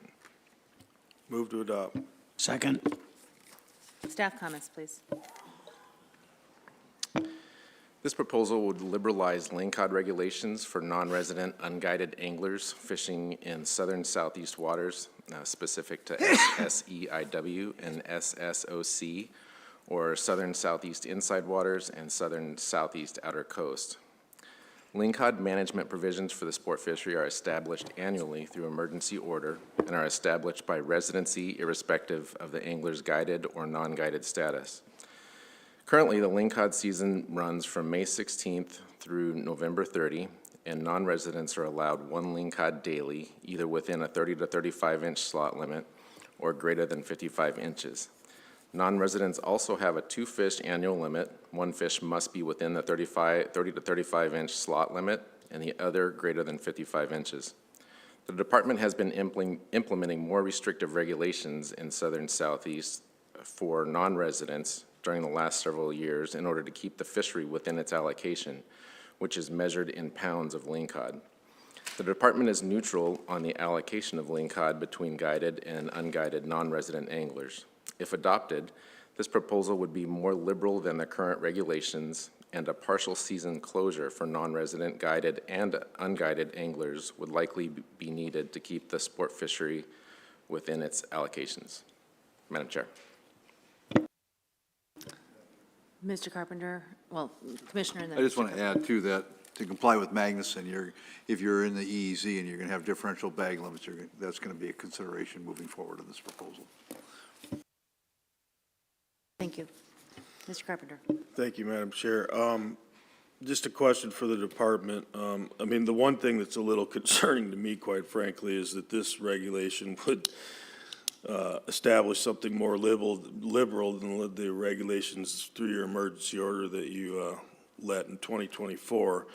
But I guess my question is that how do you, in season, make these emergency order adjustments? Is it through the typical thing of creel surveys and things like that? I mean, how do you go about doing that? Through the chair, we don't manage this in season. We just manage it post-season. We look at the harvest after each season and adjust regulations accordingly. So when you say if this proposal would be established in regulation that are more liberal than the regulations issued in 2024, are you basically stating that based on the harvest in 2020, you would retroactively the next year make an adjustment to that limit? Yes, that's basically correct. Our regulations have been relatively stable for several seasons. In 2024, we did have to take more restrictive action for non-residents specifically by decreasing the slot limit. It was 30 to 40 inches. It went down to 30 to 35 inches. The next step that we would take for keeping this fishery within its allocation would be a partial season closure for non-residents. Okay, thank you. Mr. Wood. Yeah, what is the history of the unguided, non-resident unguided fishing activity out there? Through the chair, if you're referring to the amount of harvest, I would refer you to there's a graph in staff comments for proposal 203 that has just a depiction of each of the four categories, resident and non-resident, guided and non-guided, and gives approximate proportions of each of those. Thank you. I'm sorry I missed that. Maybe I wasn't listening, and maybe I'm re-asking the question that Member Carpenter just asked, but, I mean, I guess through the guided service, guided anglers, I mean, there's a logbook component, is there not? Madam Chair, that's correct, there is. But for the unguided or the non-guided non-residents, we have no real way of capturing that, do we? Through our, we don't manage these typically in season, but we do post-season have a statewide harvest survey and the creel program to help estimate the harvest. Mr. Godfrey. This is for the commissioner. And my head's spinning reading this. I'm going to quit reading it over and over. So you just said, so the net effect of this would take us out of compliance with the EEZ. What I said is if you're going to have, if the net result of what you decide here on this proposal is to have differential bag limits in the EEZ that give a preference to resident anglers, that's not, you can't do that. And that would be if we adopt it. You that's the could reading. get there depending upon what you adopt. You just have to be careful when you're talking about EEZ waters here. So A black letter reading of this right here, right now, would get us there or not, without any amendments? Because this is where I'm confused. non-resident unguided anglers. I guess you could give a preferential treatment to non-residents in EEZ waters, or do they have to be equal? They have to be equal. I'll go to my attorney here. Yeah, through the chair, Mr. Commissioner, the National Standard 4 states that in an FMP that the regulations cannot discriminate between the residents of the many states. So that is a fancy way of saying you can't discriminate between residents and non-residents in an FMP. So to be in compliance with what an FMP would be if there were one, and it were delegated to the state, we wouldn't be able to do that either. Which is a long way of saying, in the EEZ, resident and non-resident bag limits have to be the same. And this would, in effect, then we would be adopting something that would have the same impact in the EEZ. That's correct. But the department doesn't oppose that. They're just making a point, hey, don't forget this is the net, If long-term. you were to do this, you would have to equalize those bag limits in the EEZ. In state waters, you can have Got differential that, bag limits. know that, yeah. Okay, that was what I wanted to get at. Mr. Chamberlain? Yeah, that's something I'd been chewing on for a while. And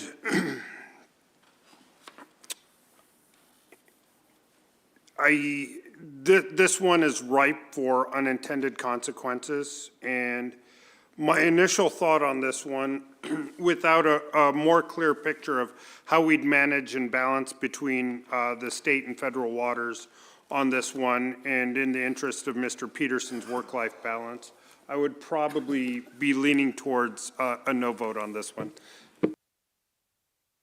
Mr. Zaray? Thank you, Madam Chair. For the record, there was no ACs in support of this.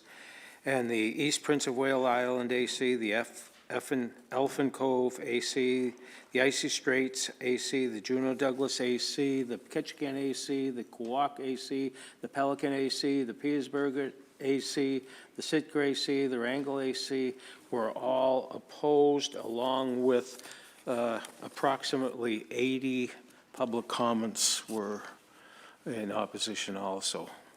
Thank you. Mr. Godfrey?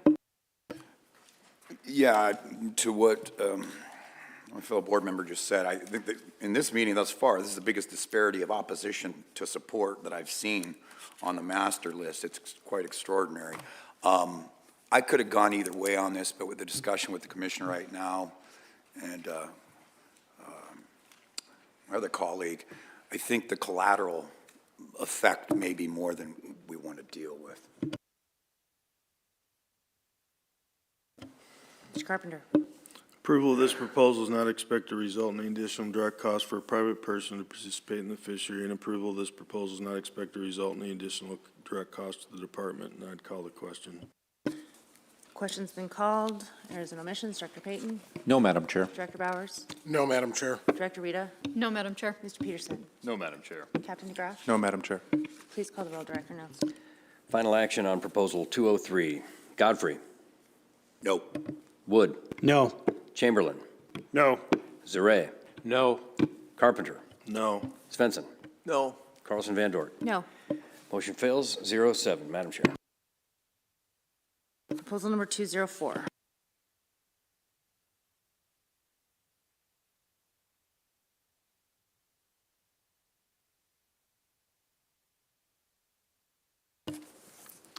For the record, my name is Alex McCarl. Proposal 204, 5AAC 28.130, lawful gear for Eastern Gulf of Alaska area. Madam Chair. Move to adopt. Second. Staff comments, please. This proposal would allow pots to be long-lined in the state waters of the Eastern Gulf of Alaska commercial Pacific cod fishery. Current regulations prohibit the long-lining of commercial groundfish pots except in the directed sablefish fisheries of the northern southeast inside and southern southeast inside subdistricts. The proposed regulatory language may increase the efficiency of the fleet, increase effort in this open access fishery, and increase the proportion of catch taken by pot gear. Pot gear reduces bycatch and associated mortality compared to longline hook gear with minimal incidental catch of species like rockfish and skates. The department supports this proposal. The department does not have any conservation concerns with the longlining pot gear in this fishery. Madam Chair. Thank you. Board discussion. Mr. Carpenter? Thank you. Just a question, just a clarification for the department. You can obviously longline black cod pots already. If we do this here, I assume that the marking requirements in the black cod fishery will be similarly carried over to pots longlined in the peacock fishery, am I correct? Through the chair, Mr. Carpenter, yes, they would have to follow the existing regulations for marking of longline pot gear. Madam Chair. Thank you. Mr. Zure? Thank you, Madam Chair. For the record, the East Prince of Wales Island AC, the Elfin Cove AC, the Pelican AC, and the Petersburg AC were in support, and only the Ketchikan AC was in opposition. Thank you. Mr. Wood? Yeah, thank you. I'll just say that I think this slinky pod idea is gonna, it's gonna overwhelm the industry. And it's moving in the right direction, so I'm supportive. Thank you.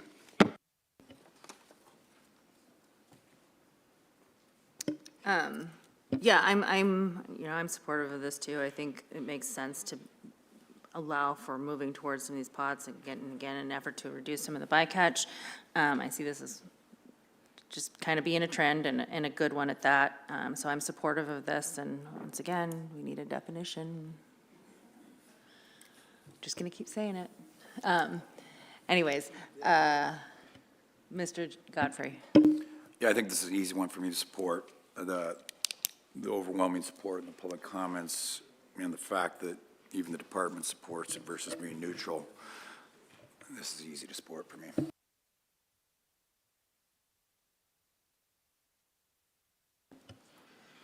Any other board discussion? Mr. Carpenter?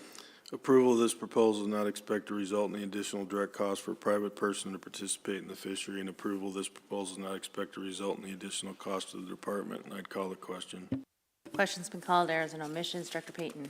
No, Madam Chair. Director Bowers? No, Madam Chair. Director Vita? No, Madam Chair. Mr. Peterson? No, Madam Chair. Captain DeGraff? No, Madam Chair. Please call the roll. Final action on proposal 204. Carlson Van Dort. Yes. Carpenter. Yes. Wood. Yes. Godfrey. Yes. Svensson. Yes. Chamberlain. Yes. Zure. Yes. Motion carries 7-0, Madam Chair. Great. Proposal number 205. For the record, my name is Rhea Ershman. Proposal 205, 5 AAC 77.674, personal use bottom fish fishery. Madam Chair. Move to adopt. Second. Staff comments. This proposal would allow the retention of Pacific cod and rockfish caught in pot gear in the personal use bottom fish fishery, reducing discard mortality and waste.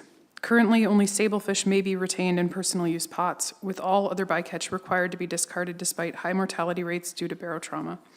The department submitted and supports this proposal, aligning personal use regulations with subsistence and commercial pot retention rules, both of which allow retention of these species in pots, would minimize waste and promote consistent management of these species. The increasing pot gear use in personal use fisheries highlights the need for this regulatory adjustment to address bycatch retention. Madam Chair. Thank you. And what is the reporting requirement for personal use fisheries? Madam Chair, we currently have a personal use and subsistence sablefish permit with reporting requirements for sablefish caught, retained, and released, as well as bycatch. Madam Chair. So would it be possible to add the rockfish and the thorny rockfish, or the Pacific cod and rockfish, including thorny rockfish, to that? Madam Chair, yes, they can currently select whatever bycatch they have caught and retained on their permit and report that harvest. And do they report it by species? Yes, Okay, that's great. correct. Good, good, good. Any other board discussion? Mr. Wood? Yeah, I think this is a great idea. Again, you just get to eat everything you catch, so thank you. Mr. Zure? Thank you, Madam Chair. For the record, the East Prince of Wales Island AC, the Elfin Cove AC, the Juneau Douglas AC, the Ketchikan AC, the Klawock AC, and the Petersburg AC, and the Sitka AC were all in favor, and only the Klawock AC was opposed, but I also have it listed here as being in favor. Anyway, thank you, Madam Chair. Thank you, Mr. Zure. Mr. Carpenter? Approval of this proposal is not expected to result in any additional direct cost for a private person to participate in the fishery, and approval of this proposal is not expected to result in any additional cost to the department, and I call the question. Question's been called. Errors and omissions. Director Payton? No, Madam Chair. Director Bowers? No, Madam Chair. Director Rita? No, Madam Chair. Mr. Peterson? No, Madam Chair. Captain DeGraff? No, Madam Chair. Director Nelson, please call the roll. Final action on proposal 205. Zareh. Yes. Chamberlain. Yes. Godfrey. Yes. Svensson. Yes. Wood. Yes. Carlson Van Dort. Yes. Carpenter. Yes. Motion carries 7-0, Madam Chair. Since we have you three fine ladies sitting in front of us right now, we're about to move into rockfish, and I know that you guys have a plane to catch this evening, so I'm, being my accommodating usual self, why don't we go ahead and take up 211 so that we can excuse you and you can go catch your flights home. Thank you for being here. So we'll take up 211, and then we'll go 206, 207, 208, and 210, and then hopefully that will conclude and wrap up our deliberations for today. So, proposal number 211. For the record, my name is Rhea Ershman. Proposal 211, 5 AAC 28.171, rockfish possession and landing requirements for Eastern Gulf of Alaska area. Madam Chair. Move to adopt proposal 211 with substitute language found in RC 54. I second that and ask for unanimous consent. You weren't supposed to laugh that hard, Commissioner. Staff comments, please. This would add a rockfish overage reporting requirement for the Eastern Gulf of Alaska salmon troll fishery.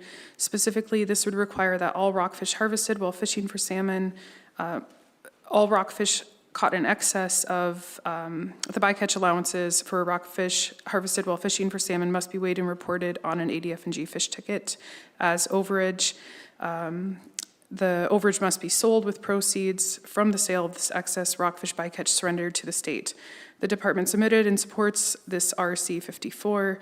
Currently, the salmon troll fishery has a bycatch allowance for DSR species only and does not have full retention requirements for rockfish, leading to inconsistent handling and confusion regarding rockfish bycatch on fish tickets. Adopting this would improve clarity and consistency across the fishery and enhance bycatch accounting. Madam Chair. Thank you. And I believe we have... Yeah, thank you. What this does is it withdraw. Offer it? Pardon? Did it? It's cool. Sorry. Go ahead. Can I go on? Yes, please. Okay, so what this did was withdrew A from the original language, rockfish and thorny head rockfish exceeding bycatch limits may be retained, da-da-da-da. And so that made it a little more clear. And then it clarified that rockfish bycatch overage retained by a salmon troll vessel must be sold with the proceeds forfeited to the state. So all that is clarified in the RC. Thank you, Member Wood. Board discussion. We're getting there, folks. Member Carpenter? Yeah, I'll support the language found in the in RC 54. I think it makes them clear. It clears it up. It's fairly easy to understand. It makes it easy for the users and the department, and the overages would obviously go to the state. And so I have no concerns. Thanks. Captain DeGraff. Madam Chair, based upon discussions with Fish and Game and this new RC 54, AWT no longer opposes the original language. Thank you. We support it. Thank you.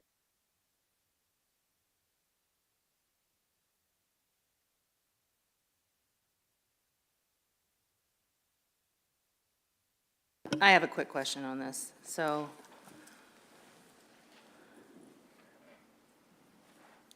this replaces all of the language that was found in 211, and I just want to, so in any, this only, the substitute language only pertains to salmon? Madam Chair, that's correct. We withdrew the section that applied to groundfish and halibut fisheries and kept the section that applies to the salmon troll fishery. Why did we do that? Madam Chair, Jan Rumble, for the record.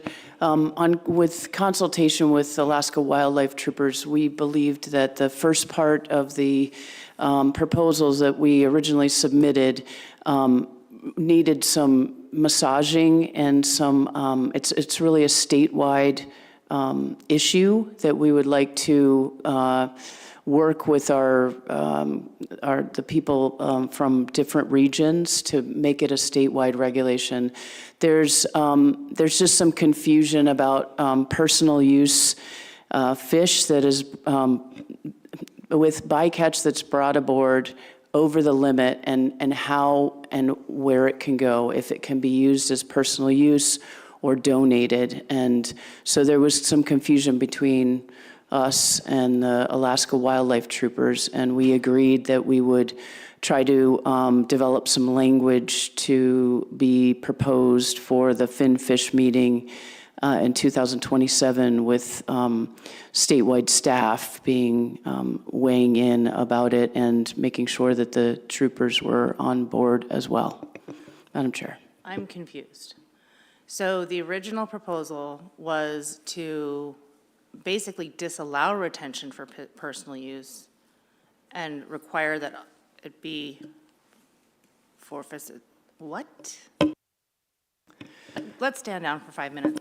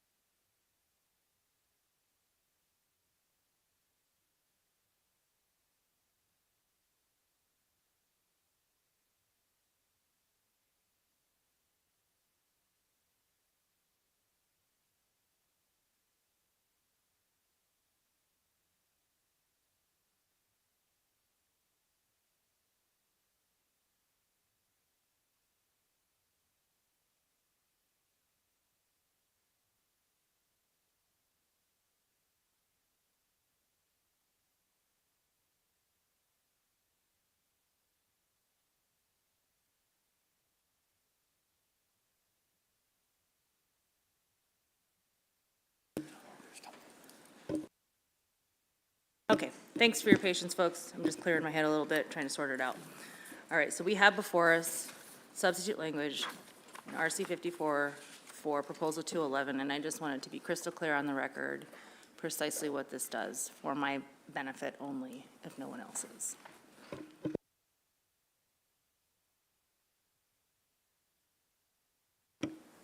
Madam Chair, so the RC 54 language for the salmon troll fishery requires that all rockfish in excess of the allowable bycatch limits established by emergency order on the ADF, must be reported on the ADF&G fish ticket, and the overages must be sold, and those proceeds from the overages must go to the department. So the proceeds are forfeited to the state. Madam Chair. Thank you, and just for, again, my sake, the existing regulation requires that all rockfish, including thorny head, in any of the fisheries are required to be retained, and any proceeds over the allowable bycatch would be forfeit, essentially. That's correct, in the groundfish fisheries, yep. Thank you. And so we're just adding the salmon fisheries to that, essentially, so that we can get a better indication of bycatch impacts and disincentivizing people from catching them. Thank you. Any other board discussion?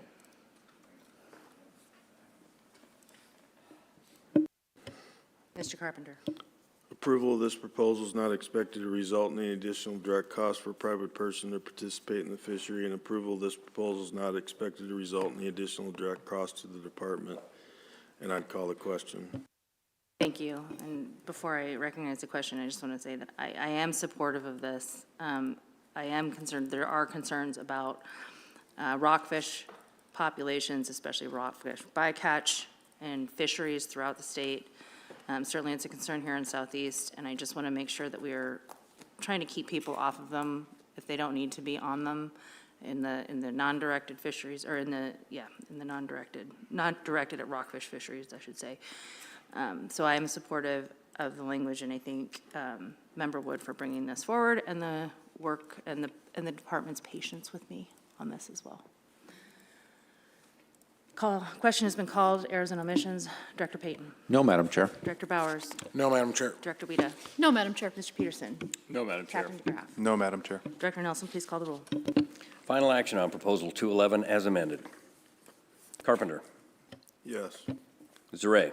Yes. Godfrey. Yes. Carlson Van Dort. Yes. Wood. Yes. Svensson. Yes. Chamberlain. Yes. Motion carries 7-0, Madam Chair.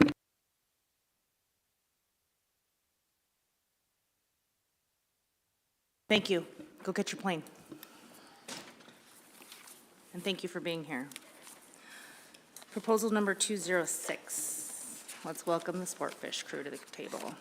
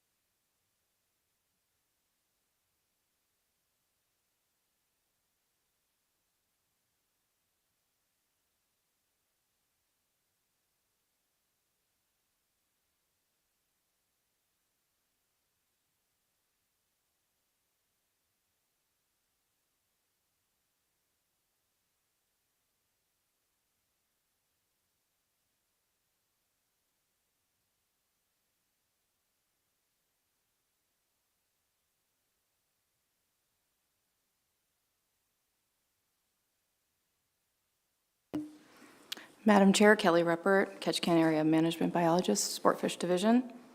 Proposal 206, 5AAC 47020, General Provisions for Seasons and Bag Possession, Annual and Size Limits for the Saltwaters of Southeast Alaska. Move to adopt. Second. Staff comments, please. Before I provide staff comments, RSC 56, shown here on the screen, will be a helpful reference for the next three proposals, as it outlines the department harvest targets for management of DSR fisheries for 2025. Proposal 206 would reopen the yellow-eye sport fishery for residents with a bag limit of 1 fish, possession limit of 2 fish, and no annual or size limit. Resident sport fishing effort has remained stable since the yellow-eye fishery was last open, and resident harvest is expected to be low. Stock assessments for outside waters indicate that yellow-eye biomass has increased since 2021, resulting in increases in the total allowable catch and subsequent sport allocation. There's no sport allocation and limited stock status information for inside waters, though DSR populations are assumed to be following similar trends in abundance as populations in outside waters. The department is neutral in the allocation of harvest between residents and non-residents, and the department supports limited harvest opportunity for yellow-eye rockfish in the sport fishery. If adopted, the proposed resident yellow-eye rockfish mortality, combined with recent levels of resident non-yellow-eye DSR mortality, is expected to be 11 metric tons, which is 37 metric tons below the 2025 sport allocation for DSR in outside waters, representing 4% of the department harvest target of 300 metric tons. The magnitude of a resident yellow-eye harvest is expected to be within sustainable harvest levels for all southeast waters. Madam Chair. Thank you. Board discussion. I can start off by asking, so this flow chart up here represents a reduction in the ADF and G harvest target that then was reported to the board during oral reports. Is that correct? Yes, that's correct. What we had during oral reports was a harvest target of 323 metric tons, and after some discussion with staff and the recognition of what the error was around some of our harvest estimates, and these are long-lived species, we decided to take that down a little bit further, down to 300 metric tons. Then I asked staff to come back in based on the 84-16 split to figure out whether or not there was, how they could accommodate both a resident and non-resident allocation of yellow-eye rockfish. And that's what you're seeing coming forward now, is there's some opportunities to provide both a non-resident and a resident harvest opportunity for yellow eye under this reduced 300 metric ton target, as well as the 48 metric ton sport allocation. So we're more conservative than we were coming into the meeting. I see that. I appreciate that. I think your original harvest target was 18% below the TAC. I think this is closer to 25. Is that about accurate? I think that's the math we used. Pretty close, yeah. Okay. Thank you for that. Appreciate it. And so within that, we've got 48 metric tons to allow for some yellow eye harvest in your estimation? That's what I heard essentially. Yeah, so staff under say. 48 metric tons, the staff here can lead you through what that means in terms of a resident or non-resident allocation of that resource. Yes, please.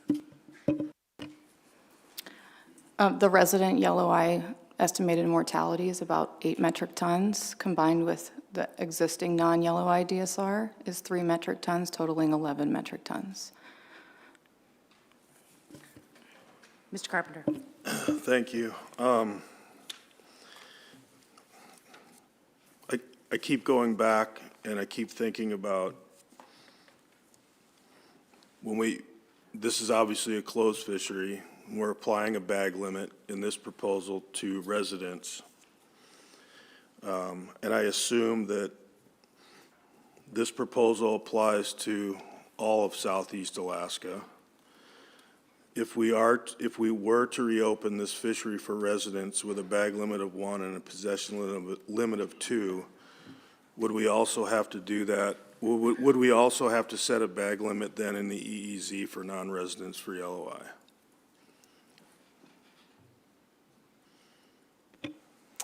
For the record, Patrick Fowler, Southeast Alaska Management Coordinator for the Division of Sportfish.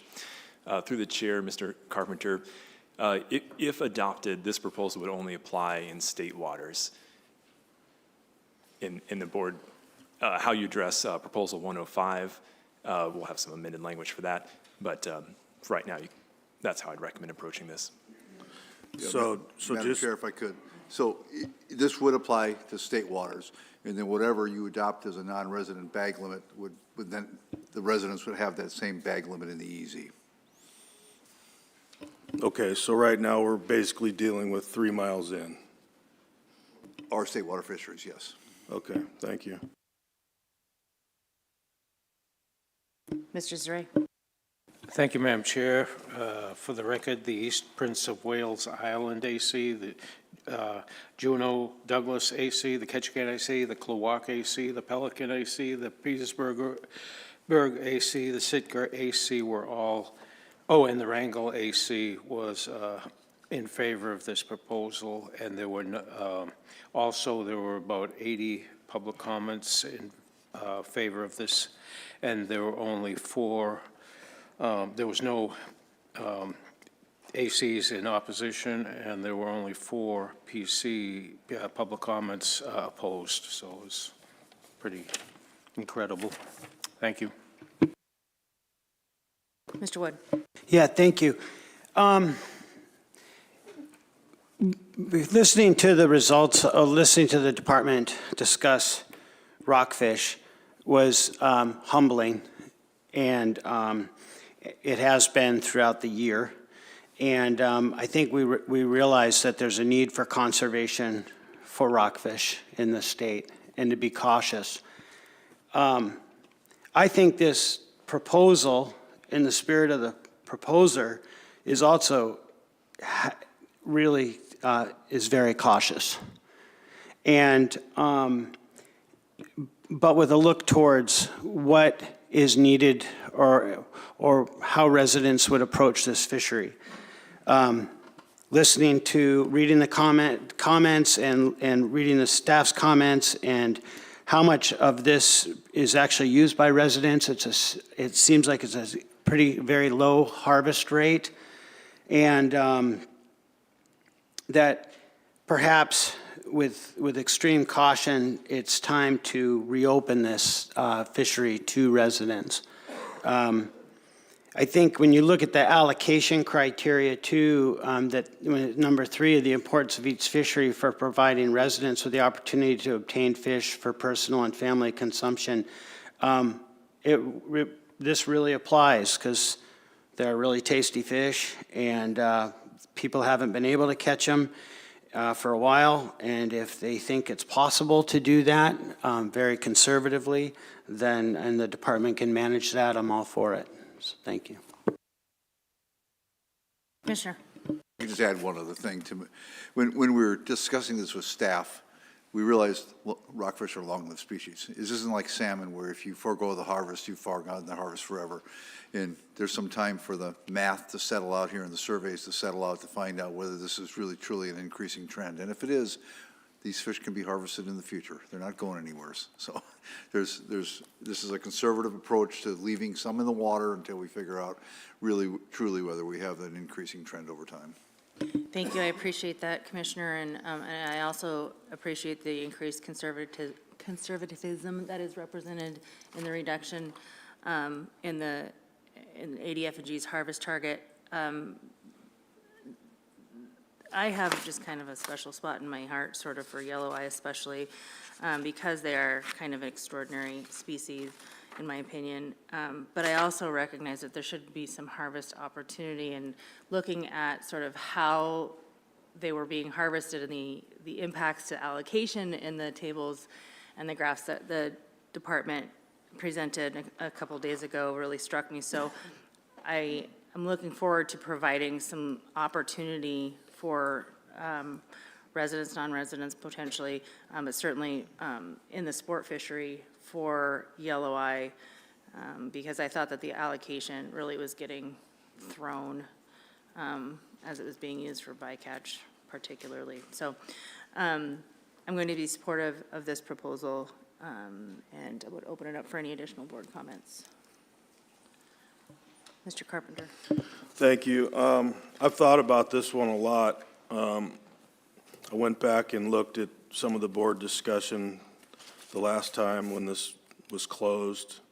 Had a lot of discussion with staff about this. I appreciate the department's conservative nature in reopening this fishery. I appreciate the even more conservative nature that this flow chart shows.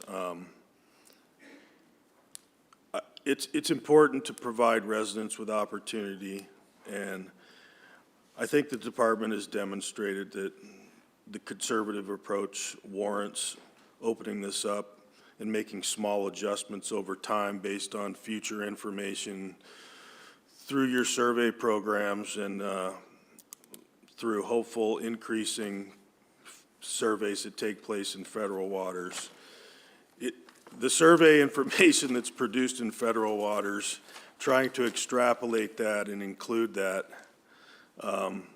inside 3 miles is a little bit hard for me to swallow. But I know it's really the only information we have right now, so I feel comfortable enough doing that right now. I think it's important to touch on some of the subsistence aspects of this. Is this stock customary and traditionally taken for subsistence? And that would be yes. The board has determined that under 5A CO1716A that bottom fish in portions of District 2 through 10 and 12 through 15 are customary and traditionally used. Can this portion of a stock be harvested consistent with sustained yield? I think the department has demonstrated today that it can be. And the board has not established the amount of rockfish reasonably necessary for subsistence. And so I think those are important things to consider in the conversation as well. So I'll support it based on the conservative nature. And I'll just kind of add a little bit to the subsistence reg review portion too, and to the point where whether or not the regulations provide a reasonable opportunity for subsistence uses. I would just note that that subsistence harvest of 7 metric tons is basically coming off the top prior to the ADF&G harvest target, and so I think that meets that criteria, that there is a reasonable opportunity provided it's actually prioritized within the harvest target. And it is not necessary at this time, I don't believe, to reduce or eliminate other uses to provide reasonable opportunity for harvesters, subsistence harvesters. Mr. Carpenter. Approval of this proposal is not expected to result in any additional direct cost for a private person to participate in the fishery, and approval of this proposal is not expected to result in any additional cost to the department, and I would call the question. Question's been called. Errors and omissions. Director Payton. No, Madam Chair. Director Bowers. No, Madam Chair. Director Weta. No, Madam Chair. Mr. Peterson. No, Madam Chair. Enforcement. Thank you. Director Nelson, please call the roll. Final action on proposal 206. Svensson. Yes. Wood. Yes. Chamberlain. Yes. Carpenter. Yes. Carlson Van Dort. Yes. Zare. Yes. Godfrey. Yes. Motion carries 7-0, Madam Chair. Yeah, thank you. And I would, before we move on, I just want to acknowledge the proposer and thank him posthumously for submitting the proposal and for all of his hard work and dedication to our fisheries here in Southeast Alaska. Thank you, Mr. Fujioka. Proposal number 208. I just want Commissioner. to clarify that the regulation you just passed applies to the state water fishery for the resident bag limit. That's correct. Thank you. Proposal number 208. Madam Chair, Proposal 208, 5AAC 47.020, general provisions for seasons and bag, possession, annual and size limits for the saltwaters of Southeast Alaska. Move to adopt proposal 208 with substitute language found in RC 50. Second that and ask for unanimous consent. Hearing no objection, we have before us RC 50 in lieu of the original language in proposal 208. Staff comments, please. RC 50 would open a limited non-resident sport fishery for DSR, including yelloweye, with a bag and annual limit of 1 fish. The department would use its existing delegated authority to manage the sport fishery by emergency order to stay within the sport allocation. RC 56, shown above, outlines the harvest targets I'll be referring to. For 2025, we would implement an early season closure in May and June and run it for 8 weeks, closing again in late August. The fishing season is May through September, and in this scenario, the fishery would be closed for 2/3 of the season. An early season closure or spawning closure would protect yelloweye during their reproductive cycle, which mostly occurs during early summer. We estimate that the total sport mortality of DSR for both residents and non-residents would be under the sport allocation by about 14 metric tons, representing 11% of the department's reduced harvest target, and providing a buffer of uncertainty in sport fishing harvest projections. This management strategy provides limited non-resident harvest opportunity without shifting harvest patterns towards non-yellow-eye DSR, for which there's limited stock status information. It will keep the sport fishery within allocation and below the OFL for non-yellow-eye DSR. It would also create a conservative approach to non-resident harvest in inside waters, and it would reduce regulatory complexity by having consistent regulations throughout Southeast. The department would use emergency order authority on an annual basis to adjust season length to keep the sport fishery within allocation. Thank you. So functionally, I'm looking at the bullets at the top of the RC here, and particularly to bullet number 3. So for the upcoming season, you're anticipating that this strategy and these numbers that you're for 2025, based on this right up here, right, would potentially allow for up to 8 weeks of season time? 8 weeks of season time would result in a buffer of about 14 metric tons under the sport allocation. Thank you. And so moving forward, there's no sunset date on this proposal. So moving forward, that would be evaluated and adjusted annually. It could be less than 8 weeks. It could be like, but you would still sort of maintain, I just want the department's commitment that you would maintain that very conservative buffer moving forward as well under all other scenarios based on whatever the federal TAC and then the ADF and GTAC is, correct? Yes, that's correct. The TAC varies based on assessment results, and by using EU authority on an annual basis, we can adjust season length as appropriate to stay within allocation and include a buffer. And my last question here is, how do you intend to assess in season?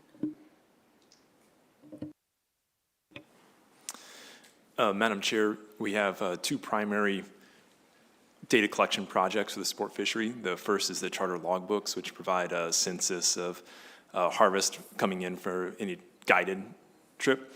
The second is our marine harvest study project, where we have 31 creel samplers stationed across Southeast that are interviewing anglers as they return to port. So between these 2 projects, we have a good handle on monitoring harvest as it occurs. We recognize that this fishery's been closed for a while, and there probably have been changes in effort patterns and harvest power in the sport fishery. And that's part of our strategy we present here with an 8-week fishery that gives us a significant buffer for errors in our harvest projection. Madam Chair. Thank you. And I might add, most of the non-resident harvest is on charter boats, so it's covered in the logbook. Do we have any idea, like, if you could, do you know that for certain? Because again, the sort of the boat rental, the unguided, non-resident, seems to be a growing sector. Yeah, we're trying to figure that out right now. The legislature is getting himself engaged right now and trying to create a task force to look at what can be done about non-guided boats, so. Thank you. Other board discussion? Mr. Carpenter. Thank you. You know, I had plenty of discussions with the department about this beforehand and some of the users. You know, I understand my position that I took opening the resident sport fishery up, and I think it was fairly warranted. I would love to provide opportunity to non-residents as well. I just can't get past the fact that 3 years ago we were in dire straits, and now we're coming back and we're asking to just completely reopen these things. And I understand that the department's conservative approach that they're taking that's laid out on that flow chart, but we just reopened one yellow-eye fishery, and I understand that this is a DSR bag limit, you know, that also includes yellow-eye. I'm just not quite sure I'm there yet to open it up on the non-resident side quite yet. I would really like to see some more information that showed that with the surveys and the data that's coming in and the expanded research that the state's doing in regards to rockfish really shows that this is headed in the right direction before we go too far, because these are very long-lived species, And so for right now, I'm a no. Mr. Wood? Could the department explain, well, 3 years ago, how they came up with the assessment of yellow eye, or the DSR rockfish that made it go down so quickly? And then it sounds like the discrepancy in where the studies were done, the survey was done, versus what people are seeing on the fishing grounds.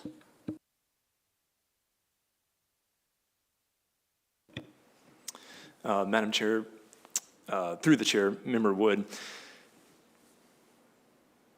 I'm teasing out your, your questions as I'm thinking here. I guess your first question is the reason the department recommended the board close the fishery in 2022 by regulation. So the department actually took EO authority in 2020, I believe was the first season, where we closed the directed fisheries, both sport and commercial directed fisheries. And then after maintaining that closure by emergency order for several years, came to the board. For the sport fishery, anytime we're issuing an emergency order year over year, we like to come to the board to bring that to your attention. And at the time, our stock assessment models, leading up into 2020, were declining. And the layman's terms, we took the fast down, slow up approach. We closed the directed fisheries. And then over the last 4 years here, the stock assessment trends have trended the other direction and upward.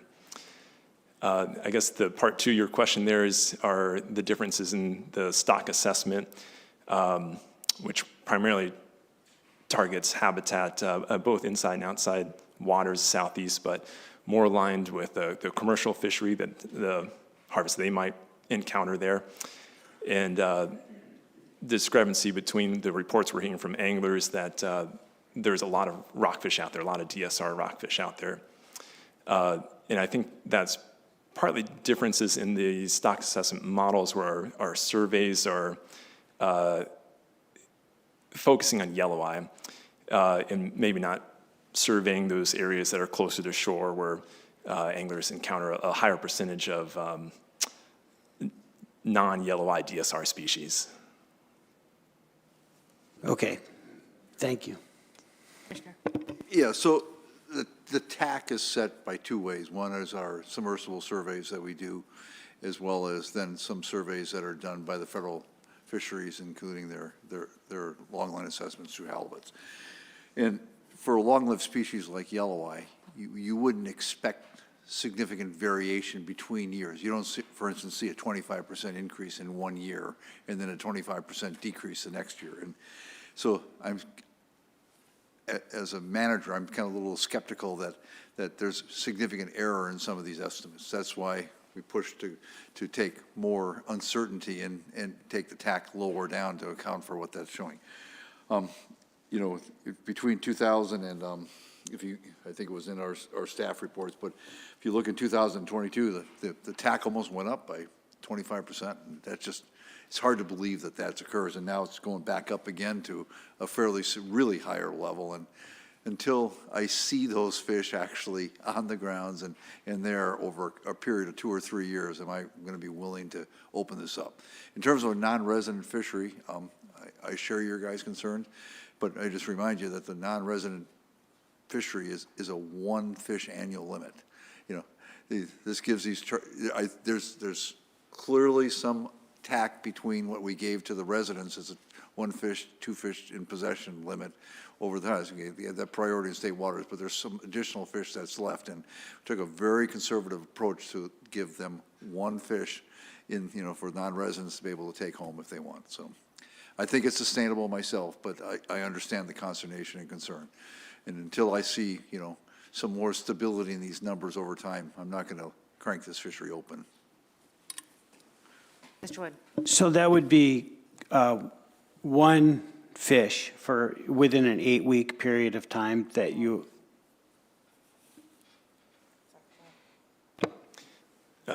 Through the chair, Member Wood, so a 1 fish annual limit, and the season is only 8 weeks long. So yeah, they would have one opportunity for 1 fish for the entire season.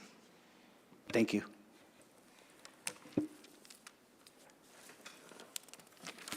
Any other board discussion? So, Mr. Chamberlain. I share Mr. Carpenter's concerns on this, and I wasn't here 3 years ago when it was shut down, but I understand the gravity of the loss of that rockfish. However, I'm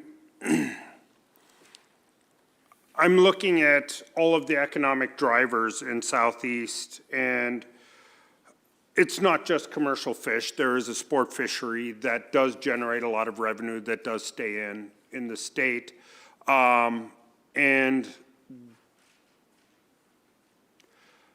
there's been a lot of targeting of non-residents on some of the proposals, and I fear that, you know, this may be injuring the industry overall and the region overall. So I don't view this as a large take from this. I am very concerned that we do not, and I want to ensure that we do not overharvest rockfish, but I think this harvest is small enough that we can be reasonably assured that it will protect the resource. And so I'm slightly leaning in favor of this. I have a question. Within the reg, either as is or as proposed, is there a mandatory retention? And the reason I'm asking that is because in here, it talks about one, you know, obviously, and it's a DSR, it's not necessarily specific to yellow eye, but what I would be concerned about is them trying to target yellow eye specifically and getting a big one and just dropping, you know, releasing, trying to deep water release multiple different fish. So from my perspective, if you're out there and you're targeting DSR, maybe or maybe not, you know, fingers crossed for a yellow eye, I wouldn't want them to be out there, you know, hauling fish up and sending them back down just because they didn't get what they wanted and having that potential impact. Yeah, you know, you have mandatory release mechanisms on board all these boats, and I suspect what's going to happen is they're going to be fishing halibut and they're going to catch a yellow eye rockfish, and this allows them to retain one of those yellow eye rockfish on board. I don't think you're going to see a lot of targeting because, yeah, but you could. I'll ask those guys. Mr. Fowler or whomever. Yes, there is, let me start. There's no mandatory retention for rockfish. We do have mandatory use of a deep water release device to release rockfish at depth. Mr. Fowler. I'll add, Madam Chair, going backwards in time, there was a time that the department required mandatory retention of rockfish. And after the board implemented the mandatory use of rockfish release devices with a high survival rate of released rockfish, that's when that provision was removed. Thank you, Madam Chair. Mr. Swenson. Well, in response to Ms. Van Dort's, she's right. You know, I read an article about a guy who was trying to catch the world record rockfish, and he did. And I don't know where it was in Alaska, but I mean, he had to have been catching and releasing to get there. So it does happen. It's a bit of a double-edged sword, I guess, you know, with the mandatory retention thing. I'm not going to get too hung up on it right now. I'm leaning towards supporting this because it is so very, very conservative. You know, again, going back to some of the comments I've heard throughout the day about, is there a conservation concern? All the things here we're being told by the department that there is not one. So that's kind of leaning me towards supporting it, but I'm still persuadable, Mr. Commissioner. So I'm going to ask my staff, I don't know the question. I think most of these fish are going to be caught on a charter boat, and I think there's a line in the logbook that says the number of yellow eye released in addition to those harvested. So we're going to know pretty quickly whether or not they're kind of fishing for yellow eye and just releasing them to get a big one. Am I correct? Through the chair, yes, Commissioner, you are correct. The charter logbook records yellow eye and then has another column for non-pelagic rockfish. And we are seeing, so the charter guide who goes out, they basically have a week to report from the occurrence. We see most guides reporting as soon as they return to port, so that harvest accounting is nearly real time. Thank you. Okay. Again, that goes for the guides, and, you know, those are professionals, and they're well-practiced and studied in terms of how to employ the deep water releases and those mechanisms and all the things. As we get a better handle, hopefully, on what the unguided non-resident looks like, I challenge the department, and perhaps this is what's going to happen through this task force, is to think about how do we capture that information and that data from the unguided non-resident? How do we educate them to make sure that they're using best practices in dealing with these, you know, sort of special species? Because that is a part that I see growing that I personally have concern about it, and really that's the sector that gives me the most pause in terms of adopting this proposal as we have it before us today. So Commissioner, can I ask you, what is the timeline, if you know, associated with this task force? When do you expect potentially recommendations coming out of it, and when will the board be informed of that? I can't give you the timeline because it's still being discussed by the legislature. So, but, you know, I'm as interested in everybody trying to figure this knot out. With these rental boats out there, the question comes down to is who's the accountable party for the harvest? And on a charter boat, you have a skipper on board. That person's the accountable person. When you're renting a boat out, is it the person that rented the boat? Is it the person the angler that's on the board that boat's the accountable party? You know, when enforcement stops them, who's in charge of that logbook? And that's the nut we're trying to crack right now. Well, And hopefully at some point in time, we're going to get to something more akin to what Oregon and Washington have, that cell phone based reporting for everybody, so that even though you might not have, you can record it on your cell phone on the water. You may not be transmitted to Fish and Game until you get back into cell phone coverage, but there's a record there. So that's what we're moving towards over time. Thank you. Well, my unsolicited opinion is that the responsible party is the person that has the permit.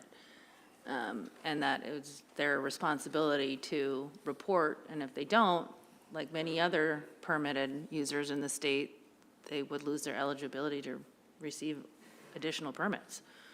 That's my unsolicited thoughts on that, but Mr. Payton. Thank you, Madam Chair. To follow up on your best practices, so if you look at our current sport fishing regulations for down here, we almost dedicate 3 pages to rockfish identification, release practices, and release devices. Furthermore, you see rockfish cards around the table. We have social media posts on it. The staff down here has a specialized chart as well that's posted around the region at most of the popular ports, and then port samplers also help educate. So from my time of being on the board where we first implemented rockfish release devices till now, I would say the strategy of communicating and getting buy-in from the public and operators has been a huge success. I don't disagree with you at all, Mr. Payton, and I recognize all the work that the department has done in terms of the education of the public, specific to rockfish especially. Sometimes you can lead a horse to water, you know, but I guess we factor that in with our conservative numbers here, and again, I'm leaning towards supporting it. This is, I'm uncomfortable with it. I always sort of cringe and wince a little bit when I see large yellow-eye rockfish, especially pictures on Facebook. I know they're such a cool fish and they're so beautiful, but personally, I kind of wince a little bit just because that rockfish could be really, really old. But if I hear the word harvestable surplus a lot at this table, and I don't think you can get much more conservative than 1 fish a year. Mr. Wood. Yeah, I've been struggling with this and trying to look up the definition of precautionary approach and not finding it. So I'm just gonna, my gut is that with this, we just opened up this fishery to residents, and now we're asking it to be open to non-residents, and the whole idea is caution, caution, caution. And I think you know, in the lifespan of a rockfish, caution isn't going from the last period of 3 years ago, board cycle, to now, and making such drastic decisions, you know, and based on the information that I feel like we have. So my decision to vote in favor of this really would have to be with the faith that this department feels like if what this is asking for, they can actually pull together. And with just an extreme amount of caution, because the alternative is something none of us want to see. So, and providing opportunity for people that, you know, will be or could be impacted by other fisheries. So I'm gonna put my faith in the department, what you're saying, but also with the last proposer also was, you know, really arguing extreme caution. And so with that, I think I could be in favor of it, and hopefully we'll come back in 3 years and make sure that that was the right decision. Director Payton. Yeah, thank you for those comments, Mr. Wood. So Division of Sport Fish's mission is to protect and improve, and we take that very seriously, our sport fisheries. So protection being number one, and yeah, staff and the department is very precautionary and built a lot of buffer into this. So we hear what you're saying. Mr. Godfrey. I could have gone either way on this one. My default coming in was, the department's concerns and lack of data here, but,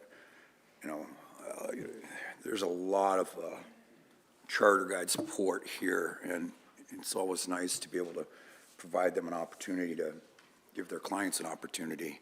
And so I think it's been a good discussion. I hope it's exhausted at this point. I'm going to go ahead and vote in support of it. Mr. Carpenter.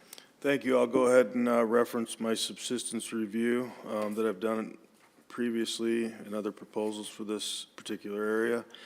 Approval of this proposal is not expected to result in any additional direct cost for a private person to participate in the fishery, and approval of this proposal is not expected to result in any additional cost to the department. I call the question. Question's been called. Errors and omissions. Director Payton. No, Madam Chair. Director Bowers. No, Madam Chair. Director Wida. No, Madam Chair. Mr. Peterson. No, Madam Chair. Captain DeGraff. No, Madam Chair. Director Nelson, call the roll, please. Final action on Proposal 208 as amended. Godfrey. Yes. Wood. Yes. Chamberlain. Yes. Zare. Yes. Carpenter. No. Svensson. Yes. Carlson Van Dort. Yes. Motion carries 6 in favor, 1 against, Madam Chair. Proposal number 207.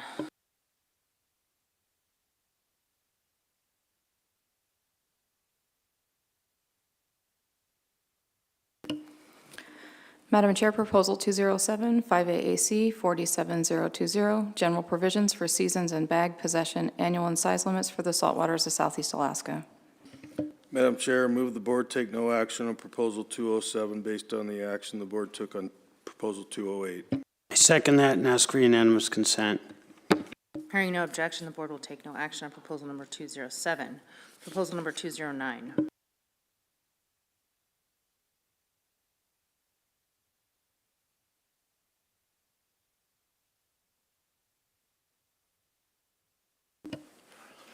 Madam Chair, for the record, Jake Viloskevich, Assistant Area Management Biologist for the Sitka area with the Division of Sportfish. Proposal 209, 5AAC 47, new section. Pelagic rockfish, delegation of authority, and provisions for management. Madam Chair.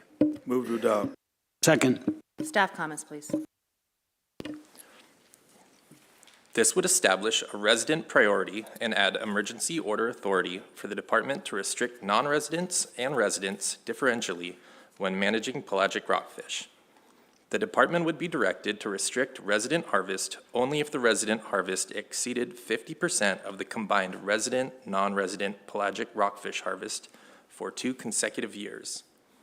If using EO authority to restrict harvest for conservation reasons, The department would restrict non-residents before residents unless the resident harvest had exceeded 50% of the total harvest for the 2 previous and consecutive years. Resident harvest would likely remain stable, while non-resident harvest would decrease. The sport harvest of pelagic rockfish has been on an increasing trend in Southeast Alaska and is assumed to be associated with increased angler interest and shifting patterns of effort as guided anglers have experienced restrictions on lingcod, Pacific halibut, and king salmon and sought other harvest opportunities. Resident harvest of pelagic rockfish has been relatively stable, and resident anglers have harvested an average of 18% of the pelagic rockfish in the region in the past 10 years. The department is neutral on this proposal and the allocation of harvest opportunity between resident and non-resident anglers. Madam Chair. Thank you. Board discussion. Okey-doke. So currently, the department does not have this EO authority, is that correct? That is correct. So how have you been currently managing it? Or what's the issue that you've encountered that would precipitate this proposal? Madam Chair, just for the clarity of the record, so this is a proposal generated by the Sitka Advisory Committee. Understand. So the department has emergency order authority to act for conservation, which we have done in the Sitka area to reduce bag and possession limits there. The department does not have the authority to distinguish between resident and non-residents without that express delegation of authority, Madam Chair. Thank you, appreciate that. And of course, this would be subject only within state waters and would have implications for whatever the board's actions potentially on proposal number 105 would be. That's correct. Just checking. And Madam Chair, while the proposer listed some amended language here, the department would, for clarity of regulation and direction for the department, would suggest that the language that actually is embodied in administrative code mimics 47065, which is our delegation of authority for demersal shelf rockfish. So in this chapter, if the board were to act on this proposal, adopt this proposal, it'd be my recommendation we mimic that for pelagic rockfish, which includes the delegation of authority to reduce bag and possession limits for non-residents. Charter operators and crew may not retain rockfish while clients are on board the vessel. Annual limits can be established for non-residents. And then for resident anglers, we could also reduce the bag and possession limit and reduce the annual limits in addition to time and area closures, Madam Chair. Mr. Wood. So this would help you have a better ability to, like, in a timely manner, kind of control the ability to harvest in the non-resident guided fleet. Through the chair, Member Wood, the department does have conservation concerns for pelagic rockfish, and in the next proposal, it had submitted a proposal to reduce those bag and possession limits. This proposal would give us the delegation authority to put those restrictions on non-residents only. And by the wording of this proposal that the Sitka AC has submitted here, that until the resident fishery has exceeded 50% of the sport harvest, all the restrictions would be implemented on non-resident anglers. Thank you. Thanks.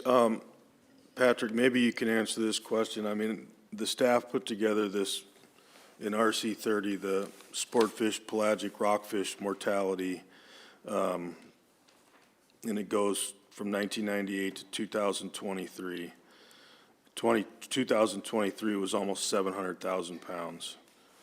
What percentage of that on a general or annualized basis is generally reflected in resident harvest?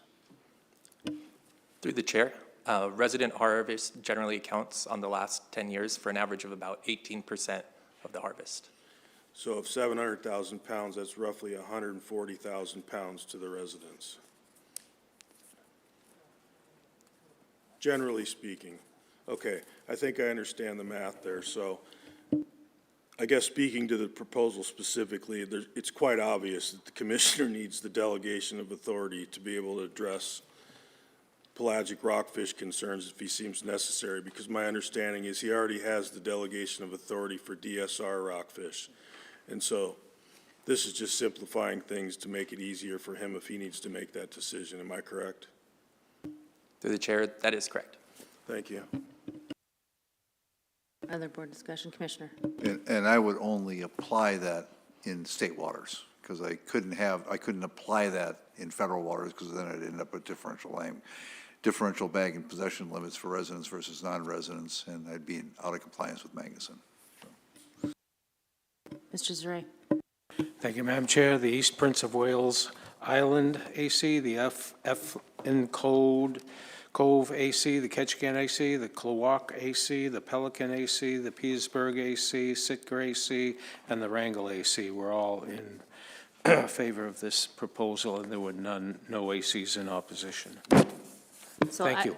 I'm not quite sure what the members' temperature is around this table, if they intend to vote for it, but we had a recommendation from the department to essentially replace what the language is in, as proposed in 209, and use the language found in 5AAC 47065.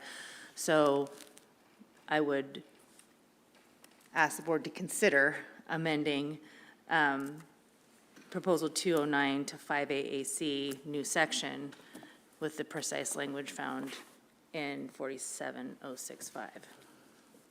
I so move. Would you like to ask for unanimous consent? I'll second it. Would you like to ask for unanimous consent? Oh, I'm sorry, yes. I'd like to ask for unanimous consent. Thank you. Is there any objection? Just a clarification. Yes. This is a substitution? Yes. Thank you. Hearing no objection, we have the language found in 47065. That would be 5AAC new section for this proposal. Clear? All right. And Madam Chair, if I would, just for the clarity of the record, the verbal record where we're doing this here, within 47065, there's some language that addresses the allocation to the sport fishery for the southeast outside areas specific to DSR, demersal shelf rockfish. But the meat of the provision here is the paragraphs 1 through 8. So all of that would be duplicated with for pelagic rockfish. And then in the Sitka Advisory Committee proposal, they include that direction to the department to restrict non-residents unless residents exceed 50% of the sport harvest. So that would probably be incorporated into that first section, replacing the allocation to demersal shelf rockfish. Thank you. Thank you. Is the intent clear to the department? Yes, ma'am. In terms of what the language the board is considering before us, Mr. Yes, it Commissioner? is. Okay, thank you. Other board discussion? Mr. Carpenter? Approval of this proposal is not expected to result in any additional direct cost for a private person to participate in the fishery, and approval of this proposal is not expected to result in any additional cost to the department, and I call a question. Question has been called. Errors and omissions. Director Payton?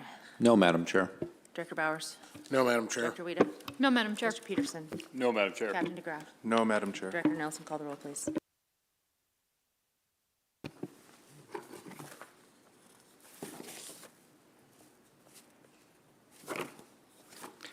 Final action on Proposal 209 as amended. Carpenter. Yes. Zaray. Yes. Godfrey. Yes. Carlson Van Dort. Yes. Wood. Yes. Svensson. Yes. Chamberlain.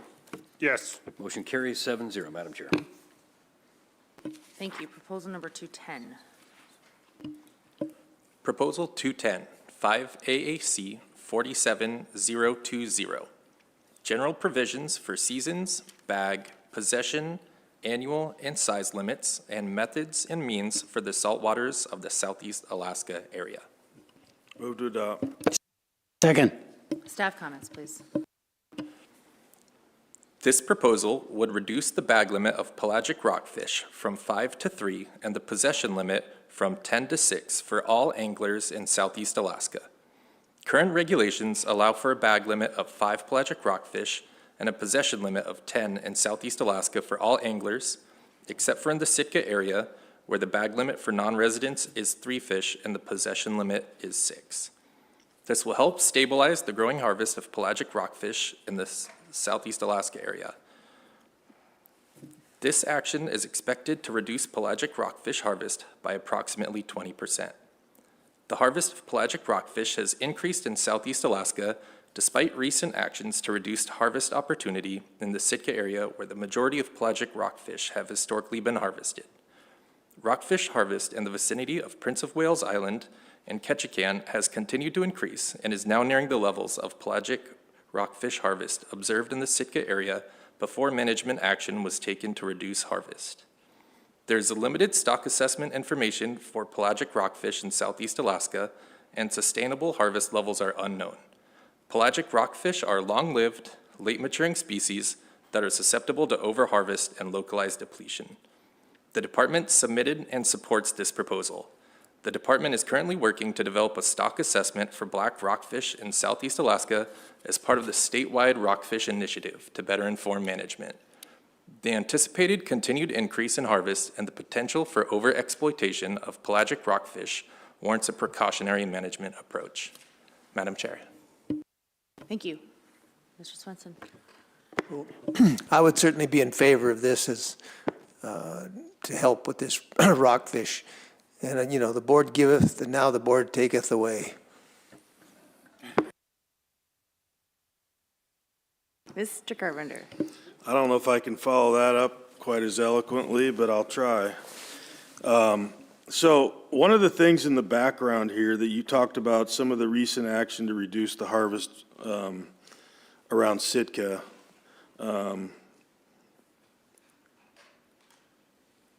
It continues to increase, okay? And when I looked at the pelagic numbers during the staff reports the other day, the accelerated increase in that over the last 15 years is quite remarkable to me. And this is not the first place we've seen that around the state.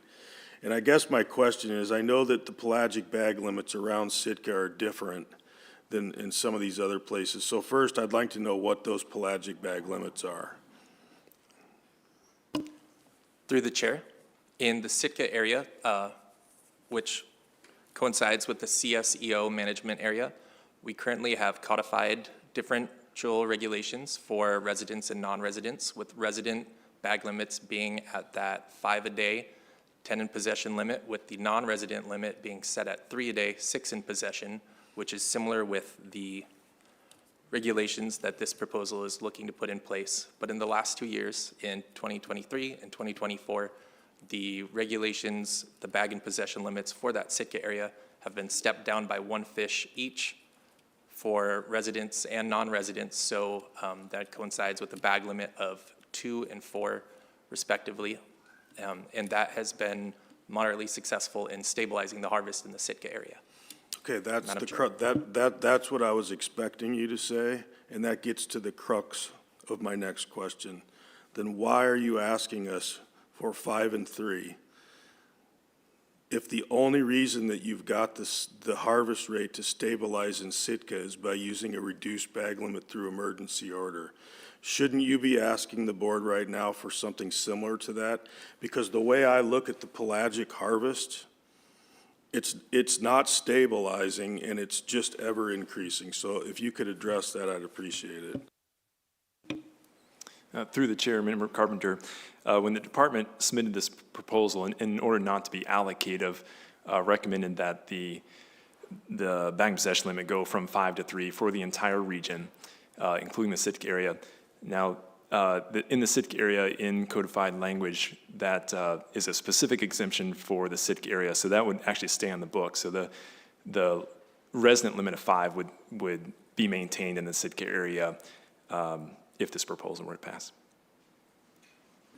Okay, I appreciate your answer. And I guess I'm not sure I'm actually comfortable with I'm comfortable with the direction that you're trying to take this conversation into reduced harvest. I'm not sure that it's enough, but I'll just leave it at that for now. So I'm just trying to, patience with me here, trying to think of this proposal in the context of all the actions that the board just kind of took, right? So this proposal is basically reducing the bag limit throughout Southeast waters for pelagic, with that very weird carve-out that you have and would exist on the books in Sitka unless you take EO authority specifically for Sitka to reduce, right? Okay. We also just expanded your EO authority to address the non-resident portion of things. Presumably, if these fisheries are being prosecuted by either a resident or a non-resident outside of state waters, those bag limits would be the same for resident, non-resident fishery. Or is this just specific, well, yeah, that's basically in the EEZ, whatever the department set the bag limit at is going to be consistent for both resident and non-resident. However, you're essentially just lowering that bag limit with the exception of little Sitka thing. So it's a pretty broad reduction, the way that I see it, in bag limits. I don't disagree with a single thing that Mr. Carpenter said, and I'm not sure that this is gonna get us there, but if I look at this proposal and the request in conjunction with some of the other authorities that were just expanded with the previous proposal, I see a higher probability of potentially seeing that number stabilize, if not ideally come down a little bit more for the conservation of rockfish. I will note that the Sitka AC had proposed RC 49 language that essentially leaves the resident bag limit at 5 and 10, and then requests a non-resident bag limit of 3 and 6, of course, which would only apply in state waters. I actually prefer the department's approach to it, given the circumstances, but I guess if I've said anything incorrect, I just want to make sure that I'm tracking this properly in my head. Madam Chair, I think you have it correct. With the proposal 209 that the board just approved, giving the department that EO authority, if no action was taken on proposal 210, for this next year, the department would be issuing an EO to reduce the non-resident bag limit region-wide to 3 fish. Mr. Chamberlain. So I'm with Mr. Carpenter on this. What we've seen with rockfish and the growth in that chart has been fairly alarming for me. It's hard to swallow that much growth in the fishery and take it in stride. So I will support this, but if there's a motion for a larger reduction, I won't vote no on that. Thank you. And given the action on 209, there's nothing that would preclude the department at this point from lowering it below 3. So this is a bit of a moot proposal, but it's kind of the board giving some very explicit direction to the department of where to start, correct? Yes, Madam Chair, that is correct. And given the direction the board gave the department for 209, I think 210 is really, if you want the resident limit to be lower than 5, this proposal would make the limit 3 for the region, and we wouldn't go above that. Correct. And that, for me, I mean, I think that's sufficient, and I'm comfortable with the language in 210, and we'll be supporting it. Mr. Swenson. So I'm a little confused too, but so this would make the region at this limit plus, and that would apply to both residents and non-residents? Through the chair, that is correct, Member Svensson. Okay, thank you. Mr. Wood.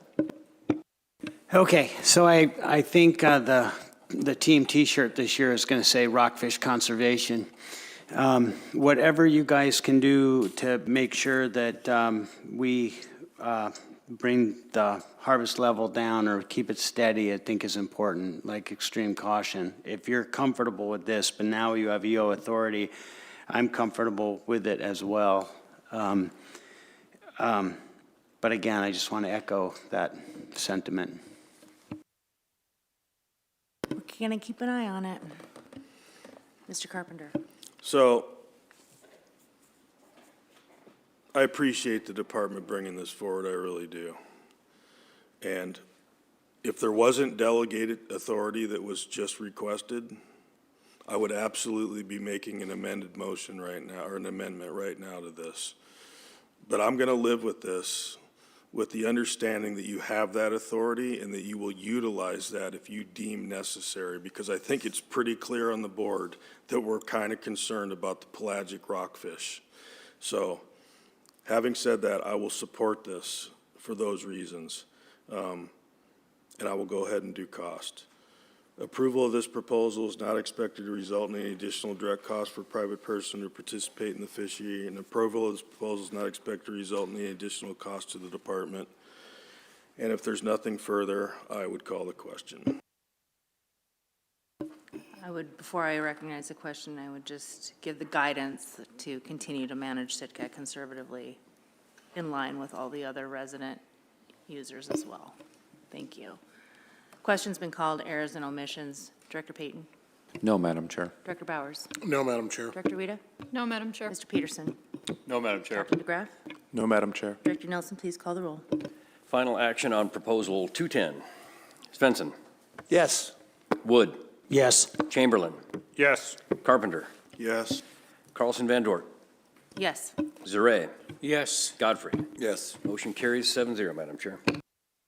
Thank you. I believe that concludes deliberation on Committee of the Whole Group 2. Thanks for hanging in there with us this evening. We're going to begin tomorrow morning at 8:30 with Committee of the Whole Group 3. That group is subsistence, shellfish, commercial and sport shrimp, commercial and sport, other miscellaneous shellfish. There are 21 proposals in that group, and the chair will be Mr. Svensson. So we will convene tomorrow at 8:30 to get that underway. Thank you all. Thank you, Madam Chair.